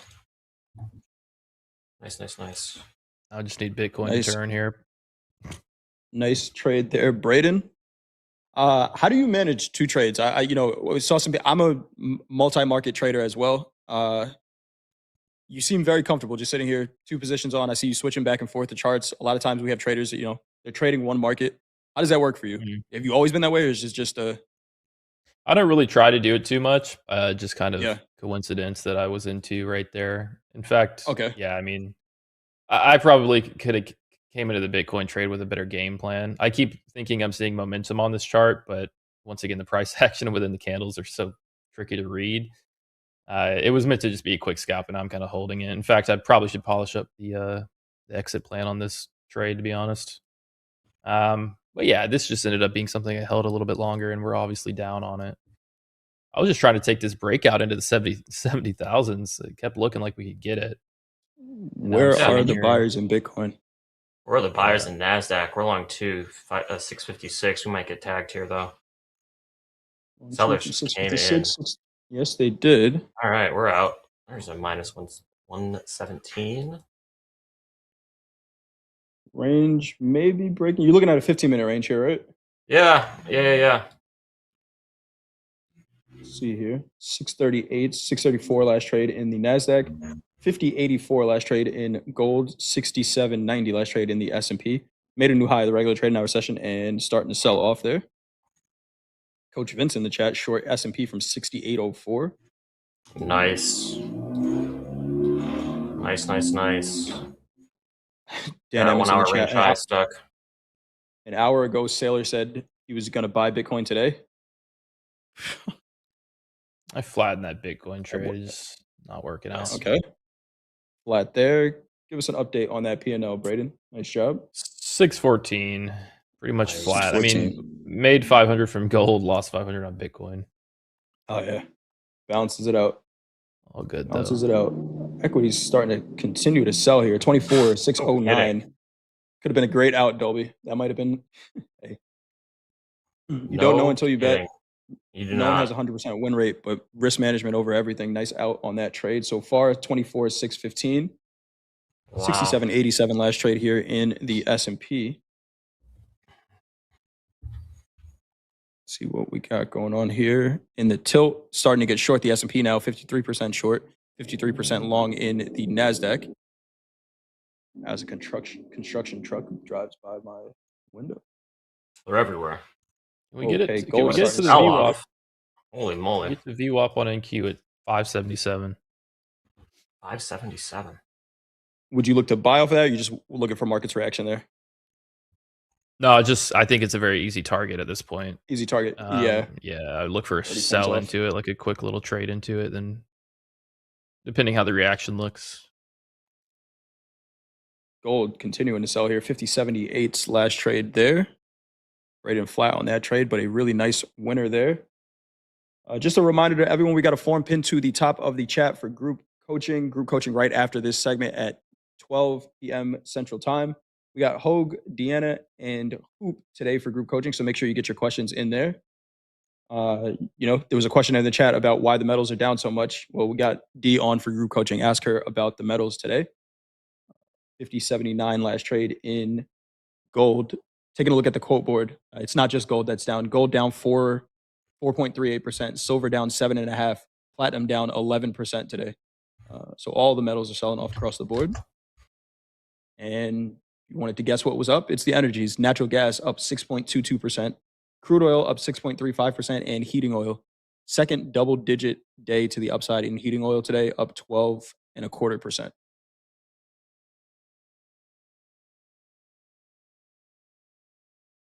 See what we got going on here. Braden, you sound like you've had a long day of trading so far. You said you were trading late last night. He came on trading Topstep TV today. I see a bunch of people in the chat saying, they love your streams. Do you continue to look for opportunity here as the markets are moving around?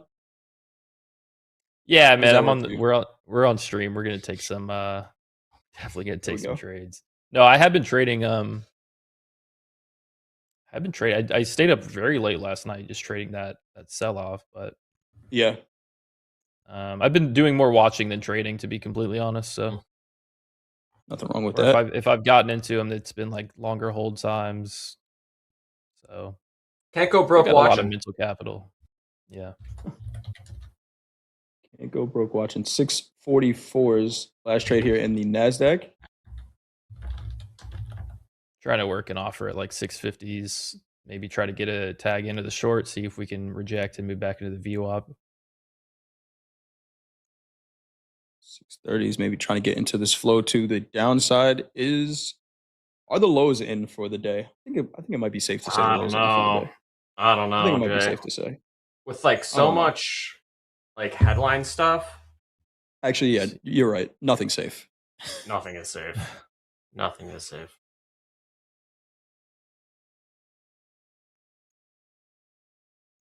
I mean, we're just kind of like in a megaphone formation right now. We had lower lows, made some higher highs. Definitely could have made some adjustments on some of these trades. Little AI update. Claude is being used by the U.S. military. Okay.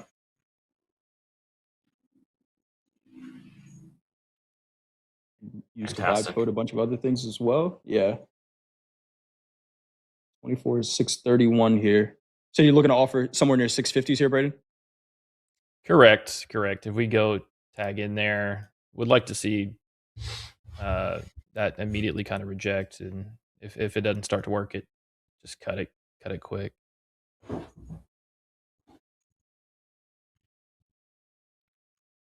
And kind of intrigued on longs again.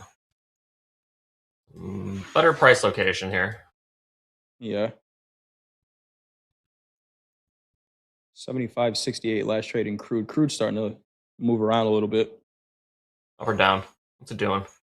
It's doing the wiggle, Dolby. The It's wiggle. 10 Uh-oh. Yeah, 10 tick range, and it's just bouncing back and forth. Yeah, seeing a little bit of selling coming in here. 75.68. Just looking at that chart, it looks like something's getting ready to happen there in crude oil. Keep an eye on that. We don't want to overreact. 50-50 in the tilt pretty much across the board here. 56% long in the Nasdaq. Average price 24,658.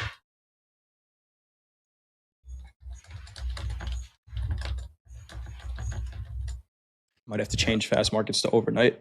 I mean, if you look at last night's session, what was that? A 600-point sell-off in the Nasdaq in the overnight session? It's insane. I went to a basketball game. It was the wrong day to go to a basketball game. Great basketball game. You didn't check your phone? No, I didn't actually. I didn't. I locked my live account as soon as Globex opened until the morning session, and then I looked at the charts afterwards. I'm like, damn, that was an expensive basketball game to go to. I didn't pay for the tickets, but okay. Cost me in trade location. That's how you know you're a trader. That's how you know. Oil selling again here, 75.50 last trade here in oil. Seen the equities catch a little bit of a bid. Held that 15-minute opening range so far in the Nasdaq. 75.50. What game did I go to? So I went to the Women's Basketball League, the Unrivaled Basketball League, which was pretty awesome. If you're a basketball fan, great basketball. 75.40. Watch oil here. Prior day low in oil, 75.33. And we were trading about 16 ticks above it right now. Made a low of the New York session of around 74.50s. Oil looks interesting here as equities continue to catch bid. I hear you, Dolby. Kicking myself a little bit. Yeah. Myself a little bit. Could have been a better range trader there, Jay. Could have been a better range trader. Entry somewhere near the middle, more so near the middle of the range, other than the low. Right, the low is probably somewhere near 600s. I see what you're looking at. Yeah, 620s. Yeah, maybe got sucked in a little bit in some of those smaller time frame charts, right? As a range trader, you want to be trying to be trading the largest range you can find. Don't think I was trading the largest range I could find. I got short there for a move back. Nice. Seen some exhaustion on the 5 minutes. I'm in short at 38. Would like to see a retest of 600s and a possible move into the VWAP. Right in short. Just a one lot? No, I'm in 4 micros. Four micros. Short Nice. 4 micros, 638. 638. Looking for a VWAP test here. 644 last trade there. Oil held that prior day low for now. 75.68 last trade in oil. Market slowing down just a little bit. Have you traded any oil, Braden? I think you have, right? You traded a little bit. Yeah. I definitely, as frequent as I trade Bitcoin, I will trade Crude whenever it has a setup.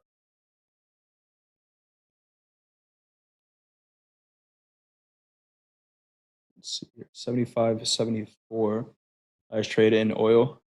I've been debating, Dolby, whether or not I'm going to enable the data in the live account for oil or gold or both. Ooh. It's a decision that you got to make as a live trader. Braden, do you have all Yeah, I do data plans? actually. Yeah. I do. I've got the 3. I've got Comex, CME, and CBOT. CBOT, yep. Yeah, I think I'm just gonna do All it. right, this is obviously not working. Give it a chance to reject 79 around the tail end. Yeah, that's crazy buying. All right, I bailed out. There you go. Braden flat there. Go ahead, Dolby. Yeah, longs are too early. That was Yeah. right idea. Actually, right idea on both sides. Just terrible trade location. Yeah. Right The idea. question is, do you like shorts up at the 1 hour range high? Let's see. The Russell's making new highs of the New York session. The Dow's making new highs of the New York session. The S&P is getting ready to as well. The Nasdaq has a little bit more work to do. About 40 points off of that high. Let's see here. Delta is still growing positive in the Nasdaq, positive 2,000. I don't know why the S&P is not giving me the right data, but it looks like it's positive as well still for the New York session. Okay. That was, man, hell of a bounce right there. We've seen, this is a big range too. This is almost 80 to 100 point range right here. Yep. I mean, you look at your chart and it's like, this is barely moving. And you put a trade on and it's like, I just got stopped out. I'm like, a 25 point stop. Yeah, it's because our range is 100 points. What would the range trader be saying here, Dolby? Well, we'd be saying get short. Right? And so what's tricky about range trading too is that it's hard to discount momentum when you're staring at a chart like in real time because you can see the momentum in the chart. But yeah, I mean, if you're a range trader, you really shouldn't be caring too much about the momentum because you're not a momentum trader. But let me tell you, it's a very hard habit to just look at the Nasdaq, for example, right here, right now. We thought we were going to break out for sure out of 24,700s, and we sold off 100 points, right? So the range trader part of you is telling you get short right now. The momentum part is saying slam longs and let's see if we break out. And that's kind of like the dichotomy of fear is like you trying to short highs, or you trying to buy highs and have it go even higher. We just had a ton of size trade in the S&P there. About 1,200 contracts just traded in the S&P. I was trying to see whether or not that was on the bid or the offer. It looks like it was on the bid, and they sold into it. 6804s. We could get moving a little bit here. Let's see what happens.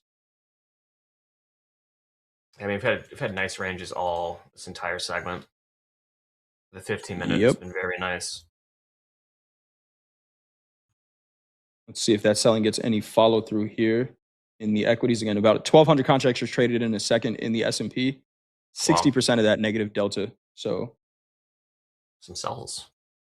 Some sellers coming in there. See if they get anything for it. If not, that could be the fuel for the rally. So here, 6803. Take a look at that tilt.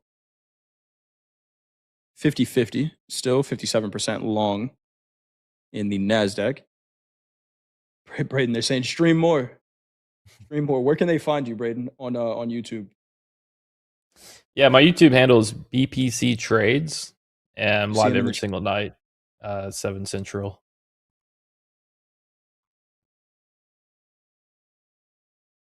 It is a good stream. Yeah. It is a good. Yeah, see, like this is a really good point right here, Jay. Right, talking about Yeah. range trading. It's like, oh, back up to the 700s. It's looking pretty scary this time. Sells off. Yep. 30, 40 points. Cannot look at momentum. No, It'd almost I've be heard you say it. easier. Go ahead. I've heard you say it, Dolby, right? If you're buying up there, right, and maybe it's a good way to look at it. If you're buying up there, you're asking the market to do something it hasn't done all day. Yep. And that could be decent enough. Right now, it's about how you manage the trade and things like that, right? I know for Easier myself said than done. personally, if I got short up in near 700s, I'd probably already have a stop and profit. 100%. Just because there isn't a ton of momentum here, but looking pretty good. Whoever came in and sold the S&P, getting favorable price action for now. Let's see if they get any follow through there. Again, Delta is still positive, which means there are more market order buys than sells. But they could be running into a passive sell, which is keeping this market down right now. All right, we'll get a sell in at 704s.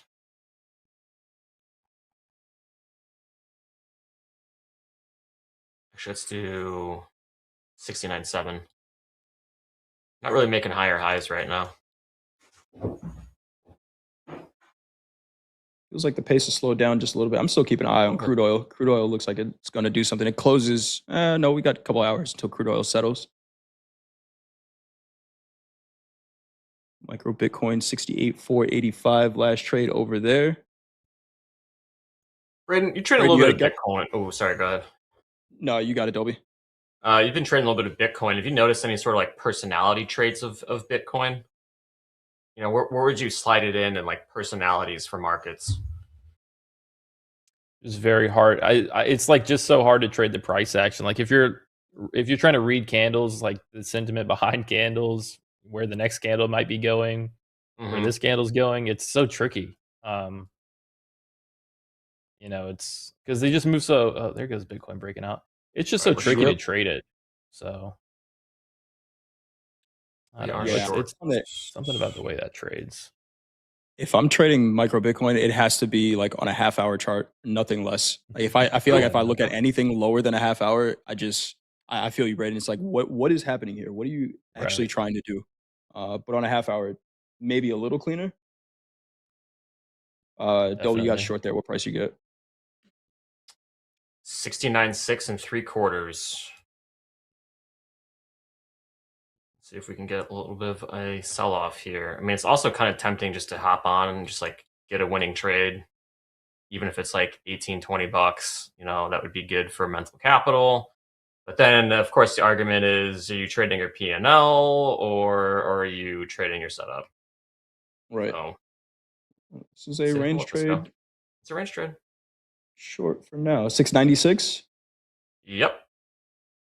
6805 last trade in the S&P. 24,685 last trade here in the Nasdaq. Russell just made a new high of the regular trading hour session as well as the Dow. Crude oil hanging out 65.48s right now. All right, we're flat. Nice out on that. That's enough for me to get flat. So got like 20 bucks. Nice. I got long 680s. I'm trying to. I want to see kind of if we can set up a breakout. I gave mine to you. Mine to you. There we go. You. Teamwork here. Yeah. See, maybe now it sells off. I don't know. You never know. It's the one lot dilemma, Jay. It's the one lot dilemma. Yeah. Yep. You know what's interesting with Nasdaq is that, you know, if you get into a Nasdaq trade and it works well for you, you can be up, 20, 30, 40 points really fast. And then it's almost like, do you take this now? Or do you try to take it now and then get back in again because you'll probably get a second chance? Or do you hold through the pullback and then wait for the actual move to play out? Because you get so many opportunities in NASDAQ. So it's like the opposite end of the spectrum would be like Antonio, right? Super wide stops, hours of hold time. Yeah. So what's kind of your thought on that, Braden? Because I'm assuming you've probably experienced similar things. We're all trade the same. I was watching Topstep TV and you said that the other day with like you're gonna get a second chance most of the time with NQ, and like that thought has gone through my head so many times. Like, okay, so I'm in profit. I can probably just get out because I know I'm gonna see the entry again, more Right. likely than not. But as soon So as you do you're that, almost like, paying for your trade if you can get a nice one. I know it's like you probably do get your entry retested. So like if you're in like right now, I'm looking at $30 of profit 680s, but I know I could probably, if I take that off, I can probably buy it back. But at the same point, you do that too much, and it's like, okay, now we're just not really following. Then you miss that one where it rallies, Yeah. 200 points in your favor, and then you're kicking yourself. And Oh, that's all like the time, all the time. branded into your memory for the rest of eternity. Watching oil here, 75.30s. Still selling a little bit here. NQ's looking weak right now. Equities are kind of jumping around, yeah. Yeah, Let's go. We got the top of the hour coming up. That short, if we wanted to, at like 80s or 90s. So I don't know. I'm gonna bank that one. Maybe act on it a little bit more. Romero in the chat says, "Be patient." That is, yeah. It's usually a good sound advice for trading.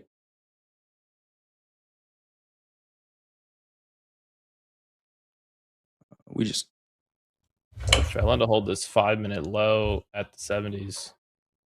Or it doesn't look like we want to if we don't turn back through 80s. Yeah, I'm gonna bell. Okay. Taking a little slight. There goes the range, Dolby. Loss there this minute. Yeah, I mean, it's range. The range has Home on been the well range. behaved. It's been well behaved. Just takes a little bit of practice to get comfortable. Just totally ignoring momentum and just taking the range trade. It would honestly be easier. out. Yeah, that was a great out. Nice intuition on that one. Sell right range there like in the S&P.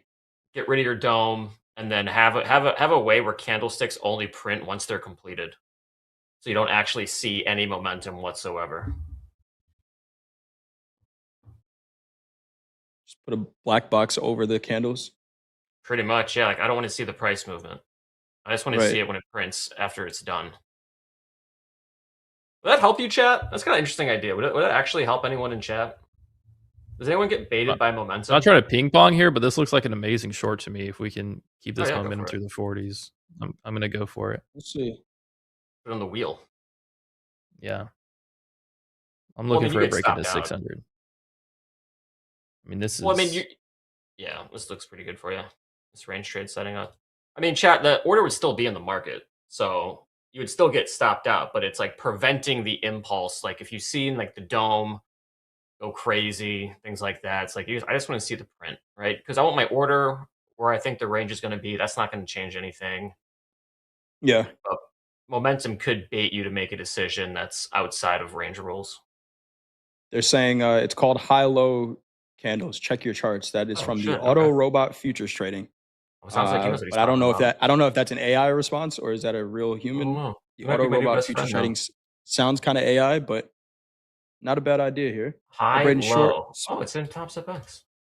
Oh, look at that. Look at that. You learn something every day. Get out of here. I think you just unlocked another level of Dolby. You just powered up. I might have just leveled up. Braden Short right now, a couple micro Nasdaq. Markets look like they are, just like a move away from some more volatility here. So make sure you stay tuned into Topstep TV. We are going to bring you any market moving news. We're also going to bring you a great group of coaches coming up here next. We got Hogue, D, and Coach Hoop coming in for group coaching. Again, that form is pinned to the top of the chat. Braden, great to see you back on Topstep TV. Let us know how this trade plays out, and we'll see you sometime soon. Perfect. See you soon. Dolby time, you'll be back for Power Hour. Of course. Group coaching coming up next. Stick around. If you haven't done so already, hit that thumbs up button.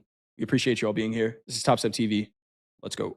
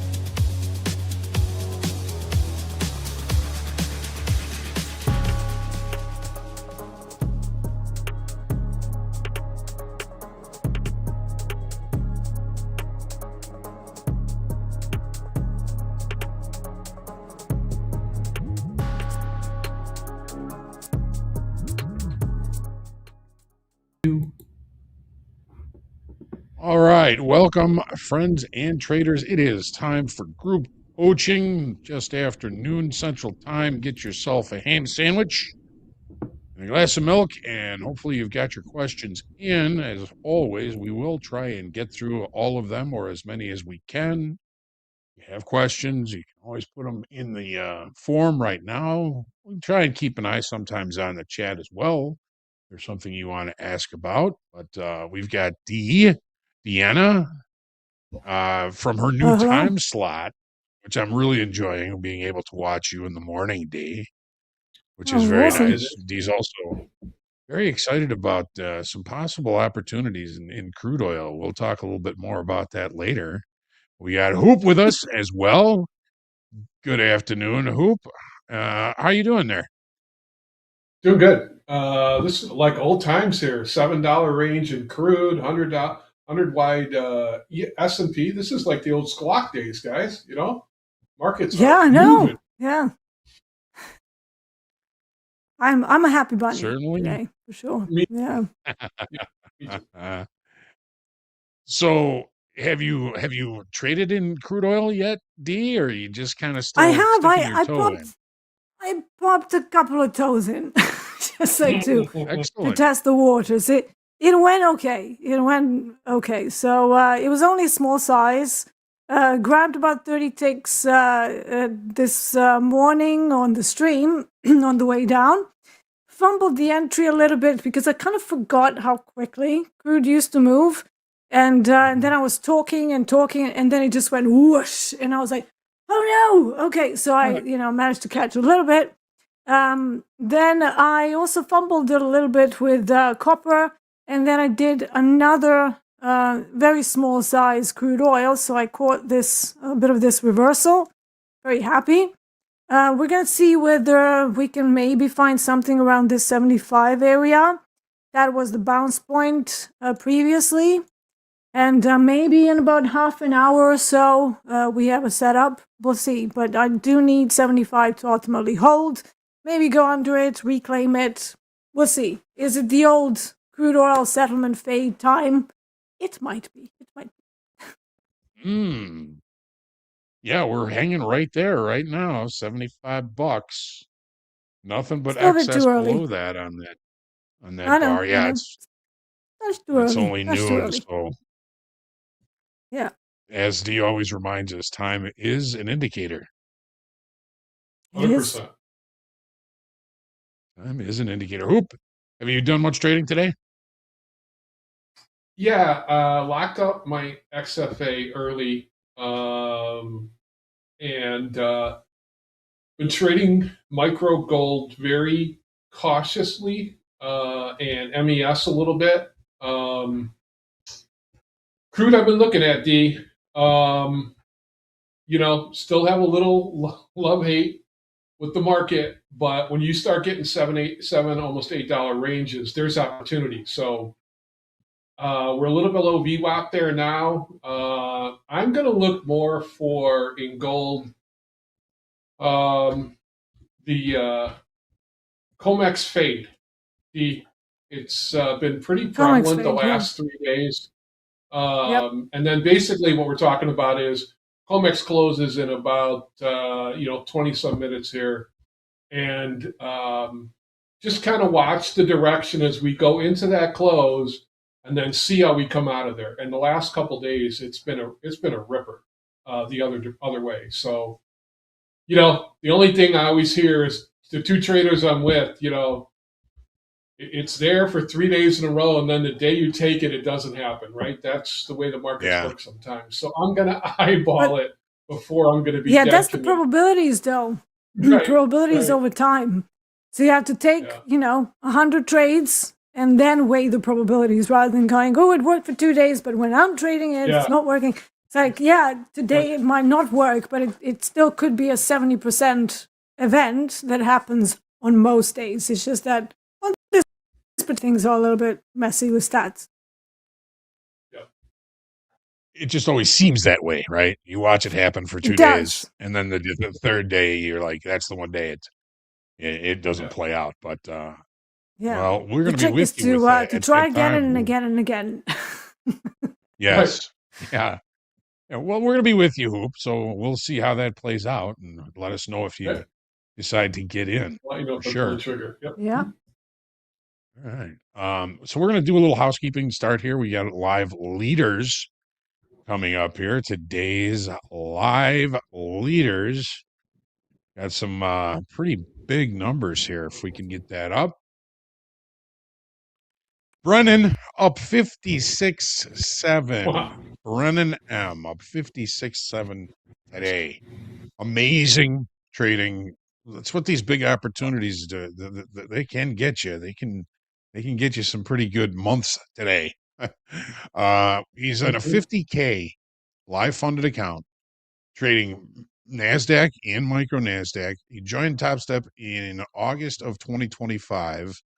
His live funded account was created on February the 2nd. 7 winning days so far. $28,000 payout last week, and his previous best winning day before today was 21K.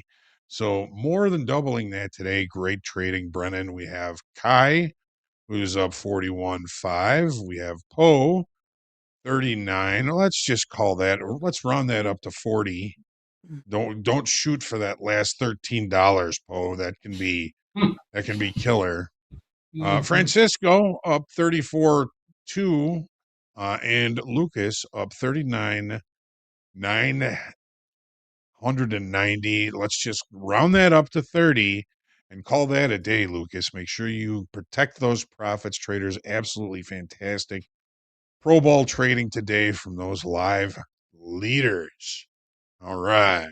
So we've got a whole bunch of questions. I'm going to start at the bottom. No, I'm going to start at the top. Low. Actually, it may have been from yesterday, but low is starting to see that price usually trades within a range, sometimes previous highs and lows. What are the main form of catalysts that would have price break these ranges? Hoop, what do you think? I mean, the market does have a tendency to trade in ranges for longer periods or for a greater percentage of the time. But when you see those breakouts, what catalysts would you say have the biggest probability of creating these big price moves outside of ranges? Well, the chart I got up right now, ES. Oh, today we've been in a range since like Thanksgiving. I kind of had that trend line drawn in there. And it's a pretty strong one. And there's the box, right, Hogue? You talked about it this morning, kind of going, and Dalton talked about it. When you break the range, you want to go with it. But the question has happened here.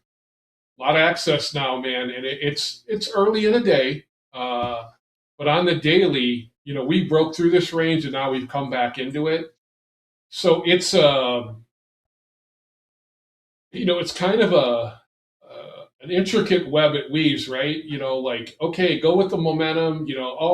My next target's down here at 6,600 on ES. Well, not so fast, right? Yeah. There's a lot of day left, and you go with the momentum. And right now, Hogue, you've been saying it, and I think Dee was saying it as well. We just still haven't seen, like, we saw a big pop in open interest. It's very retail orientated, the market right now, and you kind of got to go with the flows. So every range to me right now is a little bit different. So right now with equities, you kind of got to go with the flows. So I think it's always going to, a true range trader is going to lean on whatever time frame he's looking at. But I just, placing my orders and trying to, I always feel like I'm the last guy that catches the range, and then I get stopped out. Then it becomes directional. So that's kind of the life of being good at a range trader. It can test your patience probably more than any other trade out there. Thanks, Hoop. Yeah, it's so based on context, and understanding the auction process. I think is one of the most important things. And yeah, I mean, we do look at these ranges, and we do have a general guideline that says, if you break out of a range and it shows acceptance, you go with that breakout of that range. If it fails, then you go back into the range and you start fading the extremes again. But again, there's a million contexts in how to kind of to look at that and to manage your risk on it. Looking at that S&P chart, looking at any of the charts where you're looking at seeing potential breakout from balance, it's all about context, isn't it? Definitely, yeah. I mean, we are trying to break the range, but at the moment we're failing. So let's go to the ES chart for a second. Don't really know what I have on there because I don't really trade it much. But yeah, I mean that. Yeah, so here's something that I probably put there many moons ago. weekly range high, weekly range low. But there's another inside range now created from January, December. There. So the question is, how do we close the day today? Is this a range now? Because we've had going in one range, but now is this a range compression? So I would really like to see how, so how does this week close after NFP? Because that's obviously one of the bigger releases. And then make my decision of whether this is still a range, but even tighter, or whether it's a breakout opportunity. But for now, it looks pretty range bound to me still. However, again, I think NFP will be the defining factor there. We've got a few days to go. And with the current geopolitical situation, ACH, anything can happen. Exactly. Anything can happen. Yeah. That can change the face of any of these markets in a heartbeat. Yeah. We saw that big gap down, and then we closed the gap on one of the biggest risk-off days ever. It's like, what are we doing? So it's, precarious. But that's range-bound markets for you. They try to dip lower, and then immediately there's a bounce back. And if you look yesterday, where that gap close came from, let's remove this for a second. I mean, I put this line based on this low, tagged it pretty much to the tick, and off it went. And now we've popped below it. Is this just a liquidity sweep to shake out more people? But at the moment, it's unclear. So the way the daily chart looks now, it's still a range. However, it is subject to change because, like Hoop said, we've got a lot of day left. So anything can happen, right? Patience, I think. Seems to be extending the balance higher. I think there are certain things that you can keep track of that may sometimes improve the probability of being able to catch a breakout. And if you were to monitor open interest day over day, there have been times lately, particularly in crude oil, where we're in a range, but I'm seeing open interest increasing on a daily basis, and that can tell you that there's more energy building into the market, and may at times increase the probability of a potential breakout and a continuation above a range. But there's a million ways to peel an onion. Lo has another question I want to ask you, D. She asks, is there an inverse relationship between precious metal markets and the stock market? Sometimes yes, sometimes no. I would say only on risk on or risk off days. It's definitely not an everyday thing. In fact, we've seen during COVID, everything started going in the same direction. That was weird. And that since then, that inverse correlation has not really been back. We've seen it a little bit this week, but for the most part, it's not really as strong as, it's not something I on every day. If you're like, short ES, let me long gold, it's a bit trickier than that. Usually the inverse relationship is probably better seen during risk on or risk off situations like we have this week. Otherwise, they can go together, or they completely disconnected as well. So each man for himself, right? Each product for themselves. It just depends on what's happening. Monetary policy releases can certainly push that one way or the other correlation-wise. But I personally wouldn't be starting my weekly plan or a daily prep with, if ES goes up, then gold must go down. It's very contextual. So exercise caution with that idea. Especially for the last year or two, we've seen, gold, increasing in price in a big way, while equities have either continued to push higher or kind of kind of ranged. So there are, of course, other things that will affect price in both. Typically, however, I mean, gold has typically been the biggest store of value in all of history. So there may be some truth to the idea that they might move in opposite directions, but usually only when there's like Dee said, some sort of risk off event where people are trying to figure out a way to put a place to put their money. Whoop, how do you feel about that relationship between precious metals and the stock market? I mean, when I think precious metals, I always think of gold, but there are other ones. Yeah, I mean, any times market, gold has had this weird relationship for going back a long time as, risk on, risk off. Over the last 2 years of this rally, especially this kind of last push we had on the upside. I mean, I was reading articles about, over in China, people bringing copper to places to sell it, and gold and silver. So that type of stuff gets a little bit over the top in terms of, and that kind of always smells a little bit of, are we getting heavy here? And then you look how the equities are acting, like you said today. I mean, the equities were getting hammered this morning, and gold flipped. So I think I look at them more maybe inside of a day to see if there's anything going on, but they've kind of diverted, in the past year, where gold and silver and platinum have just had a, kind of a mind of their own. And this could be from a lot of purchasing from China. And our market, has stayed, it's been progressing. But right now, that correlation, I agree. On certain days, maybe it does, but right now, I think it's kind of broken a little bit right now. Yeah.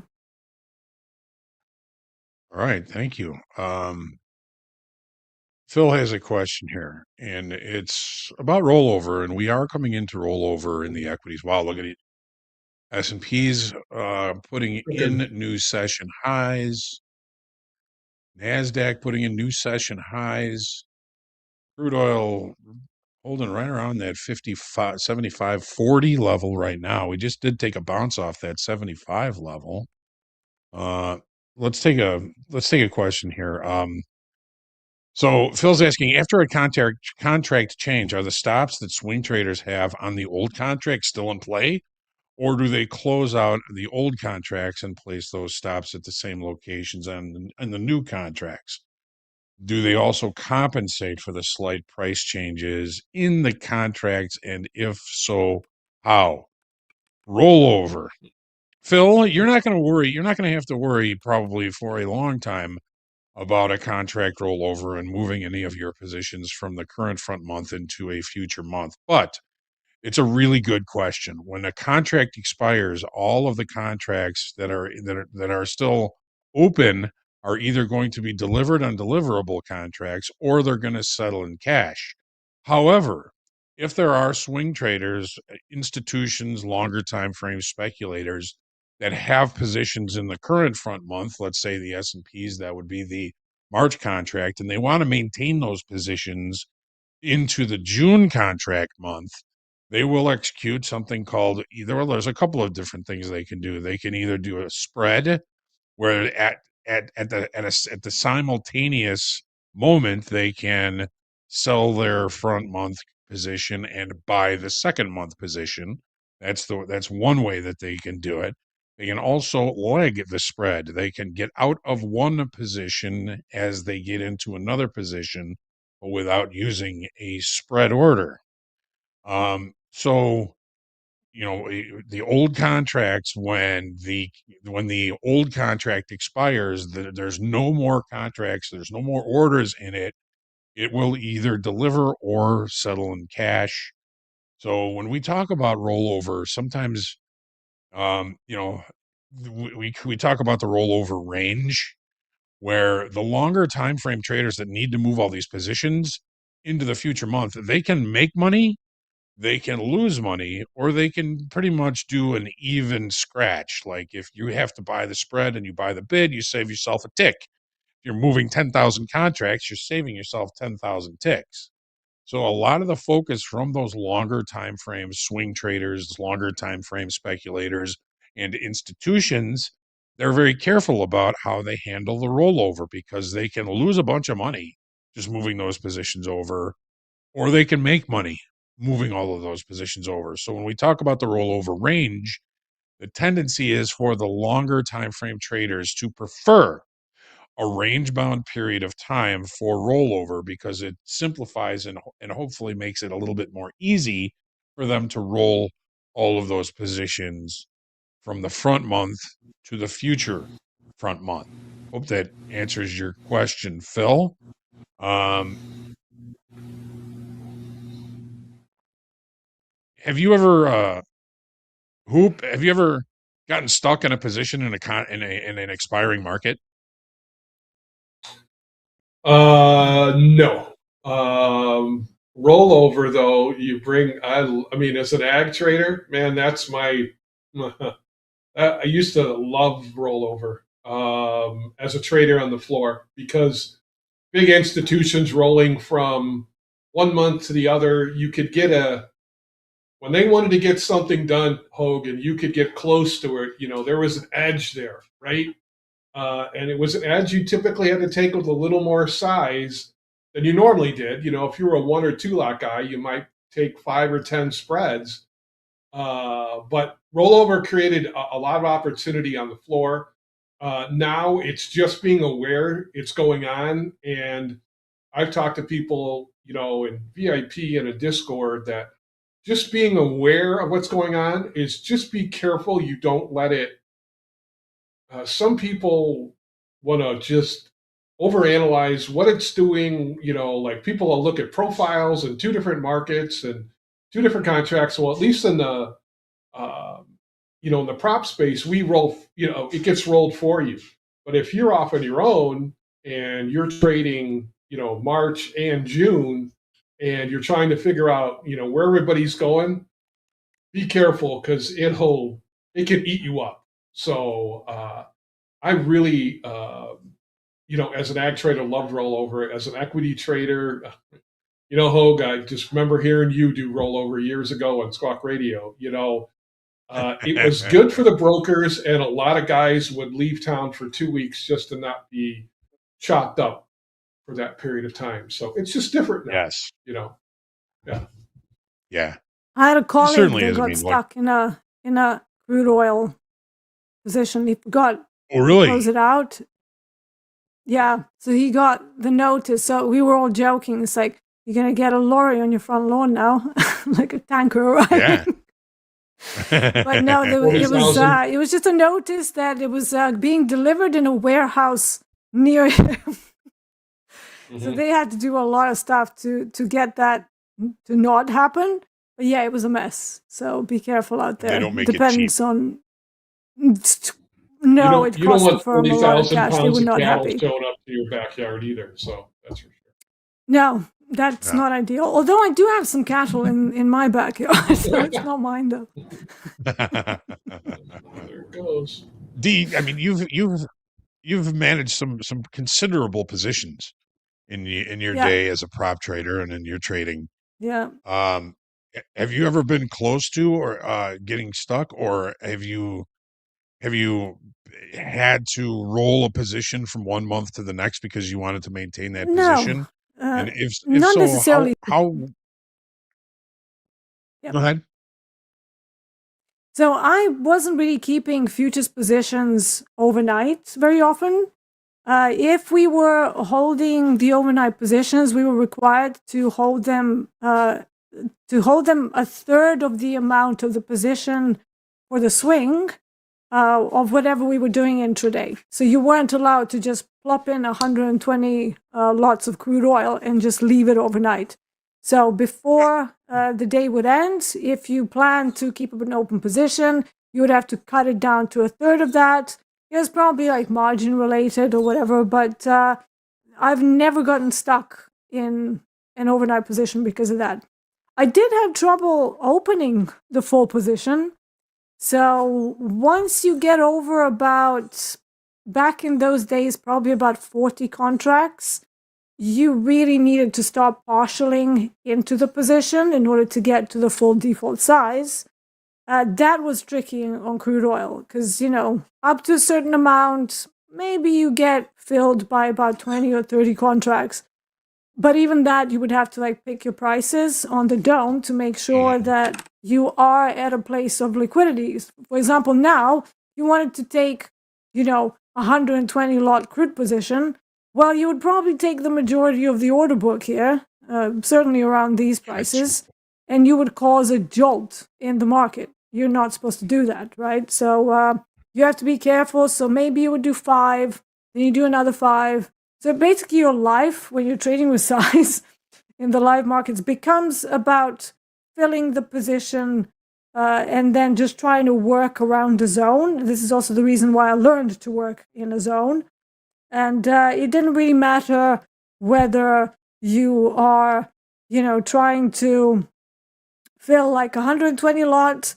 The only thing that would matter is that you have enough liquidity in an area where you're trying to do so. So any kind of breakout trades in thin areas, you can forget about that because there's no chance you're getting filled on not even half of that position. So it was tricky, for me back then. That was new ground, and the prop firm was just pushing size constantly.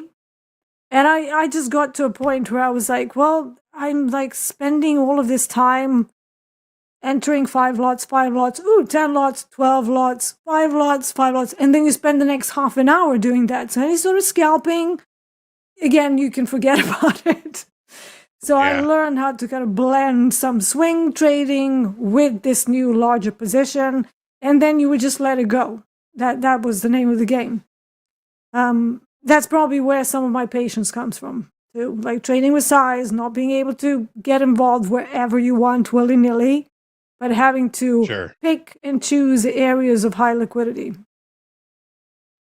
And the execution of it is completely different when you're trading that kind of size than if you're just trading a few. Oh, yeah. Yeah, 100%. half of your day goes on actually getting in or getting out. That's your life. I still have friends. I still have friends who get commissions for executing trades for large speculators. Large speculators say, I want to sell 1,000 S&Ps today. Give me my average price at the end of the day. And that's what he would do. He would spend all day doing. He still does it. He still goes down to the office and does all this execution for all these big speculators. He had big customers. He was a customer of mine when I was a broker in the S&P pit. Good guy, my friend Paulie. Hey, we got to do a little bit of housekeeping here. We got the news clip here. Apparently, there is a new AI king among iPhone users. Let's check it out.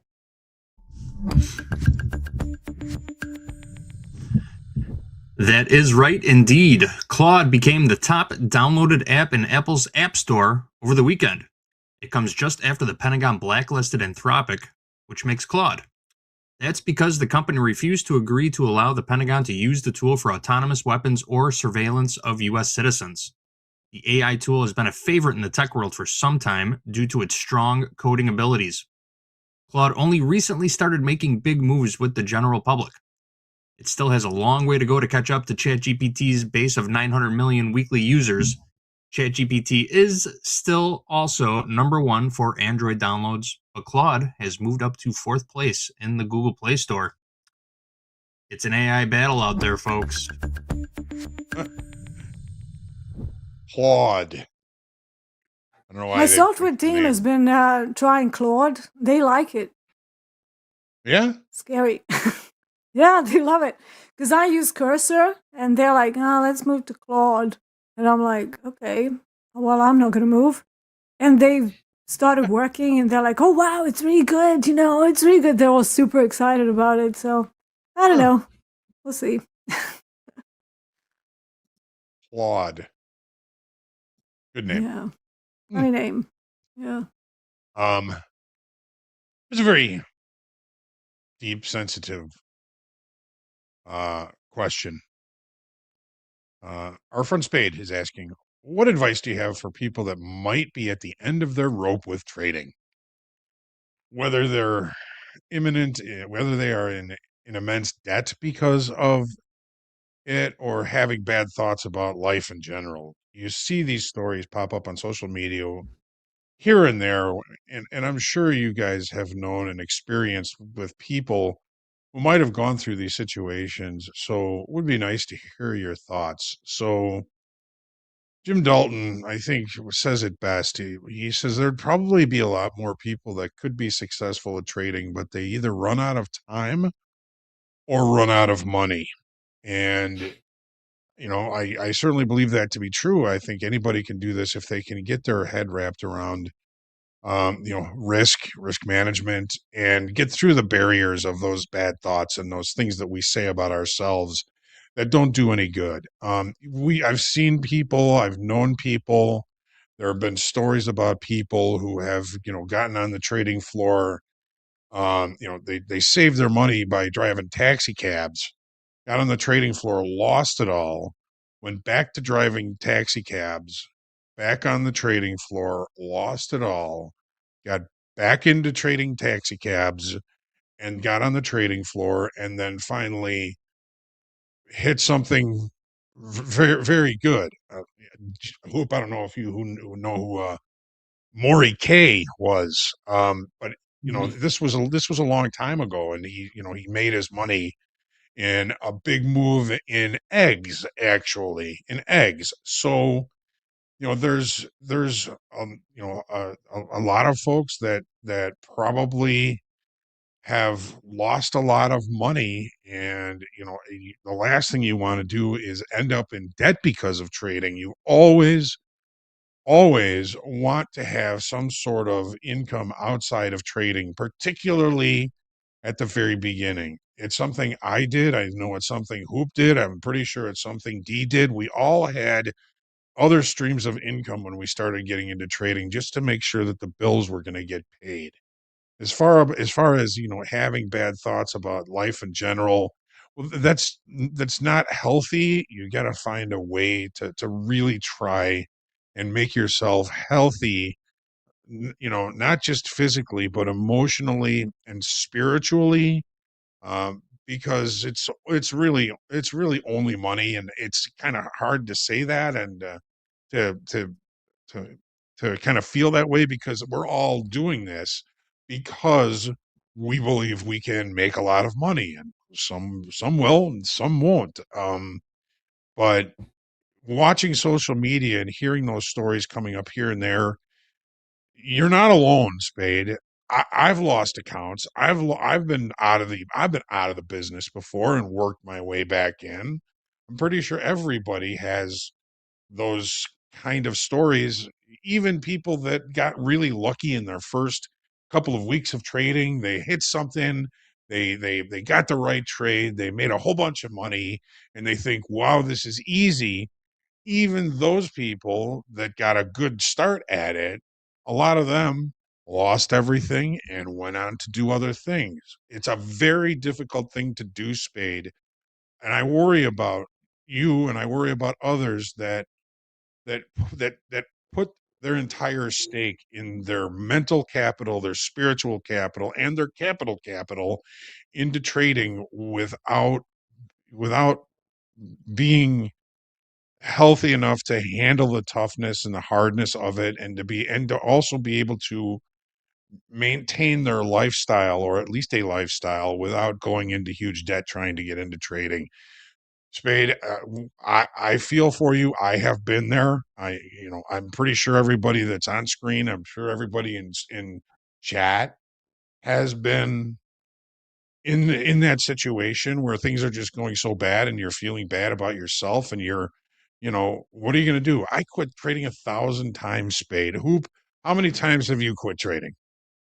Oh, yeah. I mean, and the thing too, Hogue, is when you're alone, trading in front of screens or multiple screens, a little bit different. It was, on the floor, it was very public. When all of a sudden you'd be trading next to a guy and he's gone. You know, you knew he took a hit the day before, and potentially, you know, he was trying to refigure his capital to see if he could come back on the floor. So yeah, I mean, and you're right. You get some guys that hit it out of the box, and then, you know, eventually, you know, things catch up to them. So the longevity of traders and how many times we go through this. I mean, the three of us, we've been trading in the prop space for, I don't know, 10 years together. So, and we've seen it as coaches and as traders. Yeah, I mean, the greatest thing for prop is you can learn in sim. That's the beauty of it. You know, not putting until you're ready your own risk capital out there. Hone it in prop, and then if you want to take money that you've accumulated in prop and try it to the next space. But this is the greatest thing about sim is that you can work some of these things out, you know, develop your skills and move on from there. But yeah, you know, we see them as coaches a lot. A lot of traders go through, you know, I want to quit. I've had enough. Market's killing me. Yeah. I mean, Dee, what's your thoughts? I mean, you've heard this as a coach. Yeah, I mean, I hear it all the time. You know, coming to the end of my tether. I'm annoyed now. I'm going to try and shift this topic in a slightly different direction and move it to a completely different vocation. And I know that trading is perceived to be like easy. You just do a few clicks and you make money, right? It should be easy, but it's not really easy at all. It is probably the hardest thing you will ever do in your life because it's you versus you. It's not just you versus the market. It's you with all of your self-limiting beliefs. But think about this. What if you were training to be a surgeon? I think the timelines of expectations of people, especially now with social media and unrealistic expectations, when you see some person on the internet, oh, he's made $1 million over, 5 days. It's like, oh, that could be me. But just know that you don't know the full story there. Usually people who can do that, they've been trading for a very long time. I actually shy away from posting my P&Ls that we do on like mechanical algorithms and stuff, because I think it creates an unrealistic expectation. I never want to do that. We're here to show people how to do prop trading properly. But let's say that you're training to be a surgeon. Would you expect you go to pre-med and then in 3 months' time, you're going to be operating on people's hearts, people's brains, whatever you want your specialty to ultimately be? You wouldn't, right? Nobody will let you get close to them. Why? Because you don't have enough experience, there's no specialty, there's no practice. You're just not allowed to do that. But in trading, because of the way it is, it's so easy to click a button and everybody can do it. Everybody thinks that they're going to be millionaires tomorrow. Just know that this is a tough skill, very tough skill, one of the hardest things you will ever do in your life. So think about it that way. Increase the timeline. Maybe you're trading a product that is not suited for your personality. It puts you on tilt constantly. Anyone trading gold these days, I mean, I'm a pretty calm person, but if I would be trading gold, oh man, I would be so annoyed with it. I promise you I would not be immune from tilt either. It's like you have a great setup, but this morning I was talking about how much a stop loss should be based on like just systematic observation of ATR and stuff. If we use Coach Paul's formula, dropping down to 5 minutes, looking at the ATR times 2, we come up with a stop loss of 600 ticks. So you tell me, how can you find a setup on anything less that's not going to just whip you out, annoy the hell out of you, and then you think you're not a very good trader? I've actually met people through my coaching that are excellent traders, but they're trading the wrong thing. And they're going on tilt because of that. So maybe consider finding a calmer product. Maybe consider something that doesn't move a bazillion ticks in one day. Maybe that's not your jam. Some people love it. They thrive on it. not everybody does. I personally feel like a fish out of water trading something that moves 3,000 ticks in one day. Hell no. And for reference, crude oil today, one of the biggest days we've seen, 700 ticks. That's more than enough for me, and kind of a little bit bigger, but you can always size down, do stuff. It's still workable. If crude oil goes to 2,000 ticks per day, I'm not touching it because it's gone way over. So, there are things that I would particularly like to explore with this trader if we could.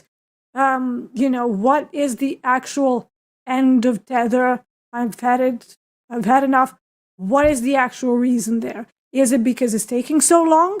What is too long? How long have you been trading? Have you been trading for 3 months, a year? In the last VIP, I had somebody who only started trading I think it was in October. So we were doing the second season in whether it was April or something. And they were like, I've had enough. I've blown up XFAs. It's like, dude, you've only been trading for like 3 seconds, really. And I'm sorry to say this, but trading is not for the weak-minded. It is extremely difficult. Therefore, it requires high emotional resilience. And if you're somebody who is maybe not that stable as an individual, I would first sort that out before I continue to trade. Again, I don't know this trader, so I don't really know exactly where the problem is coming from. But you have to be persistent. I've never even thought of quitting trading. Whether I'm up, whether I'm down, there's just no option. This is what I'm doing. It's like a dog with a bone. It's happening and it's the end. And, you have to know that you will have years of it being in a drawdown. Even after, I've had one in 2024, right? Crude oil died on me. The whole year, I'm limping through my live account. It was, it was terrible. But at the same time, I still love this job, right? Doesn't matter. You still play detective. You still try to figure out what's happening. You try to see how you can change things, maybe change products. So I changed all of the products. I was a crude oil trader primarily. And then I went to my backup markets, which is the metals. And that worked for me quite well, right? But you have to have that curiosity and desire to constantly adapt. It will never be the end. Trading is not a linear process where one day you wake up, you're consistently profitable, and then you're consistently profitable forever. It doesn't work that way. It's up and down, up and down. I know, right? That would be amazing. So it's a roller coaster. It's a process. Nobody's always up. Nobody's always down.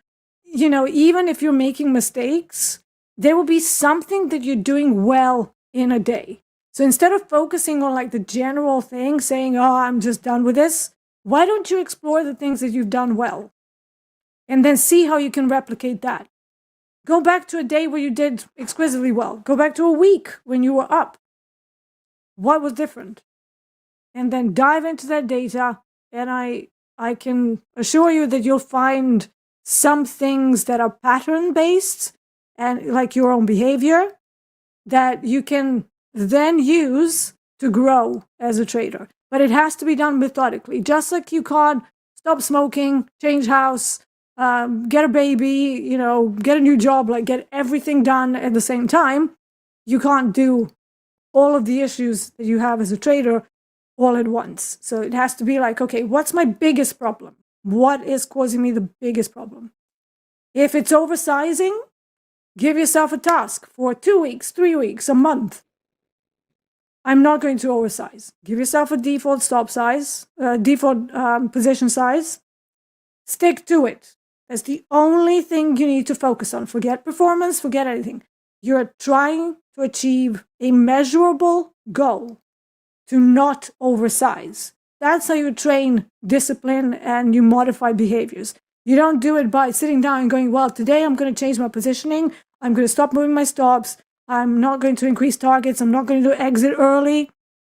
Pick one. Once that one is minimized, move to the next one. There's not enough people who use methodical practice in this line of work. And through the VIP coaching, that is what I'm trying to tell people to do. It's one of the lectures that we have. How to focus on a single task at once spend a few weeks. I know it's boring, but if this is what you want to do for the rest of your life, what's a month? Nothing. But if you don't do it now, that idea that you're going to be a good trader is going to live in the never ever land. So we have to be realistic, but we also have to take steps on how to improve going forward. Sorry, a bit of a rant. D, there. I mean, you're talking a lot about like creating good habits, right? Like it's a habit to not It's a habit. over leverage. It's a habit. And I found that creating good habits it takes one at a time. Creating bad habits, you can do it. You do all at once. Correct. Yeah, absolutely, 100% agree. Yeah. Yep. 100%. And every time I quit, I was always back the next day. It was never something Exactly. I was actually going to leave. It was like, all right, I can't do this. I quit. Back the next day. Matter of fact, and even in the office, I'd walk in and say, all right, I quit. And they'd say, all right, see you tomorrow. All right. That's right. As you walk out. Never going to be easy. Yeah. Saw a couple of really good quotes. I think it was Charles Chapman said, what is it? What was it? Success is never owned. It's only leased. Nice. I love that. Yeah. Yeah. Right. It's a good saying. Yeah. Yeah. It's the accountability of this business to yourself. Yeah. And once again, even as, coaches,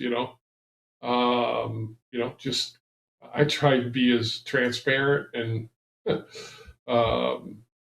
share the journey, right, guys? That's all we've ever done. And, our years around the market, because we're trying to make the learning curve a little faster for you guys, because we've worn it, a lot. So as traders in the business. So it was Dan Emmons that said that. He's got it written in here again. Success is never owned. It's only leased, and the rent is due every day. Great quote. Yep. Great quote. What do we got? We got 2 minutes. We have 3 minutes left here. Alfred So there says is sometimes one, I get suckered. Go ahead. So just one thing. Here's just something on Reddit. It's not shouldn't be a problem. So what success really looks like, and I love this meme because it's really, really true. So what people think it looks like, straight line. What it really looks like.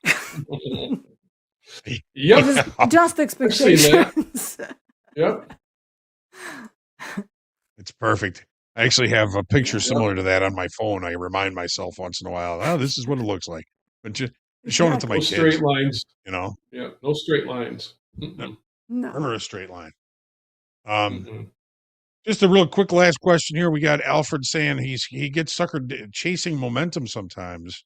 What are some things to look for to understand if momentum will stop shortly after breaking out, or if it will continue, and how to trade it without giving up good trade location? Boy, oh boy, that's actually a lot longer of a question, or a lot bigger of an answer than I was looking at initially. But, D, give it a minute. Okay, markets are range bound about 70% of the days when we look at many years as a sample size. So how many of those days actually turn into true trending momentum days that just keeps going and going and going and going? Well, I can tell you, because I've done a lot of looking in that department, true trending days that are like zombie rallies or just days that keep going 8% of the time. So if you're constantly chasing momentum, just know that you are chasing a low probability, low occurrence event. So I would rather focus on failed momentums, which is how I've made my money, rather than expecting for things to just keep going.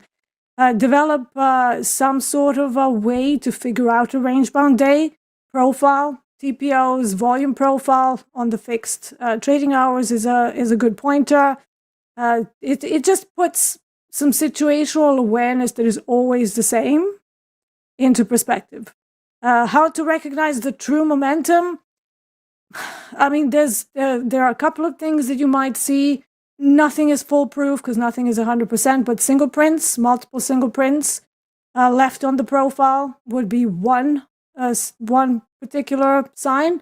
And the second one would be constant sweeps in the same direction. You see this on silver and gold a lot, where it looks like it's turning around, but then they just turn around, smash to the high, and keep going. Just a couple of things that have helped me figure out true momentum from the fake one. Thank you. All right. Oop, I'm sorry. I think we're about out of time here, my friend. Oh, just look at Coach Jay and Coach Paul. They talk about exhaustion. Momentum, I agree with D, is harder to find. Look for the exhaustion. That's where, a good chunk of the money's made on the exhaustion, maybe not so much with the momentum. Awesome. Well, D, Oop, thank you very much for joining group coaching today. Awesome answers. Always a pleasure to spend time with you. What do we got coming up here? We got Trade with Topstep. We got JD and we got James S coming back. Third trip for James S. Going to be good to see how James S has been trading for the last week, and I of course will be joining as well. So again, D, Hoop, thank you. Everybody, stick around. This is Topstep TV. We got a lot more coming up. Stick around.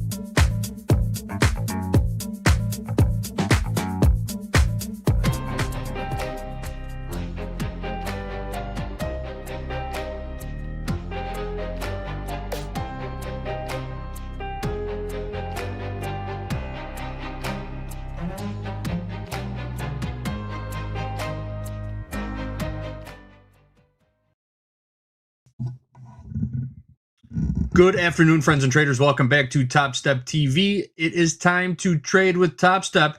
I'm JD. You know John the Goat Hoagland over there on the right. And the man in the middle, the man of the hour, the music man himself, Mr. James, is back to join us for an hour of trading. James, how are you? This is your third time here on Topstep TV. Is it getting any easier? Are you liking it more? Are you liking it less? Tell us everything. I love it. How are you doing today? This is great. It's awesome to not be trading by myself in my house. Just in general, Topstep TV, you guys give a backdrop to traders everywhere who are just sitting and watching a screen, or used to sitting and watching a screen quietly in their own house, and now we get to laugh along with jokes, and we get to hear other people's opinions and all this kind of stuff. It's great. Well, it is definitely our pleasure to be here for all of you from bell to bell every single trading day of the week. This is what we love to do. That's why we do it, right? Hoag, how do you feel about being the voice in the background while people are trying to trade? Are you okay with that? Oh yeah, no problem. You can even get my order signals. I can freak everybody out right now and say, "Order filled." Order filled. Nice. Is that your only voiceover? There's more, aren't there? Yeah. For the platform? I think there's what else is there? Markets are open. Markets are closed. Order placed. Very good. Very good. We're going to have to work on some of those. We'll get more of them up. There's a few things I want to hear Hoag say on the platform. Anyway. Well, when I did like 3 different versions of each of them that they asked me to do. And I did 4 for stops because the 4th one I just put wah wah wah. Yep. You get your stop RTR, you filled. nailed one of mine. I want to hear Hoag yell, "Rejected. Order rejected."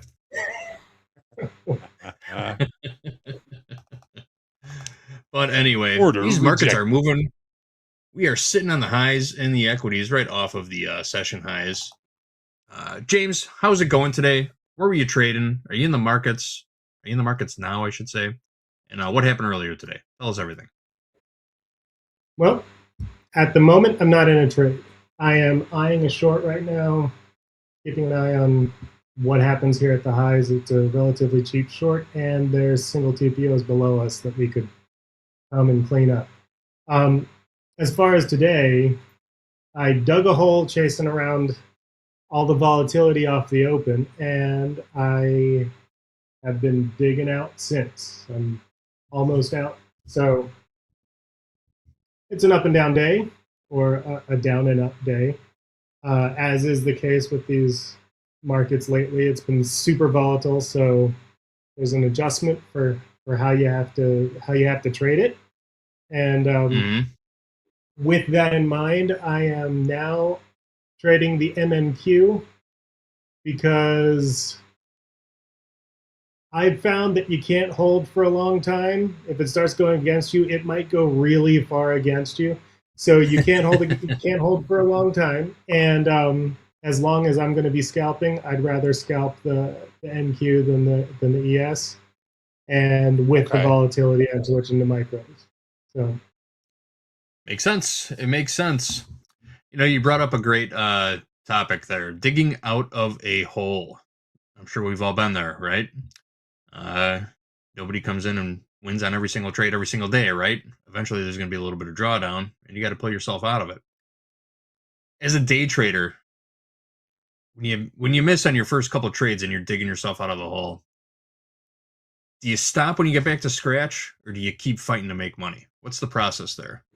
I'm sure everybody has an opinion on this, but when you're down some decent money, you're $150 away from your DLL, and you fight your way back to even.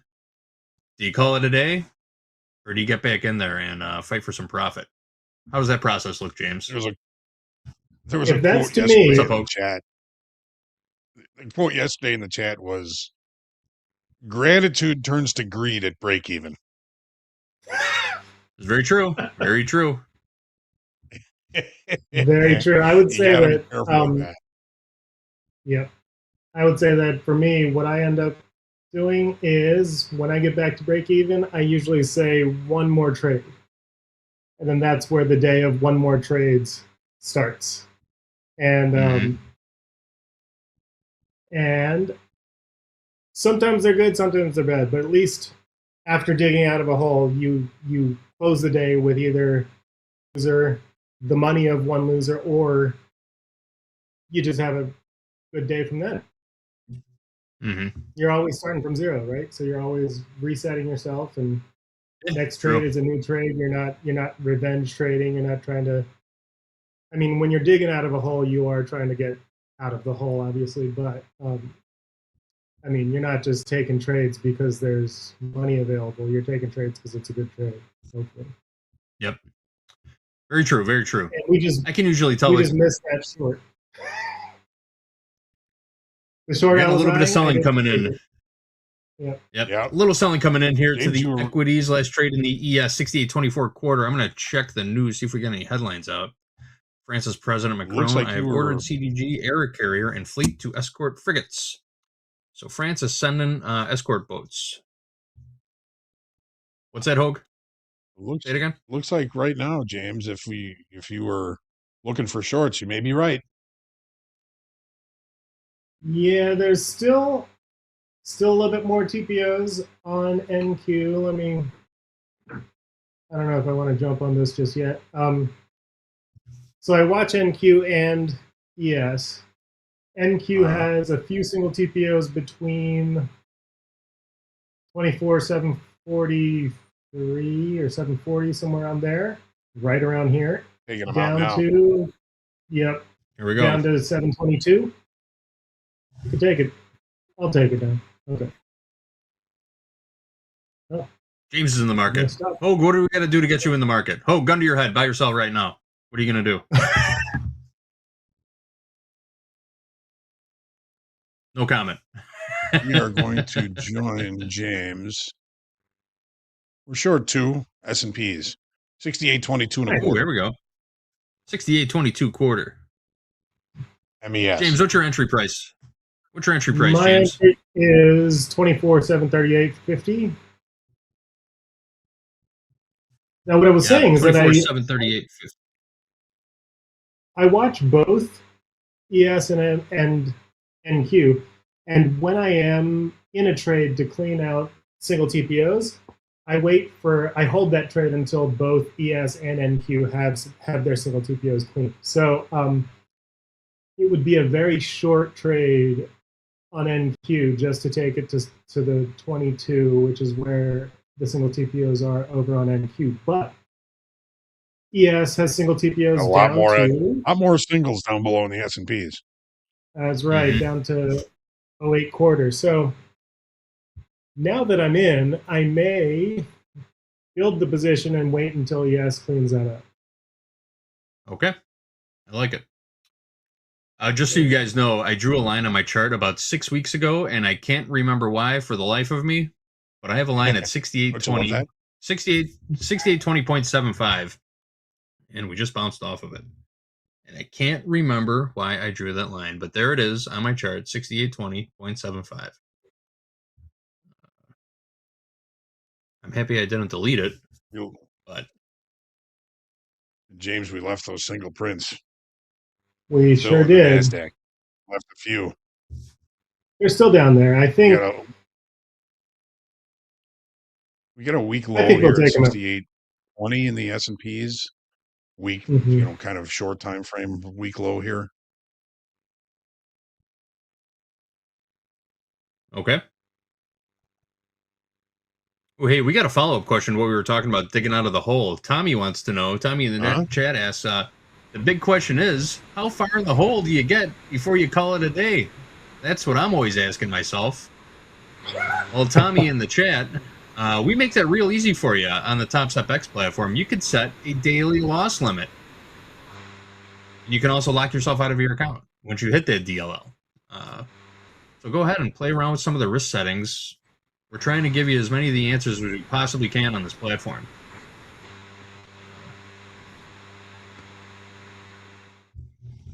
Yeah, I mean, sometimes it's not necessarily a dollar amount that you might want to pay attention to. If you look through your trade reports, you may see that you may start to feel a little tilt if you have 3 straight losses. It may not be necessarily a dollar amount that's gonna kind of cause you to fall into tilt. It could be 3 straight losses. It could be a dollar amount. Just pay attention to when you start to kind of lose your ability to try and make good trading choices. And again, for me, typically it's if I have 3 straight losses first thing in the morning, I'm taking a break. I'm locking myself out for a half hour or an hour, and I'll come back and check it later. Sound advice. Sound advice. All right, guys, let's go And the around the time horn and block check out- in on these. Say again, James? I was just saying, to John's point, the timed lockout is really helpful for just walking away. So you don't have to lock out for the whole day. Lock out for a half hour or 20 minutes or something like that, and it holds you to your own That's rules. It's changed. great. It used to be. So where's your if you hit that CYA, lockout.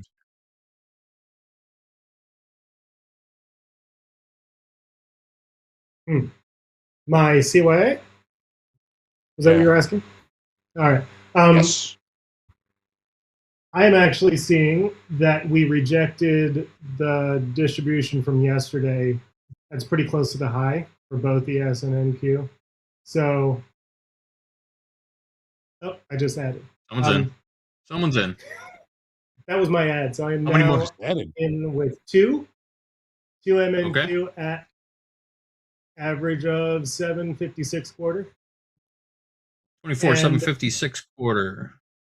That's right. And my CYA is up in yesterday's distribution range. The low of yesterday's distribution, which is 24,806. All right. Good 50 Getting points pretty close away. to it. Yeah. Plenty of room to breathe, for sure. Let's go around the horn and check on these markets real quick. We got last trade in the ES at 68.33 half. Last trade in the NQ, 24.782. Last trade in the Dow, 48.599. Last trade in the Russell, 26.2370. Gold, 51.25. And crude oil, 74.55. Checking in on the tilts, we've got 53% long in the ES, 57% long NQ, and 54% long crude oil. Pretty flat across the board on the tilt. A little bit to the long side, leaning just slightly to the long side, but basically flat. All right, James, your point of invalidation up at, what was it again? 800? Right around 800? Point of invalidation is getting into the distribution area from yesterday. I have that the low of the distribution yesterday at 24,803, somewhere around there. So my stop is just a few points higher than that at 806. Very good, very good. All right. I currently have our stop at 68.45, which kind of lines up with that same kind of distribution that I think James is looking at from yesterday. And the S&P is very similar to the Nasdaq level he's looking at. So we're with you, James. Let's go. We are with you. House count. House count short from 22 quarter. Taking a little bit of heat on this trade right now, but we're giving it plenty of room to breathe. Like Hoke said, CYA, point of invalidation on this trade is all the way up at 68.45. Another 15 points to work on this trade.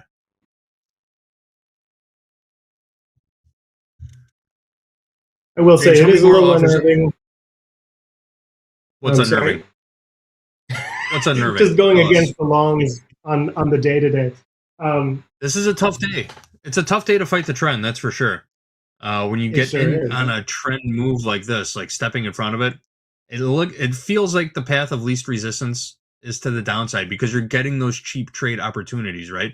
Whenever you're getting short, you know exactly where your risk is. Your risk is at new highs. So you can sit there and trade it 10 times, hoping or waiting to catch that pullback. But at some point, even that strategy is going to be invalidated, right? So if you lose 10 or 15 times in a row, what are the probabilities of that one winner coming back to put you back in profit, you know? So it's a game. It goes from a game of inches to a game of millimeters real fast, you know. Oh, you look like you wanted to say something there. What's on your mind? No, I'm chilling. I'm booling. All right. That's what the kids say, isn't it? Hey. Booling? Booling? I don't know. I don't hang out with kids. I hang out with a 4-year-old. She doesn't say that. Hey, everybody. Ted's in the chat. Ted was on yesterday for the 1 o'clock segment. 43 is next, Ted says, in the ES. I can see it. Yep. I can 10 see points it. away.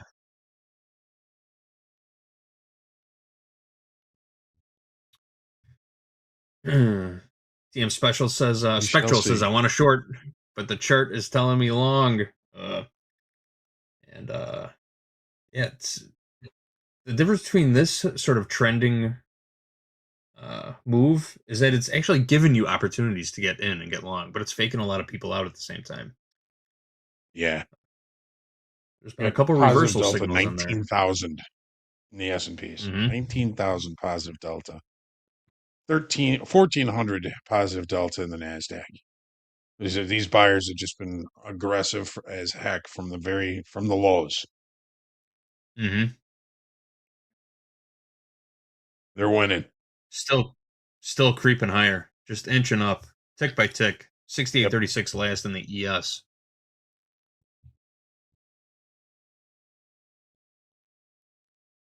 I'm guessing the 800 is going to be resistance on the NQ. Let's pull up the NQ chart. How is it looking? Who's got a pulse on Bitcoin today? Is anybody watching Bitcoin? I have not. I'll pull up that chart in just a minute. 24,792, 795 last trade in the NQ. Pumping higher. This buying volume is really starting to peter out.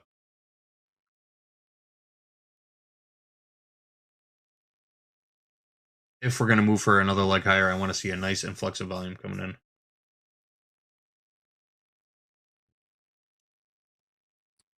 JD, you watch the Dome?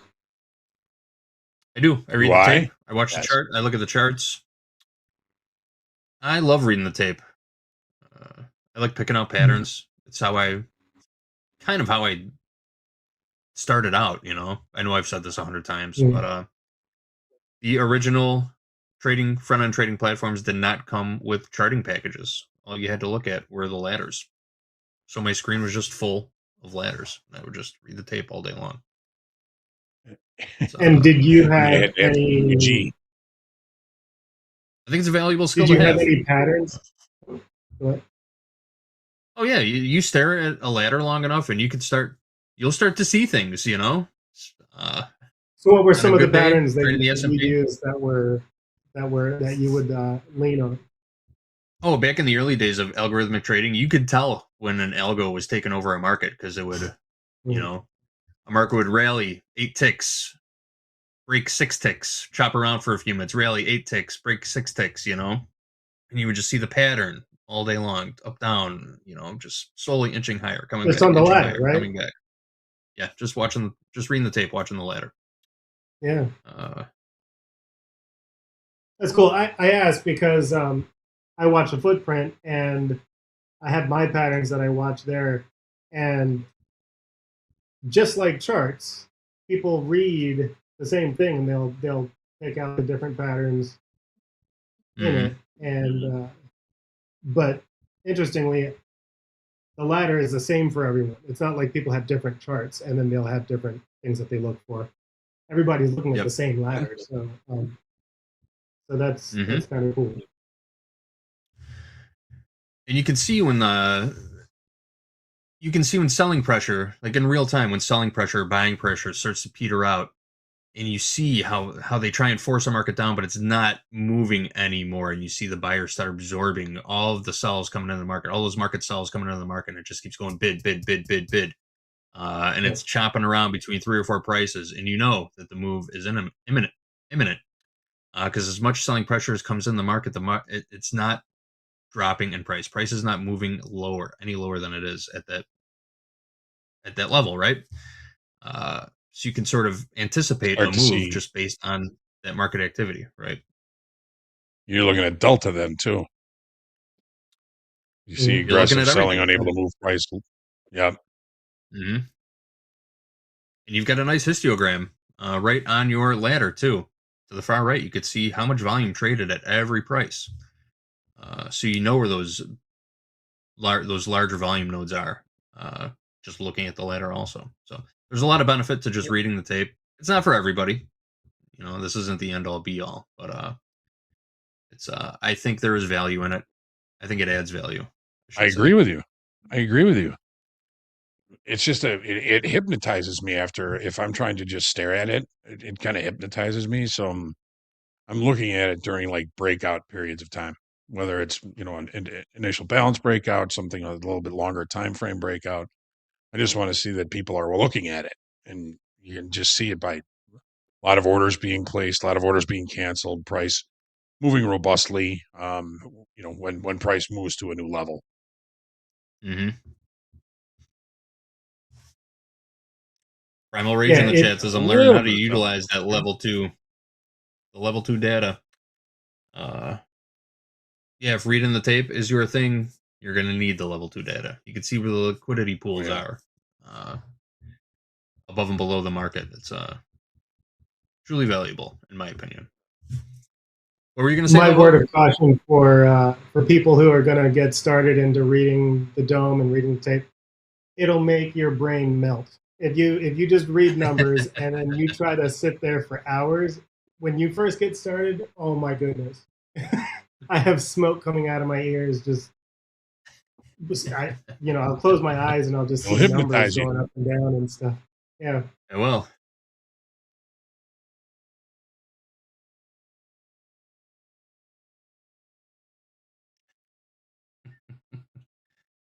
And actually, that's been grizzly bears.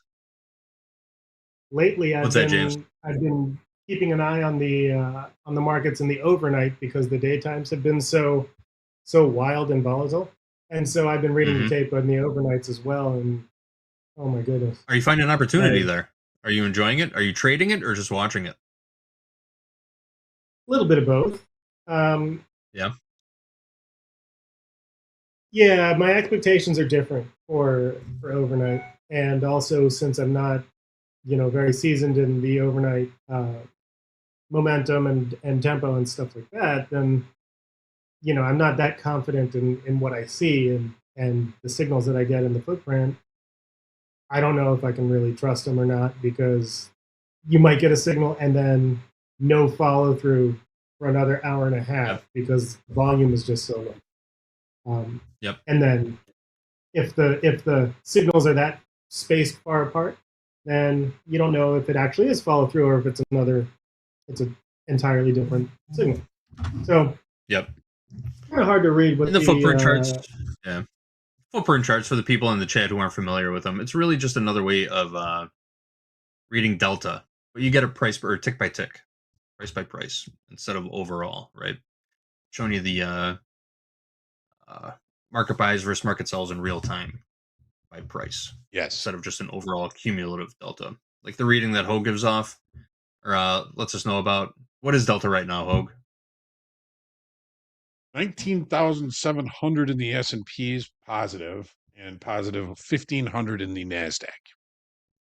Positive 19,000. That means 19,000 more market order buyers than market order sellers in the S&P right now. Yes, which is strong. Yes. Which is exactly strong. Especially since we're rallying right now. Yeah. Well, it's been positive all day, even when price was moving lower. So whatever sellers we saw in the S&Ps earlier finished what they were doing for the day, and they're no longer present. So now what we've got is we've got probably a lot of shorter time frame traders who are long and holding long and trying to continue to stay long and get longer. And if that if they don't get what they're looking for by the end of the day, they'll liquidate. They'll get out, which is kind of what we're counting on. There's still a lot of day left. It's only 1:30. We got an hour and a half for them to see what they're looking for, find maybe some more buyers to continue to push price higher. We don't know what's going to happen, but that's just what it's telling me is it's pretty rich, long delta. Yep. Hogan, your experience, have you noticed, this is truly subjective, but have you noticed a certain time of day where that delta starts to pair off going into the close? Is there? Oh, yeah. Are we looking at like the last 10 minutes? Last half hour, the full last half hour. Last half hour. Sometimes the last 10 minutes. So, it really just depends on how stuck they are. If they're stuck. If they're stuck. Tommy, with We've the time and seen sales update? really good Yeah. Oh, yeah, examples of, Tommy. like, We're all very familiar with time short and sales. squeezes. What's that, Hogan? Short squeezes, for sure. We've seen some really good examples of like short squeezes right at the end of the day. Where, price has been pushing higher all day. Delta's been increasingly negative all day. And right at the end of the day, you got all of those shorts that just have to get out. So they run price higher. We've seen some pretty good examples of that. It doesn't happen that often, but when it does, it's really beautiful to see, if you will.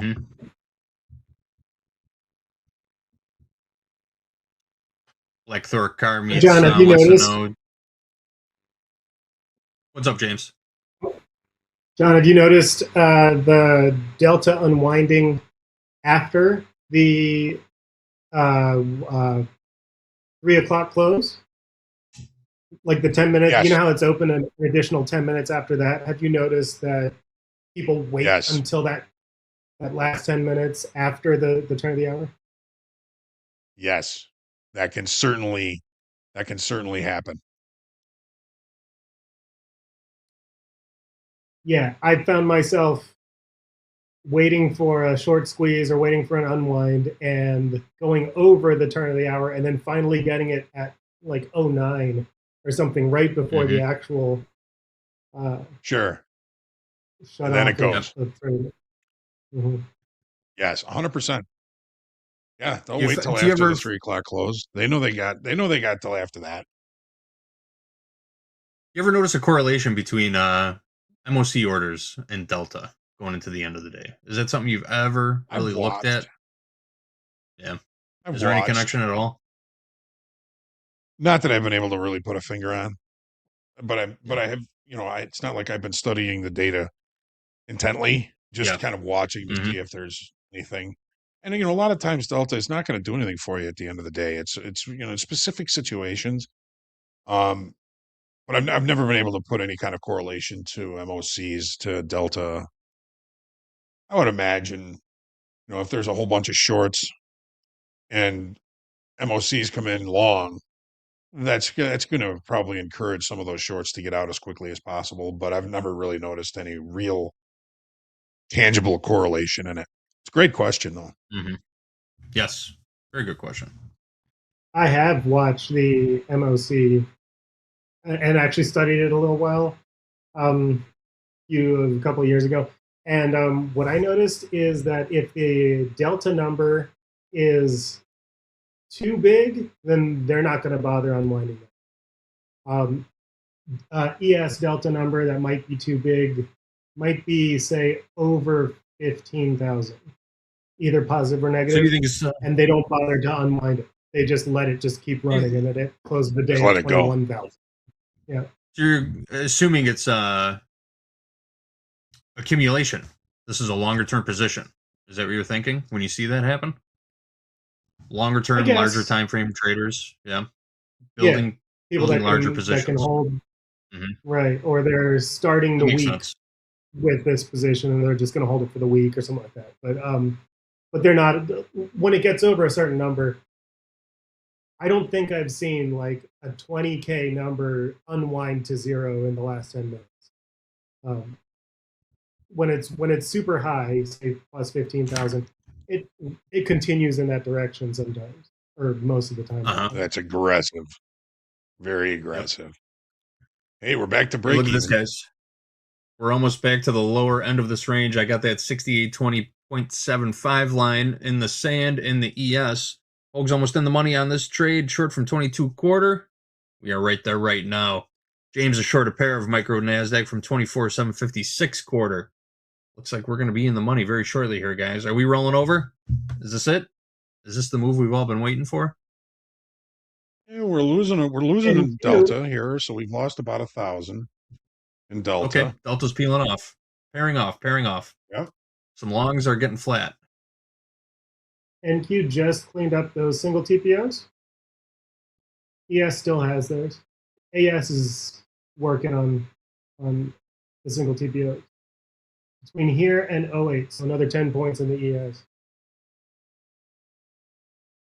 We go 68.19 last trade in the ES. How is the NQ looking? Last trade 24.722. Everyone's in the money right now. Everyone's in the money. Hoag, what's your target on the short?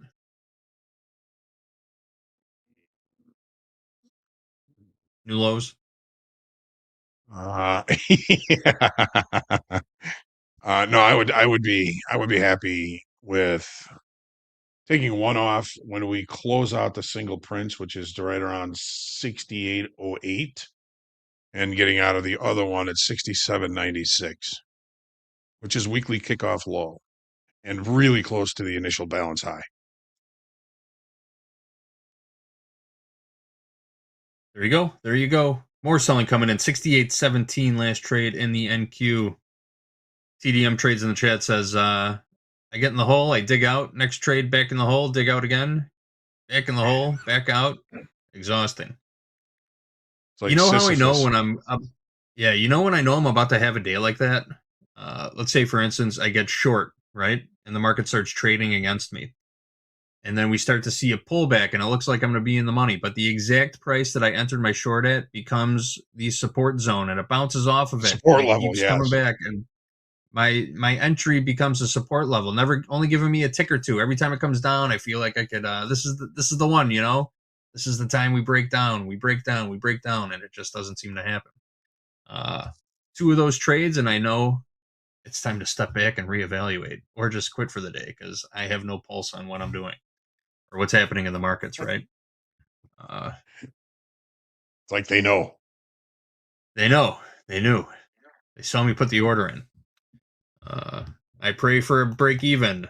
Gives me break even. I don't get out because it gives me a couple ticks and then makes me. I convince myself maybe I am on the right side of this market. I took the heat. Why shouldn't I get the reward too? You know. So then you just keep holding on, and then.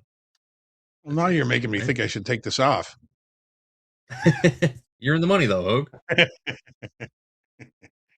Barely. Mm-hmm.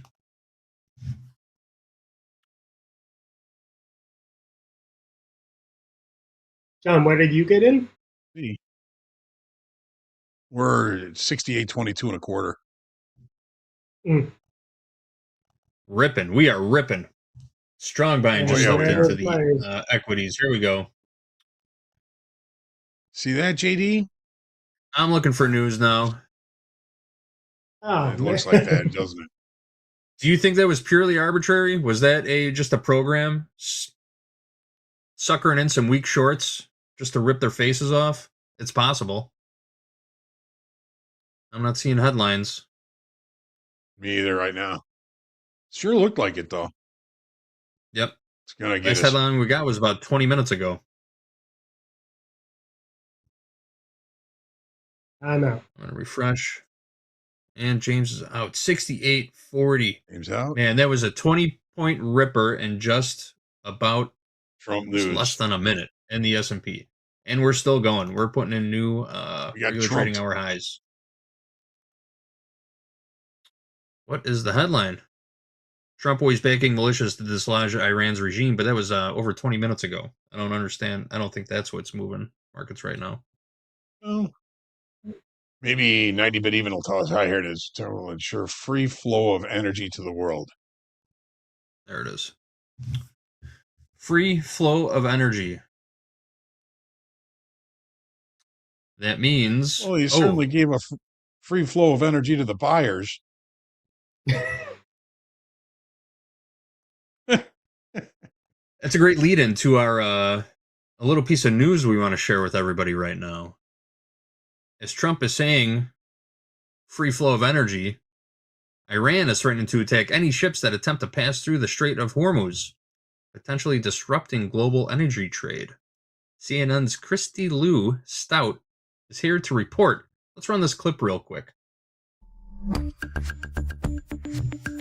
One of the world's most important shipping lanes has been cut off. Iran is vowing to attack any ship trying to pass through the Strait of Hormuz. It is also targeting energy sites across the Middle East, including Saudi Arabia's largest oil refinery, a liquefied natural gas facility in Qatar, and a major oil refinery in Kuwait. And all this is raising energy prices, sending the price of oil and liquefied natural gas higher. Now, the Strait of Hormuz is the narrow channel off Iran's coast. This is where nearly 20% of global oil consumption flows. On Monday, a senior official with Iran's Revolutionary Guards said the strait is closed, and if anyone tries to pass, Iran will, quote, set those ships ablaze. Choking it off could antagonize China. China is the world's largest importer of crude. It's also the biggest buyer of Iranian oil.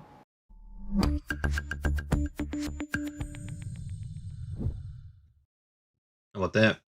So earlier today, Iraq cut production by 700,000 barrels per day, right?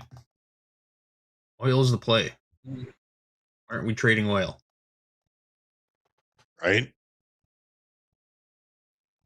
Just took Breakaway a nice gap to the nosedive. upside. Did it? That could just John, did be that a get your buying stop? opportunity. Are you still in the We're trade hook? still we're still in. Yeah, I mean, stop was just outside of where it went to. We're coming right back down to. Yeah. Yeah. I don't know how good it's going to get, but at least we're still in. Good Just a little trade knee-jerk entertainment. reaction.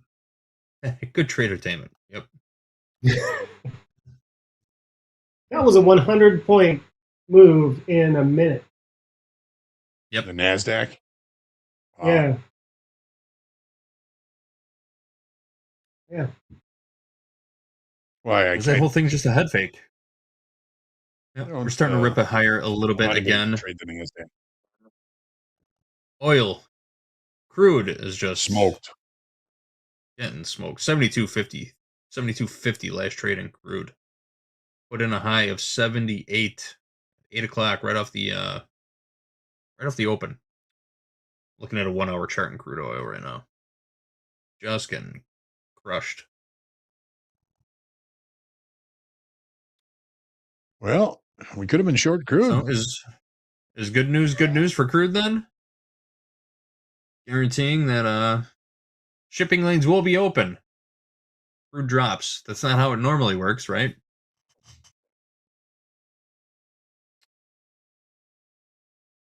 Anytime we see a boost in production in crude oil, you'd think it would drive prices down. But it tends not to. Crude has a in the last 6 months, I'll say, crude has had a tendency to do the complete opposite of what you think would happen based off of the that's news true. that you're getting, right? That's true. Especially when it comes to the EIA. Yep, exactly. Still selling off in crude. Yep. 72.50. Maybe we'll see a boost in Baker Hughes rig count this weekend. It's possible. That is possible. They're coming for Let's us. see what to expect. Coming for us. CYA at 45 Almost. even. Is that correct, Og? Yes. Ooh. A little liquidity down below here now. 145 on the bid. 68.35 for 140. 68.50 for 140. James, you see anything setting up here price as we start I'm moving? debating whether getting back in. Retaking the short? Possibly. The NQ is working on this 800 level, and it still rejected the distribution range from yesterday. So I'm just watching what it's doing here. It's working the 800. Okay.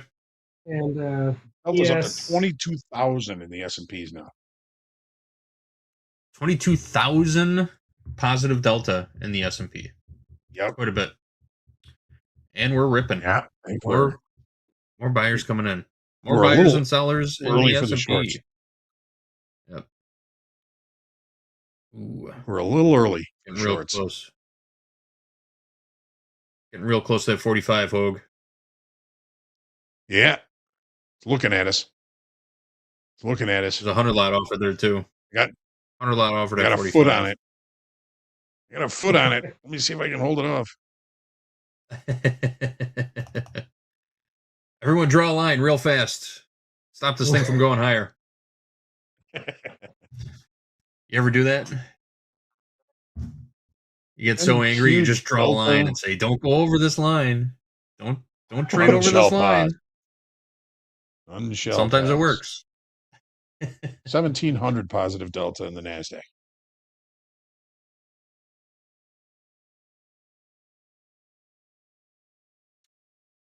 What's it gonna do here? What's it gonna do? And there it goes. They got us. They got us. A little liquidity above now too. I think we can see this thing keep going. I think it might keep going. In these kind of situations where it's a short against the high day or a long against the low day, when it pops my stop, I look for reasons for it to continue going in that direction, in this case, up. And there's there would be a lot of targets up above us. At least to the 55 in the value in the ES. Yeah. Value from yesterday. Mm-hmm.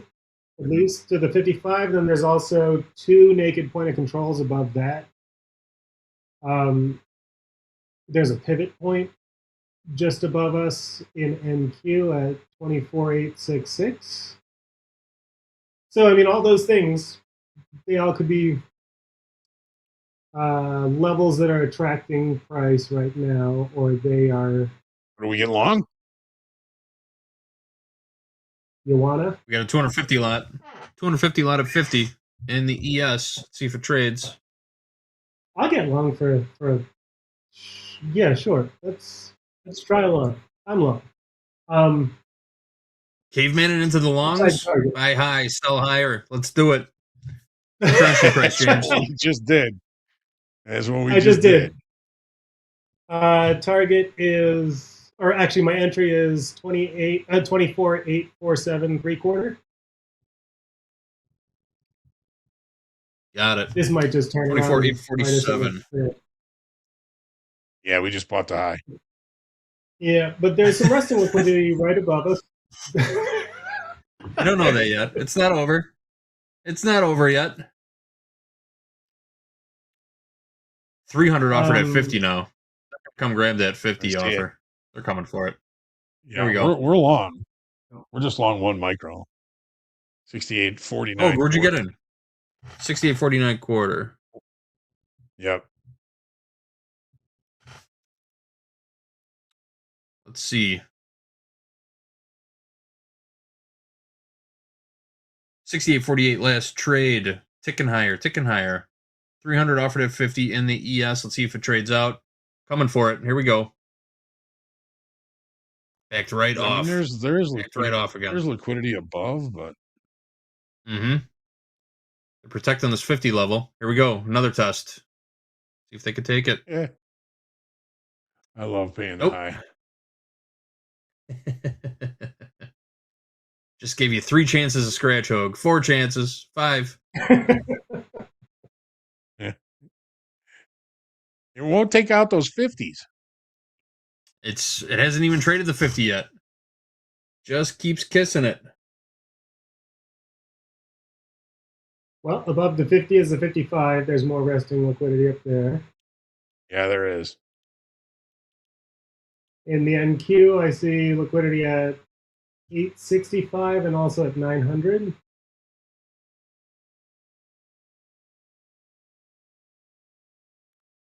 $46 last trade. A little bit of selling coming in.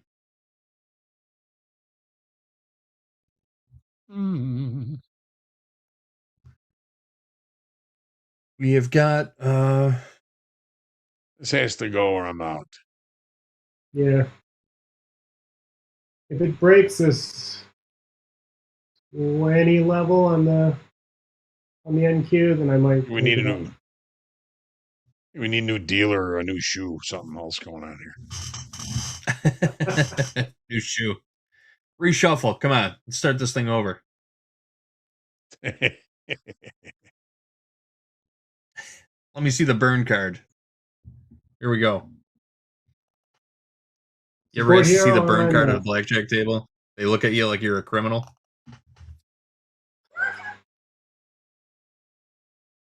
I didn't even know that they did that. Yeah, when they start a new blackjack shoe, they take the first card and they burn it. And they put it in the discard pile. And you can ask to see what that burn card is.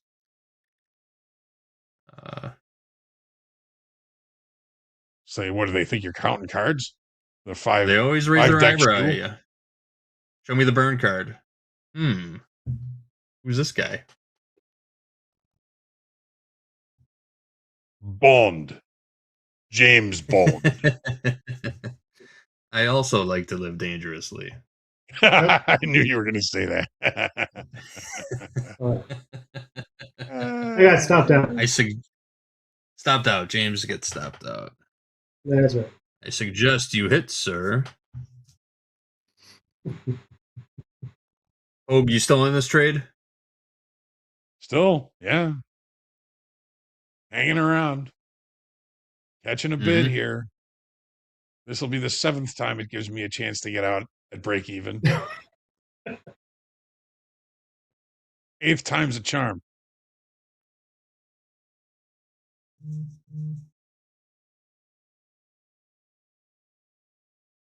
Mm-hmm. 68.46 last trade. Let's take a also. look at the tilt. Please allow myself to introduce myself. We've got 56% long in the S&P, 54% long in the NQ, and 68% long in crude. Crude tilt is building to the long side right now.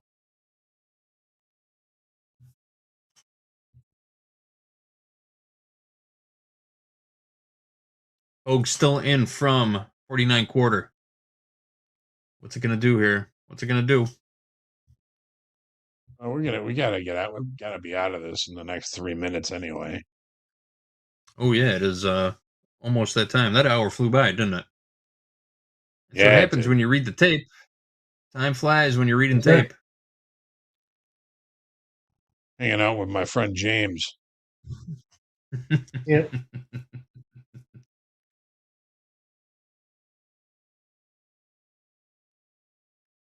Let's get a rip. Let's get a rip for the house account here. Hogue is long from 68.49 quarter. James is flat. Yeah, a little bit of selling coming in. Not taking it. Nope.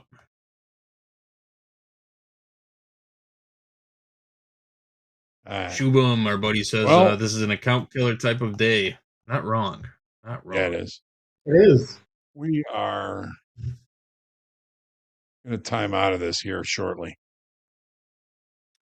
We got a lot of action on this hour. We've been seeing a lot more price action in the 1 o'clock hour in the last week or so than we have in months. I'm digging it. I like it. There's opportunity all day long in these markets right now. You got to be here to take advantage of it.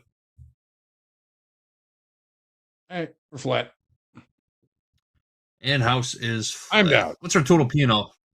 What's our total P&L for the hour, Hogue? Minus 295. Minus 295. Got it.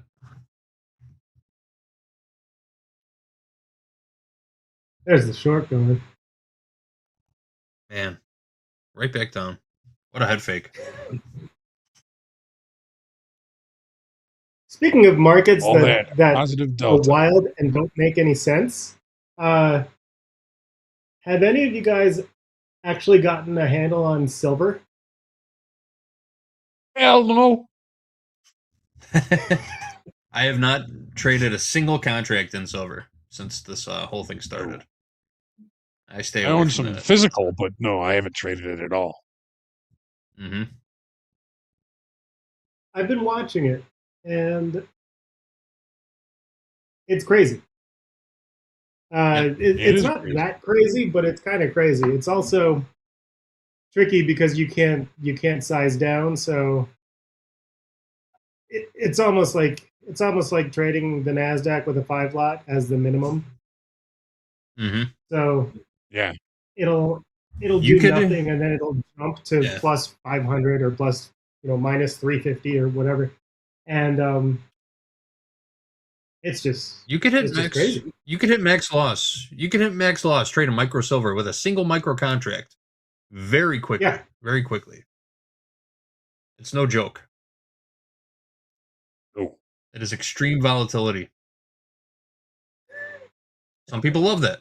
Some people hate it. Well, I just wonder if there is actually a technique to it, or if it really is as random to the people that regularly trade silver as it is to someone like me who's just kind of dropping in and watching it. Can you guys still hear me? Yeah, we can hear you, but it looks like you're frozen. Yeah, what happened? I wonder if somebody just tried to boot me from the green room and failed. No, Anyway, I think they're trying to turn you into camera? a ventriloquist dummy. right? I'm locked in. That is me being locked in on the dome right there. There you are. There you are. Yep. I'm reading the tape. I'm not blinking. That's not even a smile Good. on my face. All right, guys. James, I want to thank you for being here. Thanks for trading it up with us. Thanks for sharing your trading knowledge, your trading wisdom, your trading experience. It's been great. Hogue, always a pleasure, my man. I will catch up with you in a little bit. These markets are moving. We're rocking and rolling. Power Hour coming up next. We got Andre, Dakota, and Dolby time for the final hour. Let's get into it. MOC coming out in about 45 minutes. And 1 hour to the trading day left. Topstep TV. We're going to take a short break. in. Power Hour coming up next. We're locked in. We're locked in. Let's do it. Cool. Thanks, guys.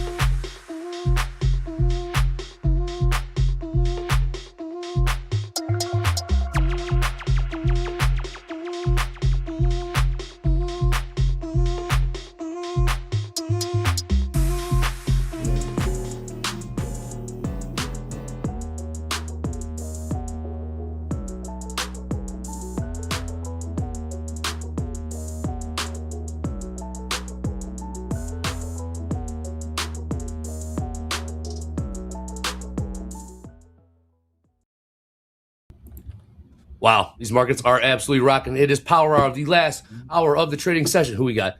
Man in the middle, star of slow markets now starting at 7 p.m. Central Time, Mr. Dakota. On the right, my partner in crime, Dolby Time. Let's get right into it. Dakota, thoughts coming into the last hour of the trading session. What's up, Dakota? BTFD, BTFD, BTFD. Just this market, man. This market just 400 points, almost 500 points off these lows. We're talking about this. It's just insanity. We're still down 0.9%, still down almost 1%. I have no read on this market going into power hour. We tried to break out higher about 10 minutes ago, hanging around these 24,800. This is about as tough of a over under as I will ever have in this Nasdaq. Are you doing it right now? Hold on. No. Hold on. All right. Dolby Time. Last trade in the NQ 24,792 at a session high. Just recently printed 24,850. Let's break down the ranges, Dolby Time. We got ourselves a trading day. Yes, we have. The biggest range I'm looking at right now, not on the 4-hour. Broke out of the 1-hour one. We had a nice 1-hour range this morning between 24,370s and 24,600. We've broken out of that. So let's go to the 30-minute. I'm liking this 30-minute range right now, to be honest. And it kind of confirms to me that we have a nice series of stair-step patterns or range over range happening right here, right now. So 24,710s up to... Wait, what just happened to my chart? 24,710s up to... Did I invert my... Ah, there we go. I accidentally inverted my chart. I was so confused. All right, we're good. We're good. So 24,710s up to about 24,848. So about 150 point 30-minute range right now in the Nasdaq. So I'm kind of agree with Dakota. It's going to be pretty tricky to see where this is going to end up.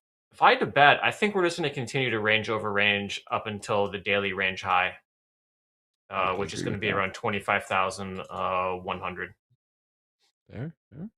25,000. Tech Walmart green. Love you, Dakota. All right, let's take a look at some of these other prices. We got last trade in the ES trading 68.34, about 15 points off the session highs. Got gold trading 51.25. Got crude trading $73.74, about $2 higher than the recent lows that were just put in about a half hour ago or so. All right, I'll get that countdown clock up there in the lower right-hand corner. With that being said, for those that are new, welcome aboard. We like to play a game around here called Above Below. We play it. I'm going to ask Dakota what he thinks the price and the close will be in the NQ. We'll put to a poll. You think it will be above or below said price? Dakota, last trade in the NQ, 24,792. What will the price be on the close? 792. 792. I like it, actually. That's as good as it gets for me, man. I pretty much. I could come over here and flip a coin. This could be like wherever we're at right now. Let's just go with it. Okay. This is a difficult market. Yeah, it's impressive how resilient it's been. We got Microsoft up 1.6, Amazon turned green, Walmart 0.8, Meta 0.3, and the rest are still, they're recovering a little bit. So it's been a volatile session for sure. The nice thing to see, VIX has slowed down a little bit. These markets are starting to slow down from the craziness we've seen overnight. Tonight's going to be another volatile one for slow markets for sure. It will. Okay. Last trade, 24,785. 785. VIX did come off. We were up around 28 in the VIX. I think we're currently around 22. Yeah. 22.7. 22.7. Okay. Also, the story throughout the day has been that positive delta in the ES. Last I checked, it's plus 21,000. Plus 21,000 in the ES. We got NQ plus 1,800. Wow. Yeah. And they were plus like 7,000, plus 8,000 down at the lows. They were fast markets. Yes, they were. buying it up at market. Like, yeah, now it's plus 23. Plus 23,000 ES. Do you think we'll have a crazy MOC? Ooh, good question. Very Yes, good question. I think so. I do. In the I do. billions. For sure. Billions and billions. Billions, yes, indeed. There's a countdown clock. Lower right-hand corner. 52 minutes till the closing bell. 42 minutes till MOC. Market on close. What we have here on the schedule, a lot of President and other policy meetings close to the press. However, we have been seeing those headlines hit the wire. We'll sell off here in crude. Yeah, nice bid here. Actually not a little. It's about an 80 cent sell off there. Yep. Crude has been a rock star of a market. Yes, it has. Let's take a look at the range. Looking like a $7-8 range. Got those $71.54. Session highs almost $78 a barrel. Wow. Yeah, that's All what is up. A lot of traders lifting offers, going to market, buy markets. Aggressive. Yeah, people just wanting to get in. Market order. It's a party. It's Oh, like we got market Vincent. order. Yeah, like a major difference. It's what being in the market is a lot more important than price. Yep. You want the direction. Yeah. You have the direction. Hanging around 24,800. Yep. 24,000. Yep. 805. So 807's print. 40 points from session highs. We're still holding. We might just break through that here in the Nasdaq. How can you get short, man? How can you get short? I have ideas. I don't know if they're good though, but it is possible. It is possible. Let's hear it, W. Just get short 15-minute range highs, like 24,840s, maybe 850s. Fair. That's what I'm trying to zoom out, and yeah, this price action's rough. We had that double bottom on the hourly chart where we just tapped the overnight session lows and just ripped higher. Double bottom hourly.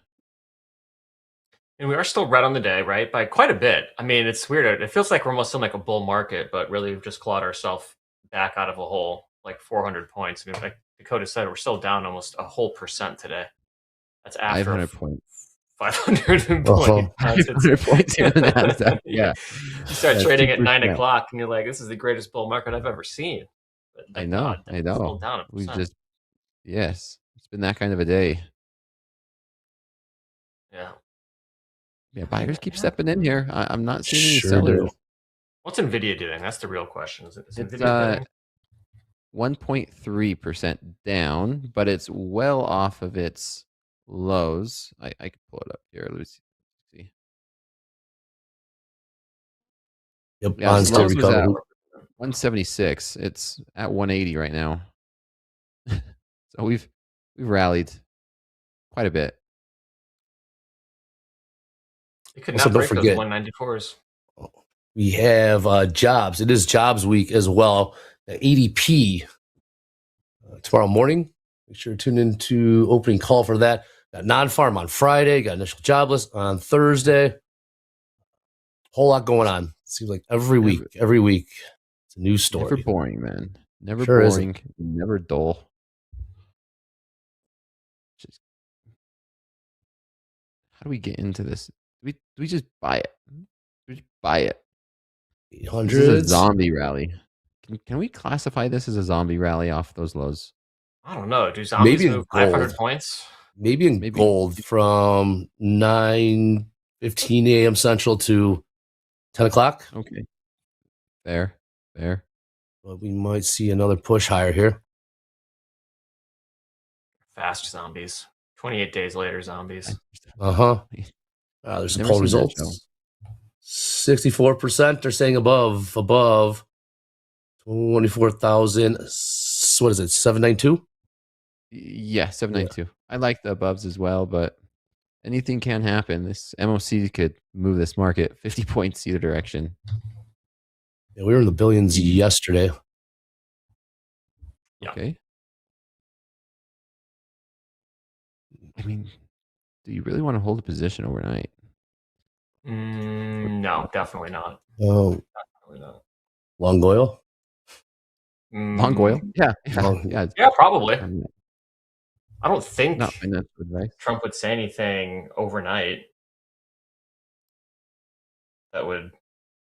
Never mind. He definitely would. No, do that. yeah. He would do all the things. Again, we did have the headline that the U.S. Navy will be escorting tankers through the Strait of Hormuz, right? Effective immediately. Yeah, I seen that. Okay. Which I saw that $2 sell off. Yeah, we're seeing crude oil sell off on that. The U.S. Navy is going to be escorting tankers through Yeah. the Strait of Hormuz. Well, for the president. Yep, we were trading right around $75 in crude, and then bottomed out at 72. So about a $3 sell off. Sounds dangerous. Burn the midnight oil. Still bullish crude going into the summer. Oh yeah. I do see crude getting over $80 an hour or $80 a barrel. Really? Yeah, I think we're going back to 60 once all this stuff wraps up. Yeah, I mean, we still have the seasonality in play. Yeah, that's true, I guess. Driving seasons, and we'll see. We'll see. We never one's know, going right? anywhere. That's how you put on risk. Everyone's watching TikTok and staying at home. No one's driving anymore. We have the attention span of a goldfish these days. Mm-hmm. Yeah, it's like war. What's next? Are we working bids? Yeah, 24,725. 725. So bottom of the 15-minute range. I want to see if we can come on down. I actually had a nice suggestion from someone in chat. I think it was like Automated Trading Systems was their name. I was talking about like candlesticks and like momentum and stuff, and being a range trader, and how kind of the charts, the momentum can kind of get you sucked in to trying to read momentum as a range trader, which is honestly not really your job as a range trader. And I posted to chat, it's like, what if there was a candlestick that only printed after it was done? And then someone in chat says it already exists, sort of. So on my left hand of my chart, these are high-low candlesticks, and they only print if it makes a new low or a new high. Otherwise, you do not see any of the price action in between. So what is that showing, or what do you gather from that? So as a range trader, you really only care about the levels, right? It's just like, I want to get long or short at a certain point, and the momentum doesn't necessarily matter. And so what this does is that it takes out like all of the noise unless the candle makes a new low or a new high. So I can put up two of the same. So here's a 5-minute on the right. Let me get rid of all these drawings. And a 5-minute on the left. So you can see this, it's making a new high in the 5 minutes. So we're going to make a new high on the blue one. But if it just waffles between, it's not going to print anything. It's only going to show the lowest and the highest of that candlestick. So that way it's taking out a lot of the like movement and the in-betweens of a candle. See. Yeah, so it's cool. We're going to try it out. I think I like it. So far, I like it. There you go, man. Let's go. Last trade, yes, 68.32. F. And Q. I'm not gonna lie. I think 24,780. Where's our bid at? 725. Okay, yeah, I was gonna say we might break down here if we start to sell off through these 760s. Yeah, maybe we could come down there and tag those 720s. That's the range. That is the range. We do have some lower highs off of the 5-minute right now, but maybe we do come down. Come get filled. Let's go get filled. Yep. Seeing a little bit of a pullback, sell off, call it what you will. Q 24,765. Yeah, and we'll bid 705s too. So we'll have two orders. Okay. 25s and 05s. See if we can get long. It's not an indicator. It's built into Topstep X. So if you click the down caret, right to the left of indicators, it's going to be bar style. And there's like a ton of different bar styles. So the one that I'm talking about right here, right now, is called the high-low. And so it only reprints the candle if it makes a new high or a new low. Nothing else. So it's no noise. I'm liking this little sell-off here, Dobie. Yeah, Those 20s. Pulling back, yep. See if we can get it. Yeah, it helps with FOMO. I agree, Dan. It depends on what kind of trader you are, right? If you're like a momentum trader, it's probably not going to serve you very well because you want to be able to kind of read that market a little bit. But if you're a range trader, momentum can kind of get you messed up.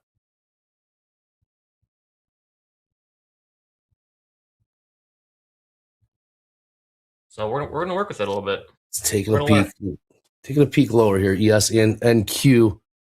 NQ, 24,750.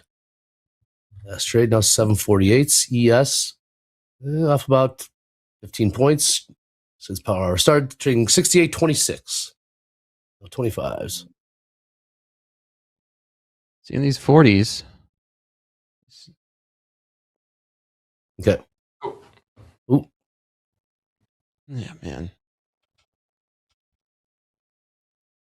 Oh, be right Dakota is Yeah. now Blink LCAT. guess. Yeah, Also known battery as The died. voice from Hold up. the beyond. I just got to plug the damn thing in. Yes, you do. I have never.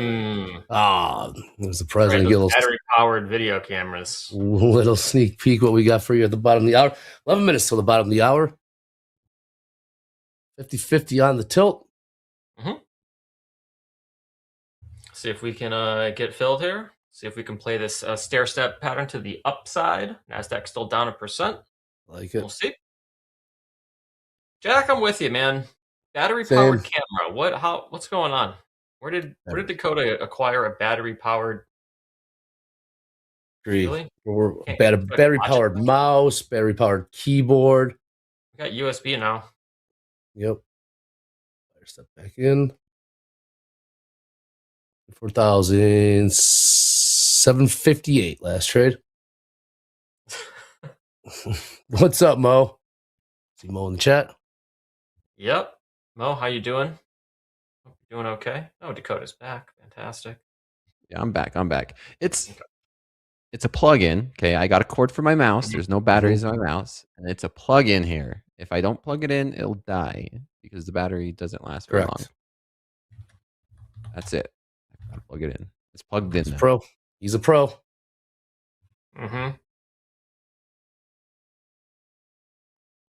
Oh, how deep did we get? How deep was that pullback out to? 744? Yeah, we were still about 20 points off. Yeah. But yeah, we're going to keep these in here. This is what the range says. So we're just going to do what the range tells us to do. I like that. Range over range. If we get filled, fantastic.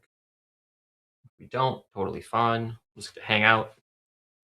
Also, like shorts at 840s. I think that's pretty intriguing for some points.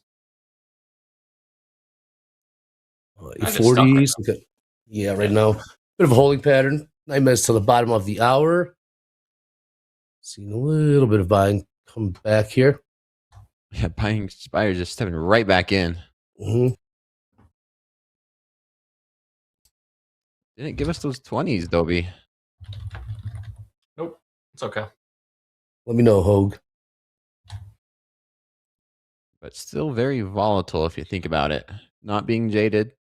Zooming out, realizing that every 1 minute it's like 10-point moves here in the Nasdaq. So it's still very, very volatile. Yeah. Well, we had Jay and I had the pleasure of talking to Braden during the 11 o'clock segment, and we were kind of talking about how Nasdaq typically will give you another opportunity. And like often as Nasdaq traders, we have to make this decision. Like if we get into a nice trade with Nasdaq, typically it'll give you 20 to 40 points, like right off the rip. The question is, do you just take the profits then and there, or do you hold for the pullback, which seems to occur so frequently in Nasdaq? And so, do you take the 30 or 40 and then do the same trade again when it comes back to your entry, or do you just sit through the whole thing for a larger target? I think that can be a tricky decision for some Nasdaq traders.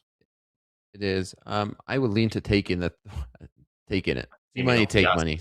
Sometimes Mhm. is usually the best. Right. And I think there's like that FOMO, Dakota, right? It's like I got instant 30 points, 40 points in Nasdaq. It's like, oh, can it go more? And then it, goes back to your entry. And then you probably break even at that point. Then a whole trade gets botched. And it's like, damn. And then you can stack together a lot of base hits like that. Like, can't tell you how many times people are up or I'm up Right. 20, 30, 40 points in Nasdaq, not taking it. And you end up That's with nothing why- or a negative P&L at the end of the day. That's why it's so nice to trade smaller size and multiple Mhm. contract, because you can do both, right? You could scale out and then leave a runner on. Right.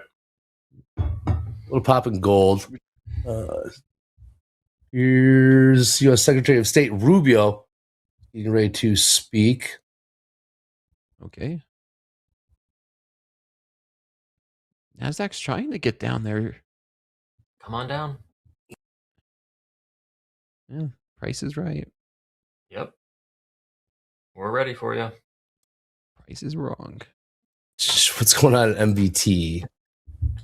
MBT huge rally yesterday. Still beneath 70,000 today. 68,575. Thank you for that, Dakota.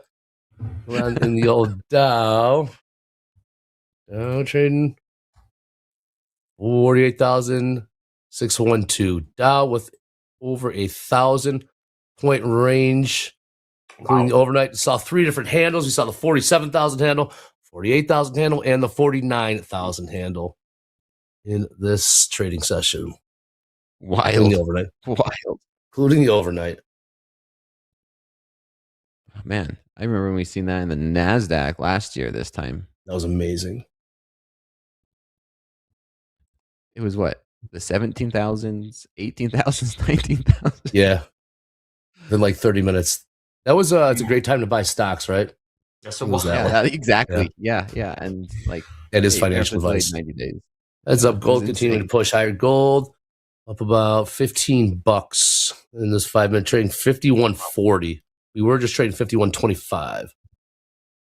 Nasdaq's trying to push lower, just hanging out in these 750s. Dobie, I do like it for a move to the downside if we could get filled. Come on down. Yeah. Water's warm. Crude just hanging out right now, $73.18. Let's trade. What is gold up to? And gold has had a hell of a chart. Jeez. $300 range. Over Talk about some $300. vicious sell-offs. I finally just pulled up a gold chart. It is the sell-offs have been, they're like little stabby needles. That's what it looks like. It's like a stabby red needle. And then like a bunch Look of at silver, candlesticks too. slowly bidding to the upside, then a big stabby red needle. Wicks and all. Silver was down 10%, I think, at one point. Volatility's definitely back. All right. Equities might be taking a peak lower here. Looking at the 5-minute, pretty much the lower end of this current range we've been in since Power Hour began. But here we go. Let's see a little push. The downside here in the NQ. Oh. 741 is 24,741 was the lowest we got. Back up to the 50s. ES 68.26 last trade. 3 minutes, but on the hour. Buyers just not wanting this to go down, Dobie. I think it will. I think we're going to get filled on at least one of these. I think at least one and then maybe What kind of headline will it take to push lower? Never mind. Don't push answer lower that. or higher? Well, Where do you want to go? Don't answer that. Just want some movement. Let's watch the 10. Watch the 10-year selling off a little bit.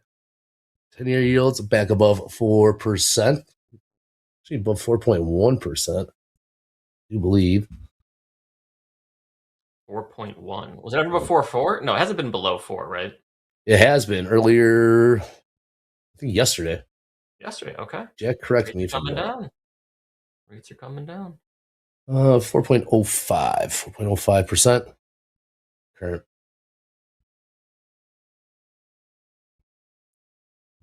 Just waiting. All right, Nasdaq. Okay, with the stick. 50s and 60s. Chilling. The point of chill. Yes. Very reluctant to go lower. We saw that positive delta growing even as we went lower in fast markets. They just kept coming in, buying, lifting the offer. And yeah, lo and behold, continue to make new highs. Yeah. It was at 21,000, positive 21,000. The bottom hour in 2 minutes. 2 minutes. The bottom of the hour. Might get a little action at 2:30. So plenty of time. Mm-hmm. Down there for those 20s. Test some 700s. Come on down.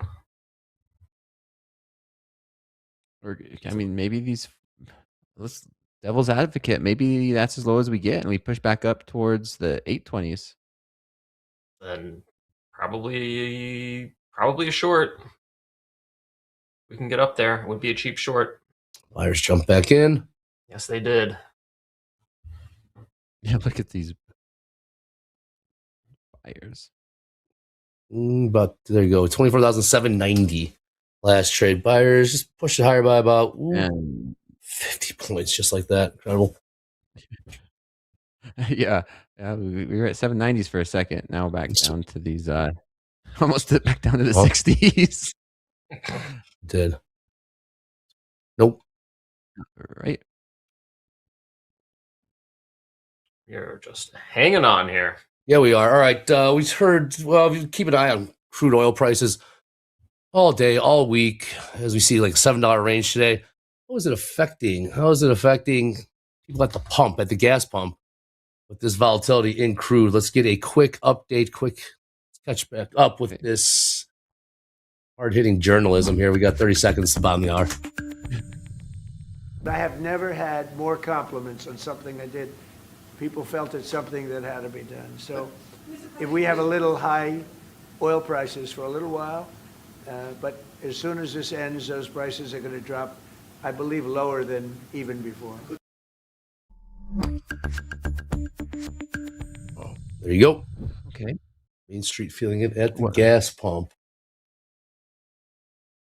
So we got the direction. The question is timing. When? It's about the hour. When will it end?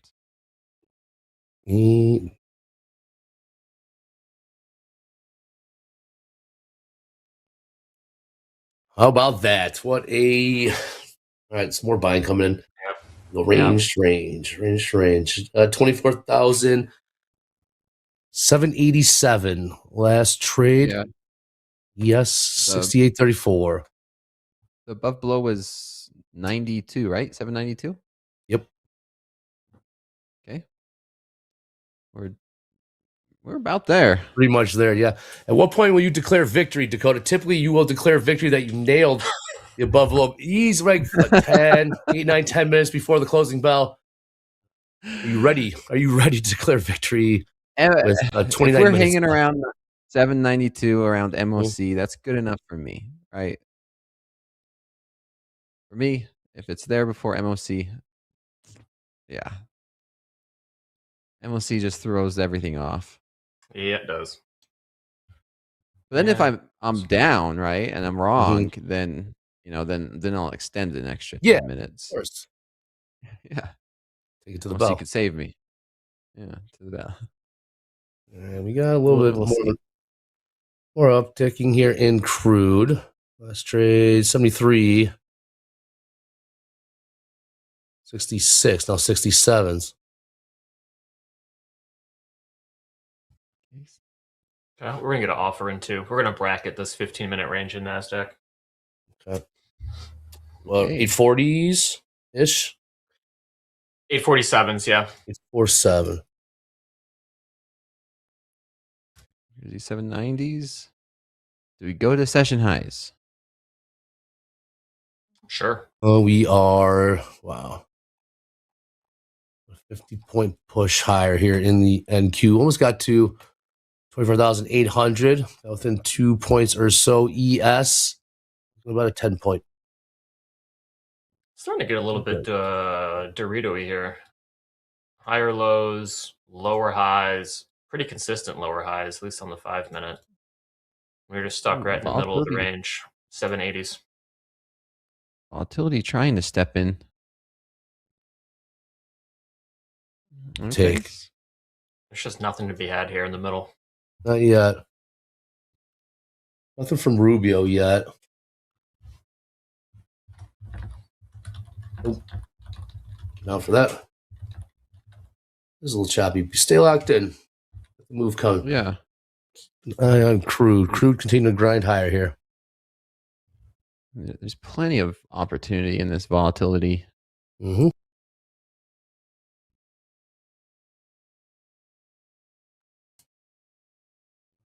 All right, gold. Back. Oh, that little pop back to 51.27 now. And NVIDIA pushing higher. NVIDIA pushing higher. Yeah, only down 1% now. We got Amazon green, Microsoft green, Meta green, Walmart green. I heard Apple was down, which is Apple's. It's down only 0.5% though. Oh. It's like at any moment, like MOC is going to be a big decision here for so contrarian. a lot of them, hovering around. Let's see. Gold just dropped again. 51.21 last trade. Gold down about $20 here in the last couple minutes. Down $20, man. Gold has been moving like crazy. Yes, it's wild.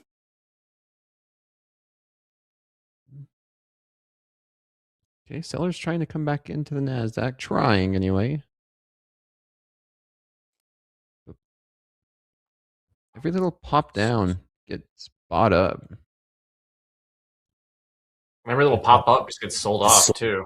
Sure does. Pop down. Pop down. We're popping down. There's no wiggle in the dome. It's not a whole lot right now. 15 minutes. 15 minutes till MOC. Okay. 92s. Let's see if we can get to them. Yeah. Over time, it is getting, you say Dorito, ranges are getting narrower and narrower. They are. Seeing that right now. When Power Hour began, we were looking at like 100, 125 point range in the NQ. Now looking at about a 50 point range or so, give or take. So that's what. It's coiling. Let's see. Yes, it is. A lot of volume. Going up here. New 5 minutes. See if the buyers could step in the Nasdaq and push us back up. Here we go. Look at that. Crude. Continue to grind higher. $73.84. 800. 25 points, just like that. Do it. Amazing. Yeah. Wild.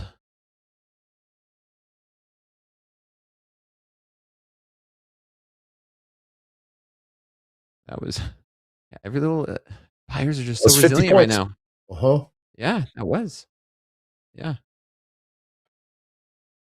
If only we got those 20s.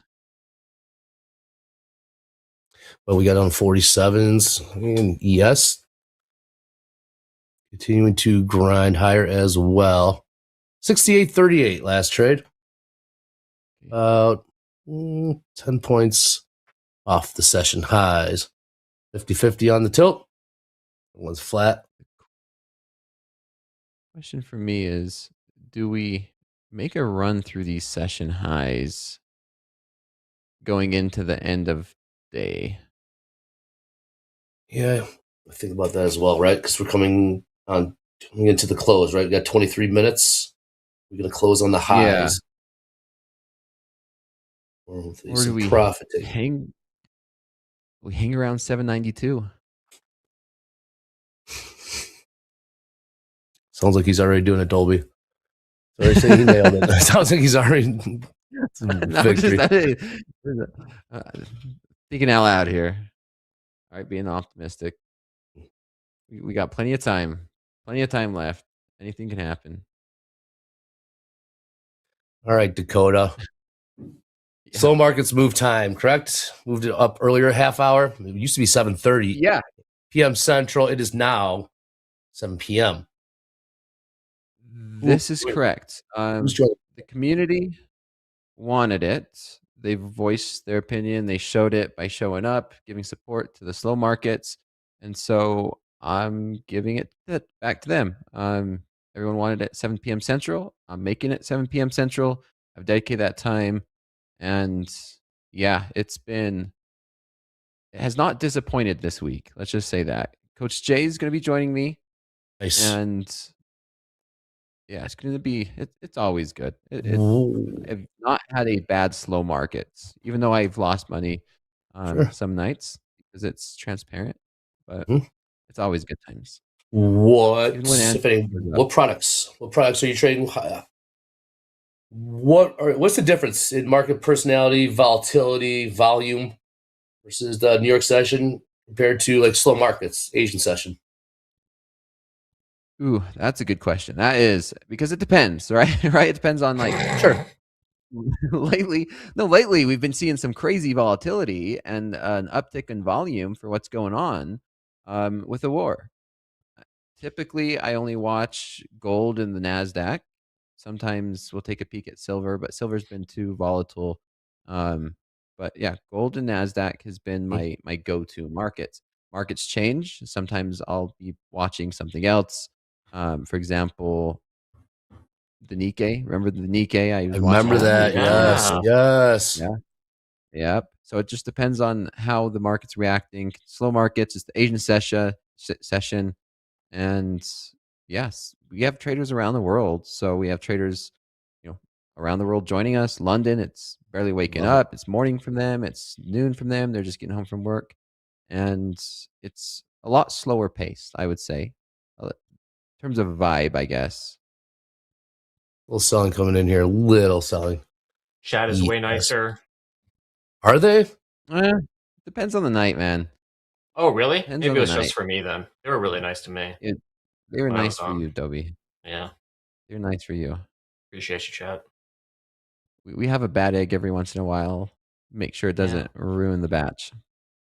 That's right. A little bit of selling. A little bit. Yep. Just got absorbed. Right. You hit me with an update. Elevate Life says, was great to see you on there, Dolbster. Was it great to be seen on slow markets? Always. It's always great to be seen. Made me feel very at home. Very at home. You are. How's the Dow doing? I don't know. And right back. The Dolbster and Dakota. You got 9 minutes till MOC. Okay.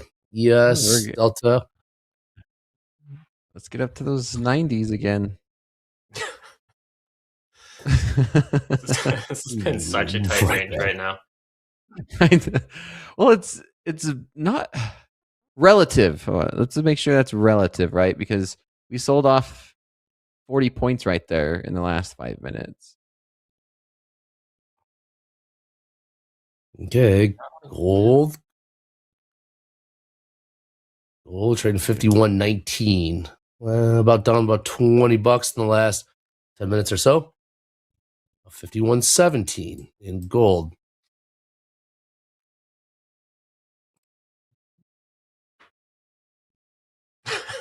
George saying chat was grumpy last night. Come on, chat. All right, what are we grumpy about? What's the delta going into the MOC? NQ is pretty much like 700. ES plus 19,000 now. Why such a big difference between the two? Good question. More volume? Or sometimes you see, it depends, Dakota. That's what I should say. It depends. It depends. It depends. Heads up, gold. I'm gonna take a hike. Taking trade 51.12. Sometimes NQ has a bigger number. Sometimes one's positive, and one's negative. We saw that earlier today. 8 minutes MOC. We need to see bounce here in Nasdaq to get to those 92s. Get to anything. Get to 700s, to get to 850s, get to 792s. Yeah, 792s. That's the line. Thin on the ladder. We and QES. All right. Get some hourly binary options in here. Do some over under. Coming. Be intense.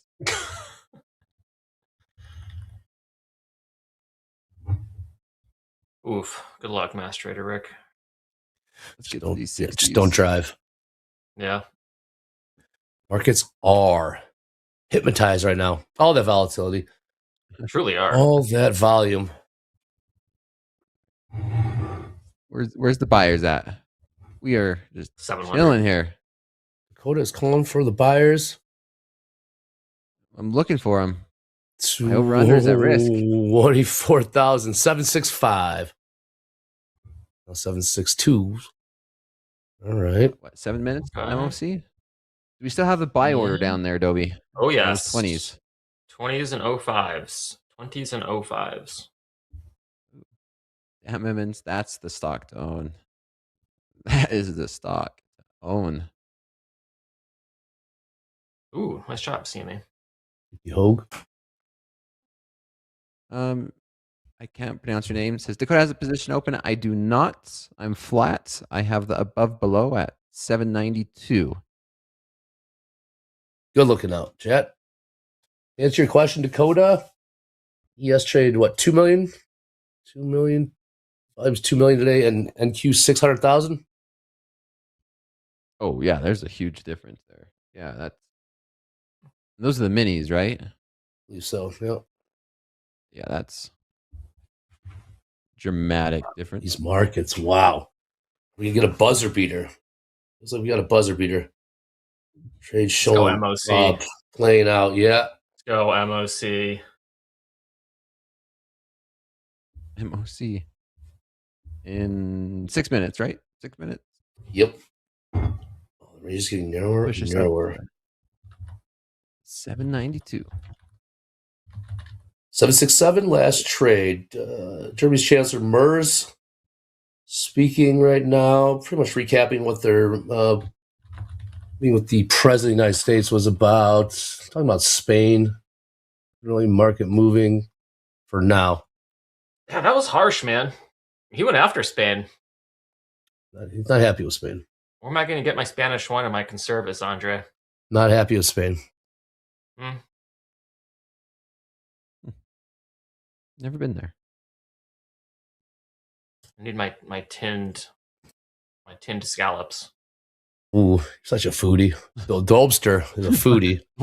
Also, happy birthday to Jack. Everyone, you see him in the chat there. Wish Jack a happy birthday. Happy birthday. Happy what birthday, does Jack. Jack want for his birthday is the question. Great question. Wrong answer's only in the chat. What does Jack want for his birthday? Here we go. PG-13. PG-13, please. We can kill 5 minutes doing this. Easy. PG-13, yes. Go. Yes, we No. will, Jack. It'll be worth it. No, two left. There you go. Two left. You get it. You'll regret this. No. Doing it for the content. 50K combine. Perfect entry. There you go. Oh man, everyone wants that Come one. on, see, you had to ruin it. Camera justice. There you go. You get it.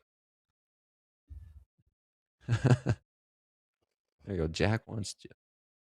All right. But it did. Let's get more and more sideways. All right. And Yep. 24,000. 767. I have one of those vents.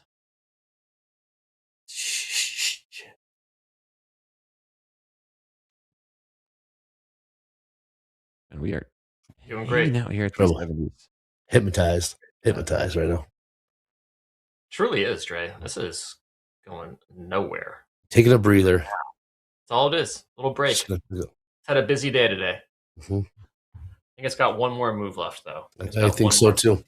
It's got 3 minutes till market on close. that one more move is going to be up to 792. I think so, yeah. Maybe 800s. All right, so I was going to give him another shot. Looking a little heavy, though. Yeah. Fine. Confirm, Jack? Oh, that's what he wants for his birthday. That's what he wants for his birthday. I think we're getting him, Jack, to be honest. I mean, X is leading me to believe that, he's at a, what is it, negative odds right now? He's the like negative favorite? 140. Yeah. Yeah. I think like DraftKings or something has him at like negative 140. We get For to what? there. Oh, Max Crosby? We're going to the fair. We need to get one too. Dakota, you have Micah. We want to get Max Crosby. Damaged goods. Like Yeah. What do you mean it's damaged He's good? damaged goods. blew out his knee or is right. Achilles or something. He's Is Good. Just makes him cheaper. I know. That's speaking of that. That's how I pissed off Zach Wilson, Dobie. Oh yeah. I What's asked the him. I story? said, his name. Yeah, that's No, right. Go ahead. I've worked out with him a few times since he's now going to my gym, and I don't know why I asked him this. All right, it's a stupid question. I asked him if he's ever going to start for a quarter the NFL team again, and he left early. I don't know if I'm gonna see him work out with me again. Yeah. Is he even in the league right now? Yeah, he's still backup for the Dolphins. Oh, nice. Came to Utah in the offseason. Oof. You forget how young they are. Yeah, it was like 24 or something. Kinda old. 25. Yeah, he's 60 seconds. What a power hour. Hour, lame hour. You ain't wrong. You ain't wrong. Thanks for hanging out with us. We got still 2,000 people hanging out, waiting for that last opportunity of the New York session. Click subscribe. Click like. Click notify. Be so kind. Here we go. 50 seconds MOC. Stay locked in. Are we still working? Yep. Doesn't ask. Okay.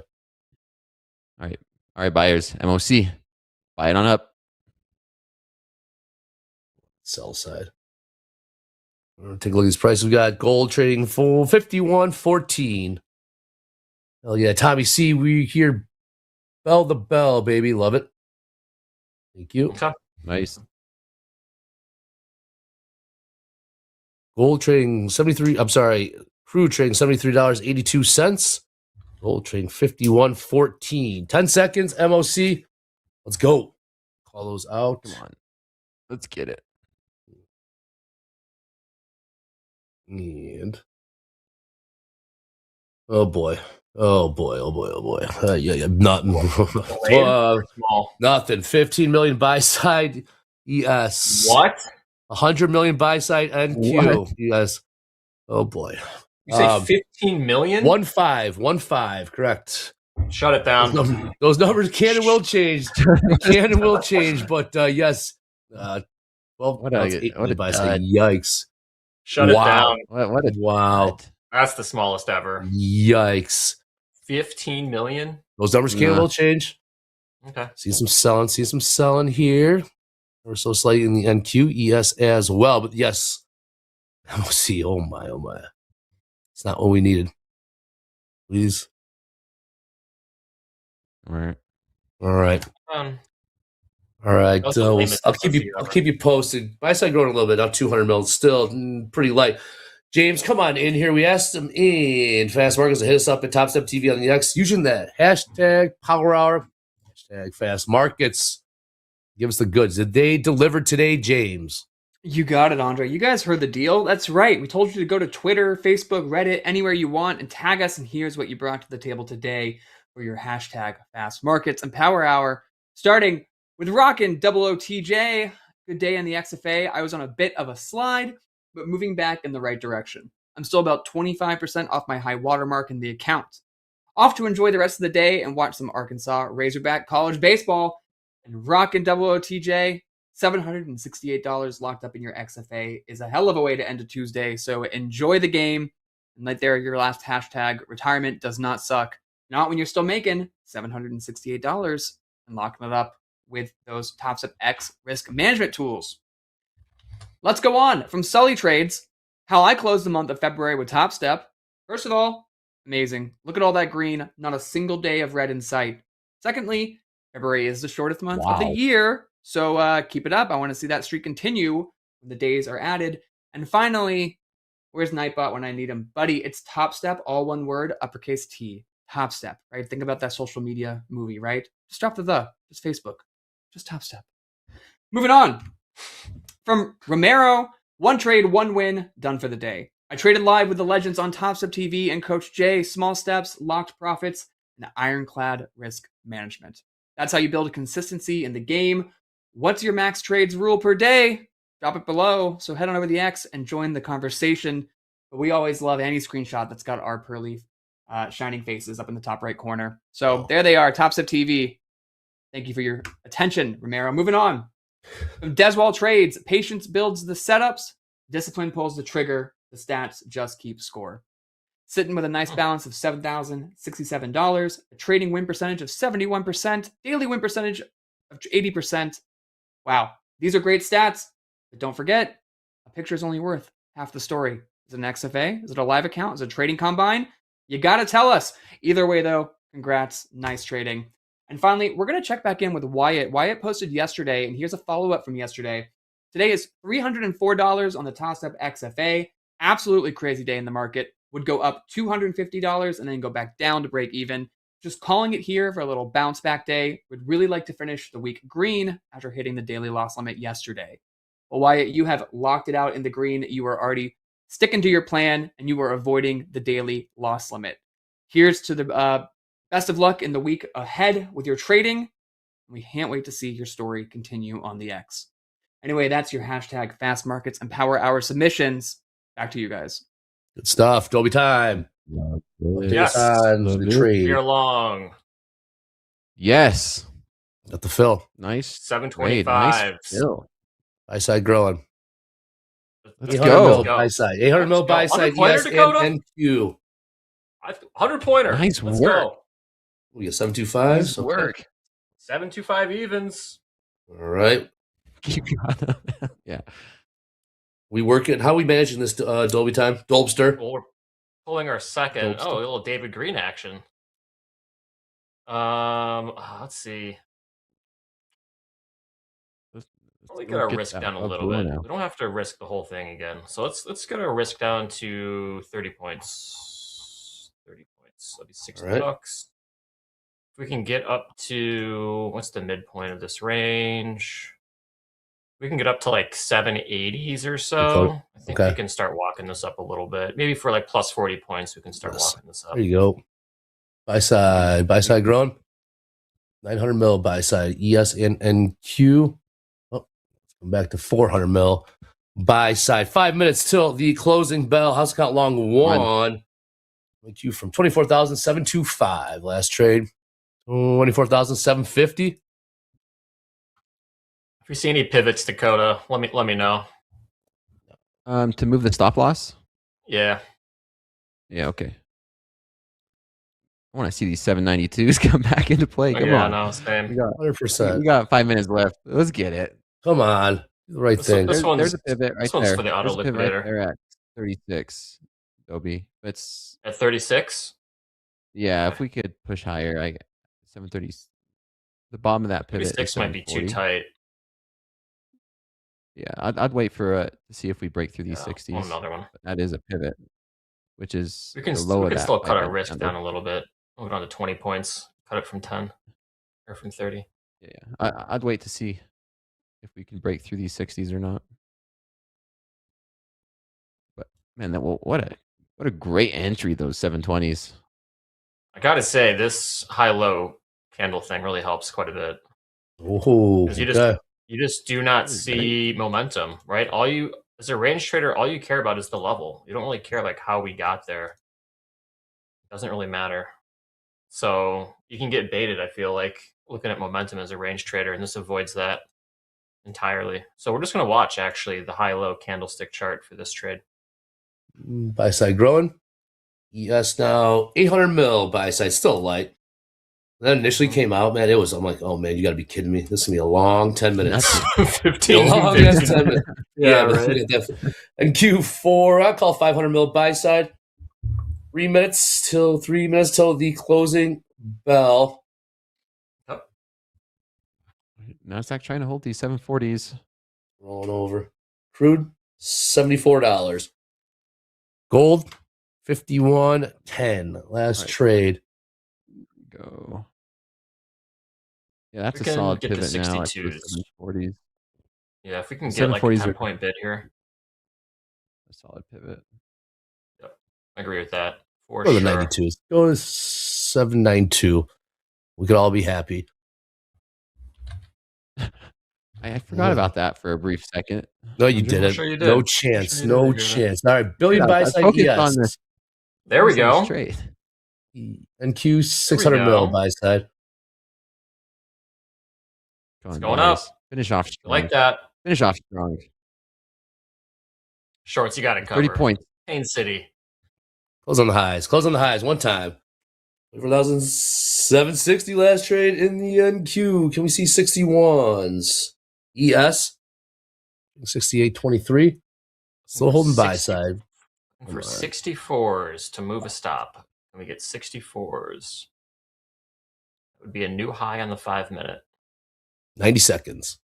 Should be. Need more time than that. Need more time than that. Oh, here goes that pop. Staying buy side. Buy side still holding here. We got other prices. Break through these 60s. Smash them. Smash the 60s. Lift that thing. Any size of note? I was just looking, Dolby. Have not seen lots. I'm looking for anything, man. I'm looking under the couch cushion for a couple quarters, man. I'm looking for anything right now. We got like 50s. I'm looking for 64. 64 Okay. actually is 52 and 24 traded or offered.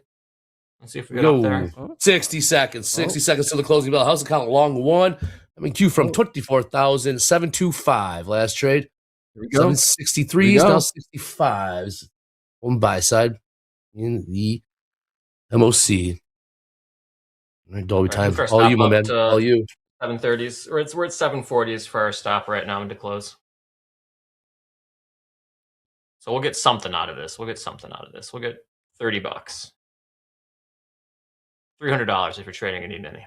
Buy side growing. Okay, more buy side, like seeing it. Shout out View Up George.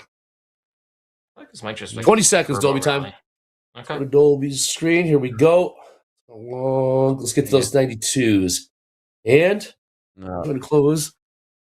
10 seconds.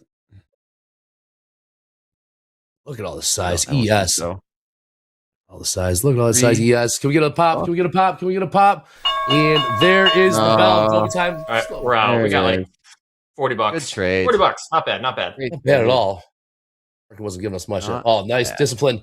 Well done, Dakota, Dolbster. Happy birthday to Jack. Shout out to all the Bellers. The South Jew. We are all in this together. Continue to grind. It's only Tuesday. Big day coming at you tomorrow. With that being said, what's my main man, James? James, take us out of here and into At the Buzzer. Let's go. Take care. See ya. Absolutely. Well, thank you guys for a wonderful power hour. Thank you to Andre. Thank you to Dolby. Thank you to Dakota. And guys, before I go any further, Dakota's new start time, slow markets. You guys heard it here. The slow market starts at 7 p.m. now. You guys have asked for it. We're finally giving it to you. Slow markets at 7 p.m. So thank you to Coach Dakota for hanging with us on Power Hour, and be sure to catch him at his new time. But before I get ahead of myself, At the Buzzer. At the Buzzer's up next. That's what you're all here for anyway. At the Buzzer. It's the show with Coach Paul and Coach Jay, and they're going to be there ready to talk you through the entire market as it unfolded today. It was a crazy day in the markets, and if you missed even a second of the action, be sure to stay tuned for At the Buzzer with Coach Jay. Then later on tonight, 7 o'clock, I just talked about it, but let's mention it again. It's Coach Dakota's new time of slow markets at 7 p.m. Central Time. You can catch him right here on our YouTube channel. Then tomorrow morning at 1:30 a.m., Aaron Trades will be back with the London Open. You caught Aaron this morning on Fast Markets. Now catch Aaron in his own segment, London Open, 1:30 a.m. Central Time. Then Deanna will be back with Metal Markets at 5:30 a.m. Central Time. Deanna joined us for group coaching today, and if you liked what you heard, or if you're just a Deanna fan in general, then you can tune in to Metal Markets at 5:30 a.m. Central Time. Then we're going to be back here tomorrow for another bell-to-bell day. But there's a twist. We're going to be kicking off with fast markets tomorrow, so there will be no opening call. So you're going to see us starting here closer to 8:30. So tune in for fast markets tomorrow morning around 8:30 as we take you through Wednesday's price action. But for now, let's get you on over to At the Buzzer. And as always, I'm James Harden. You're the chat. And this is Topstep TV. Let's go. Have a great night.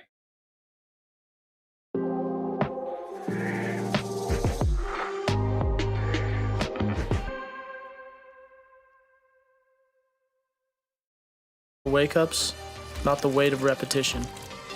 Not the days that start cold and quiet. They'll see the win, the 1 second that worked, not the hundreds that didn't.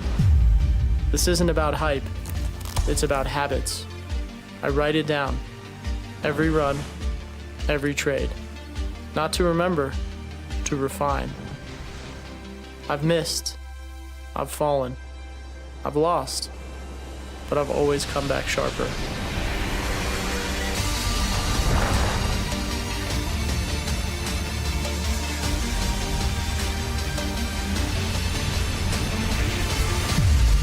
I don't train for motivation. I train for execution, over and over. Whether I'm in the pipe or in the market, I'm chasing the same thing.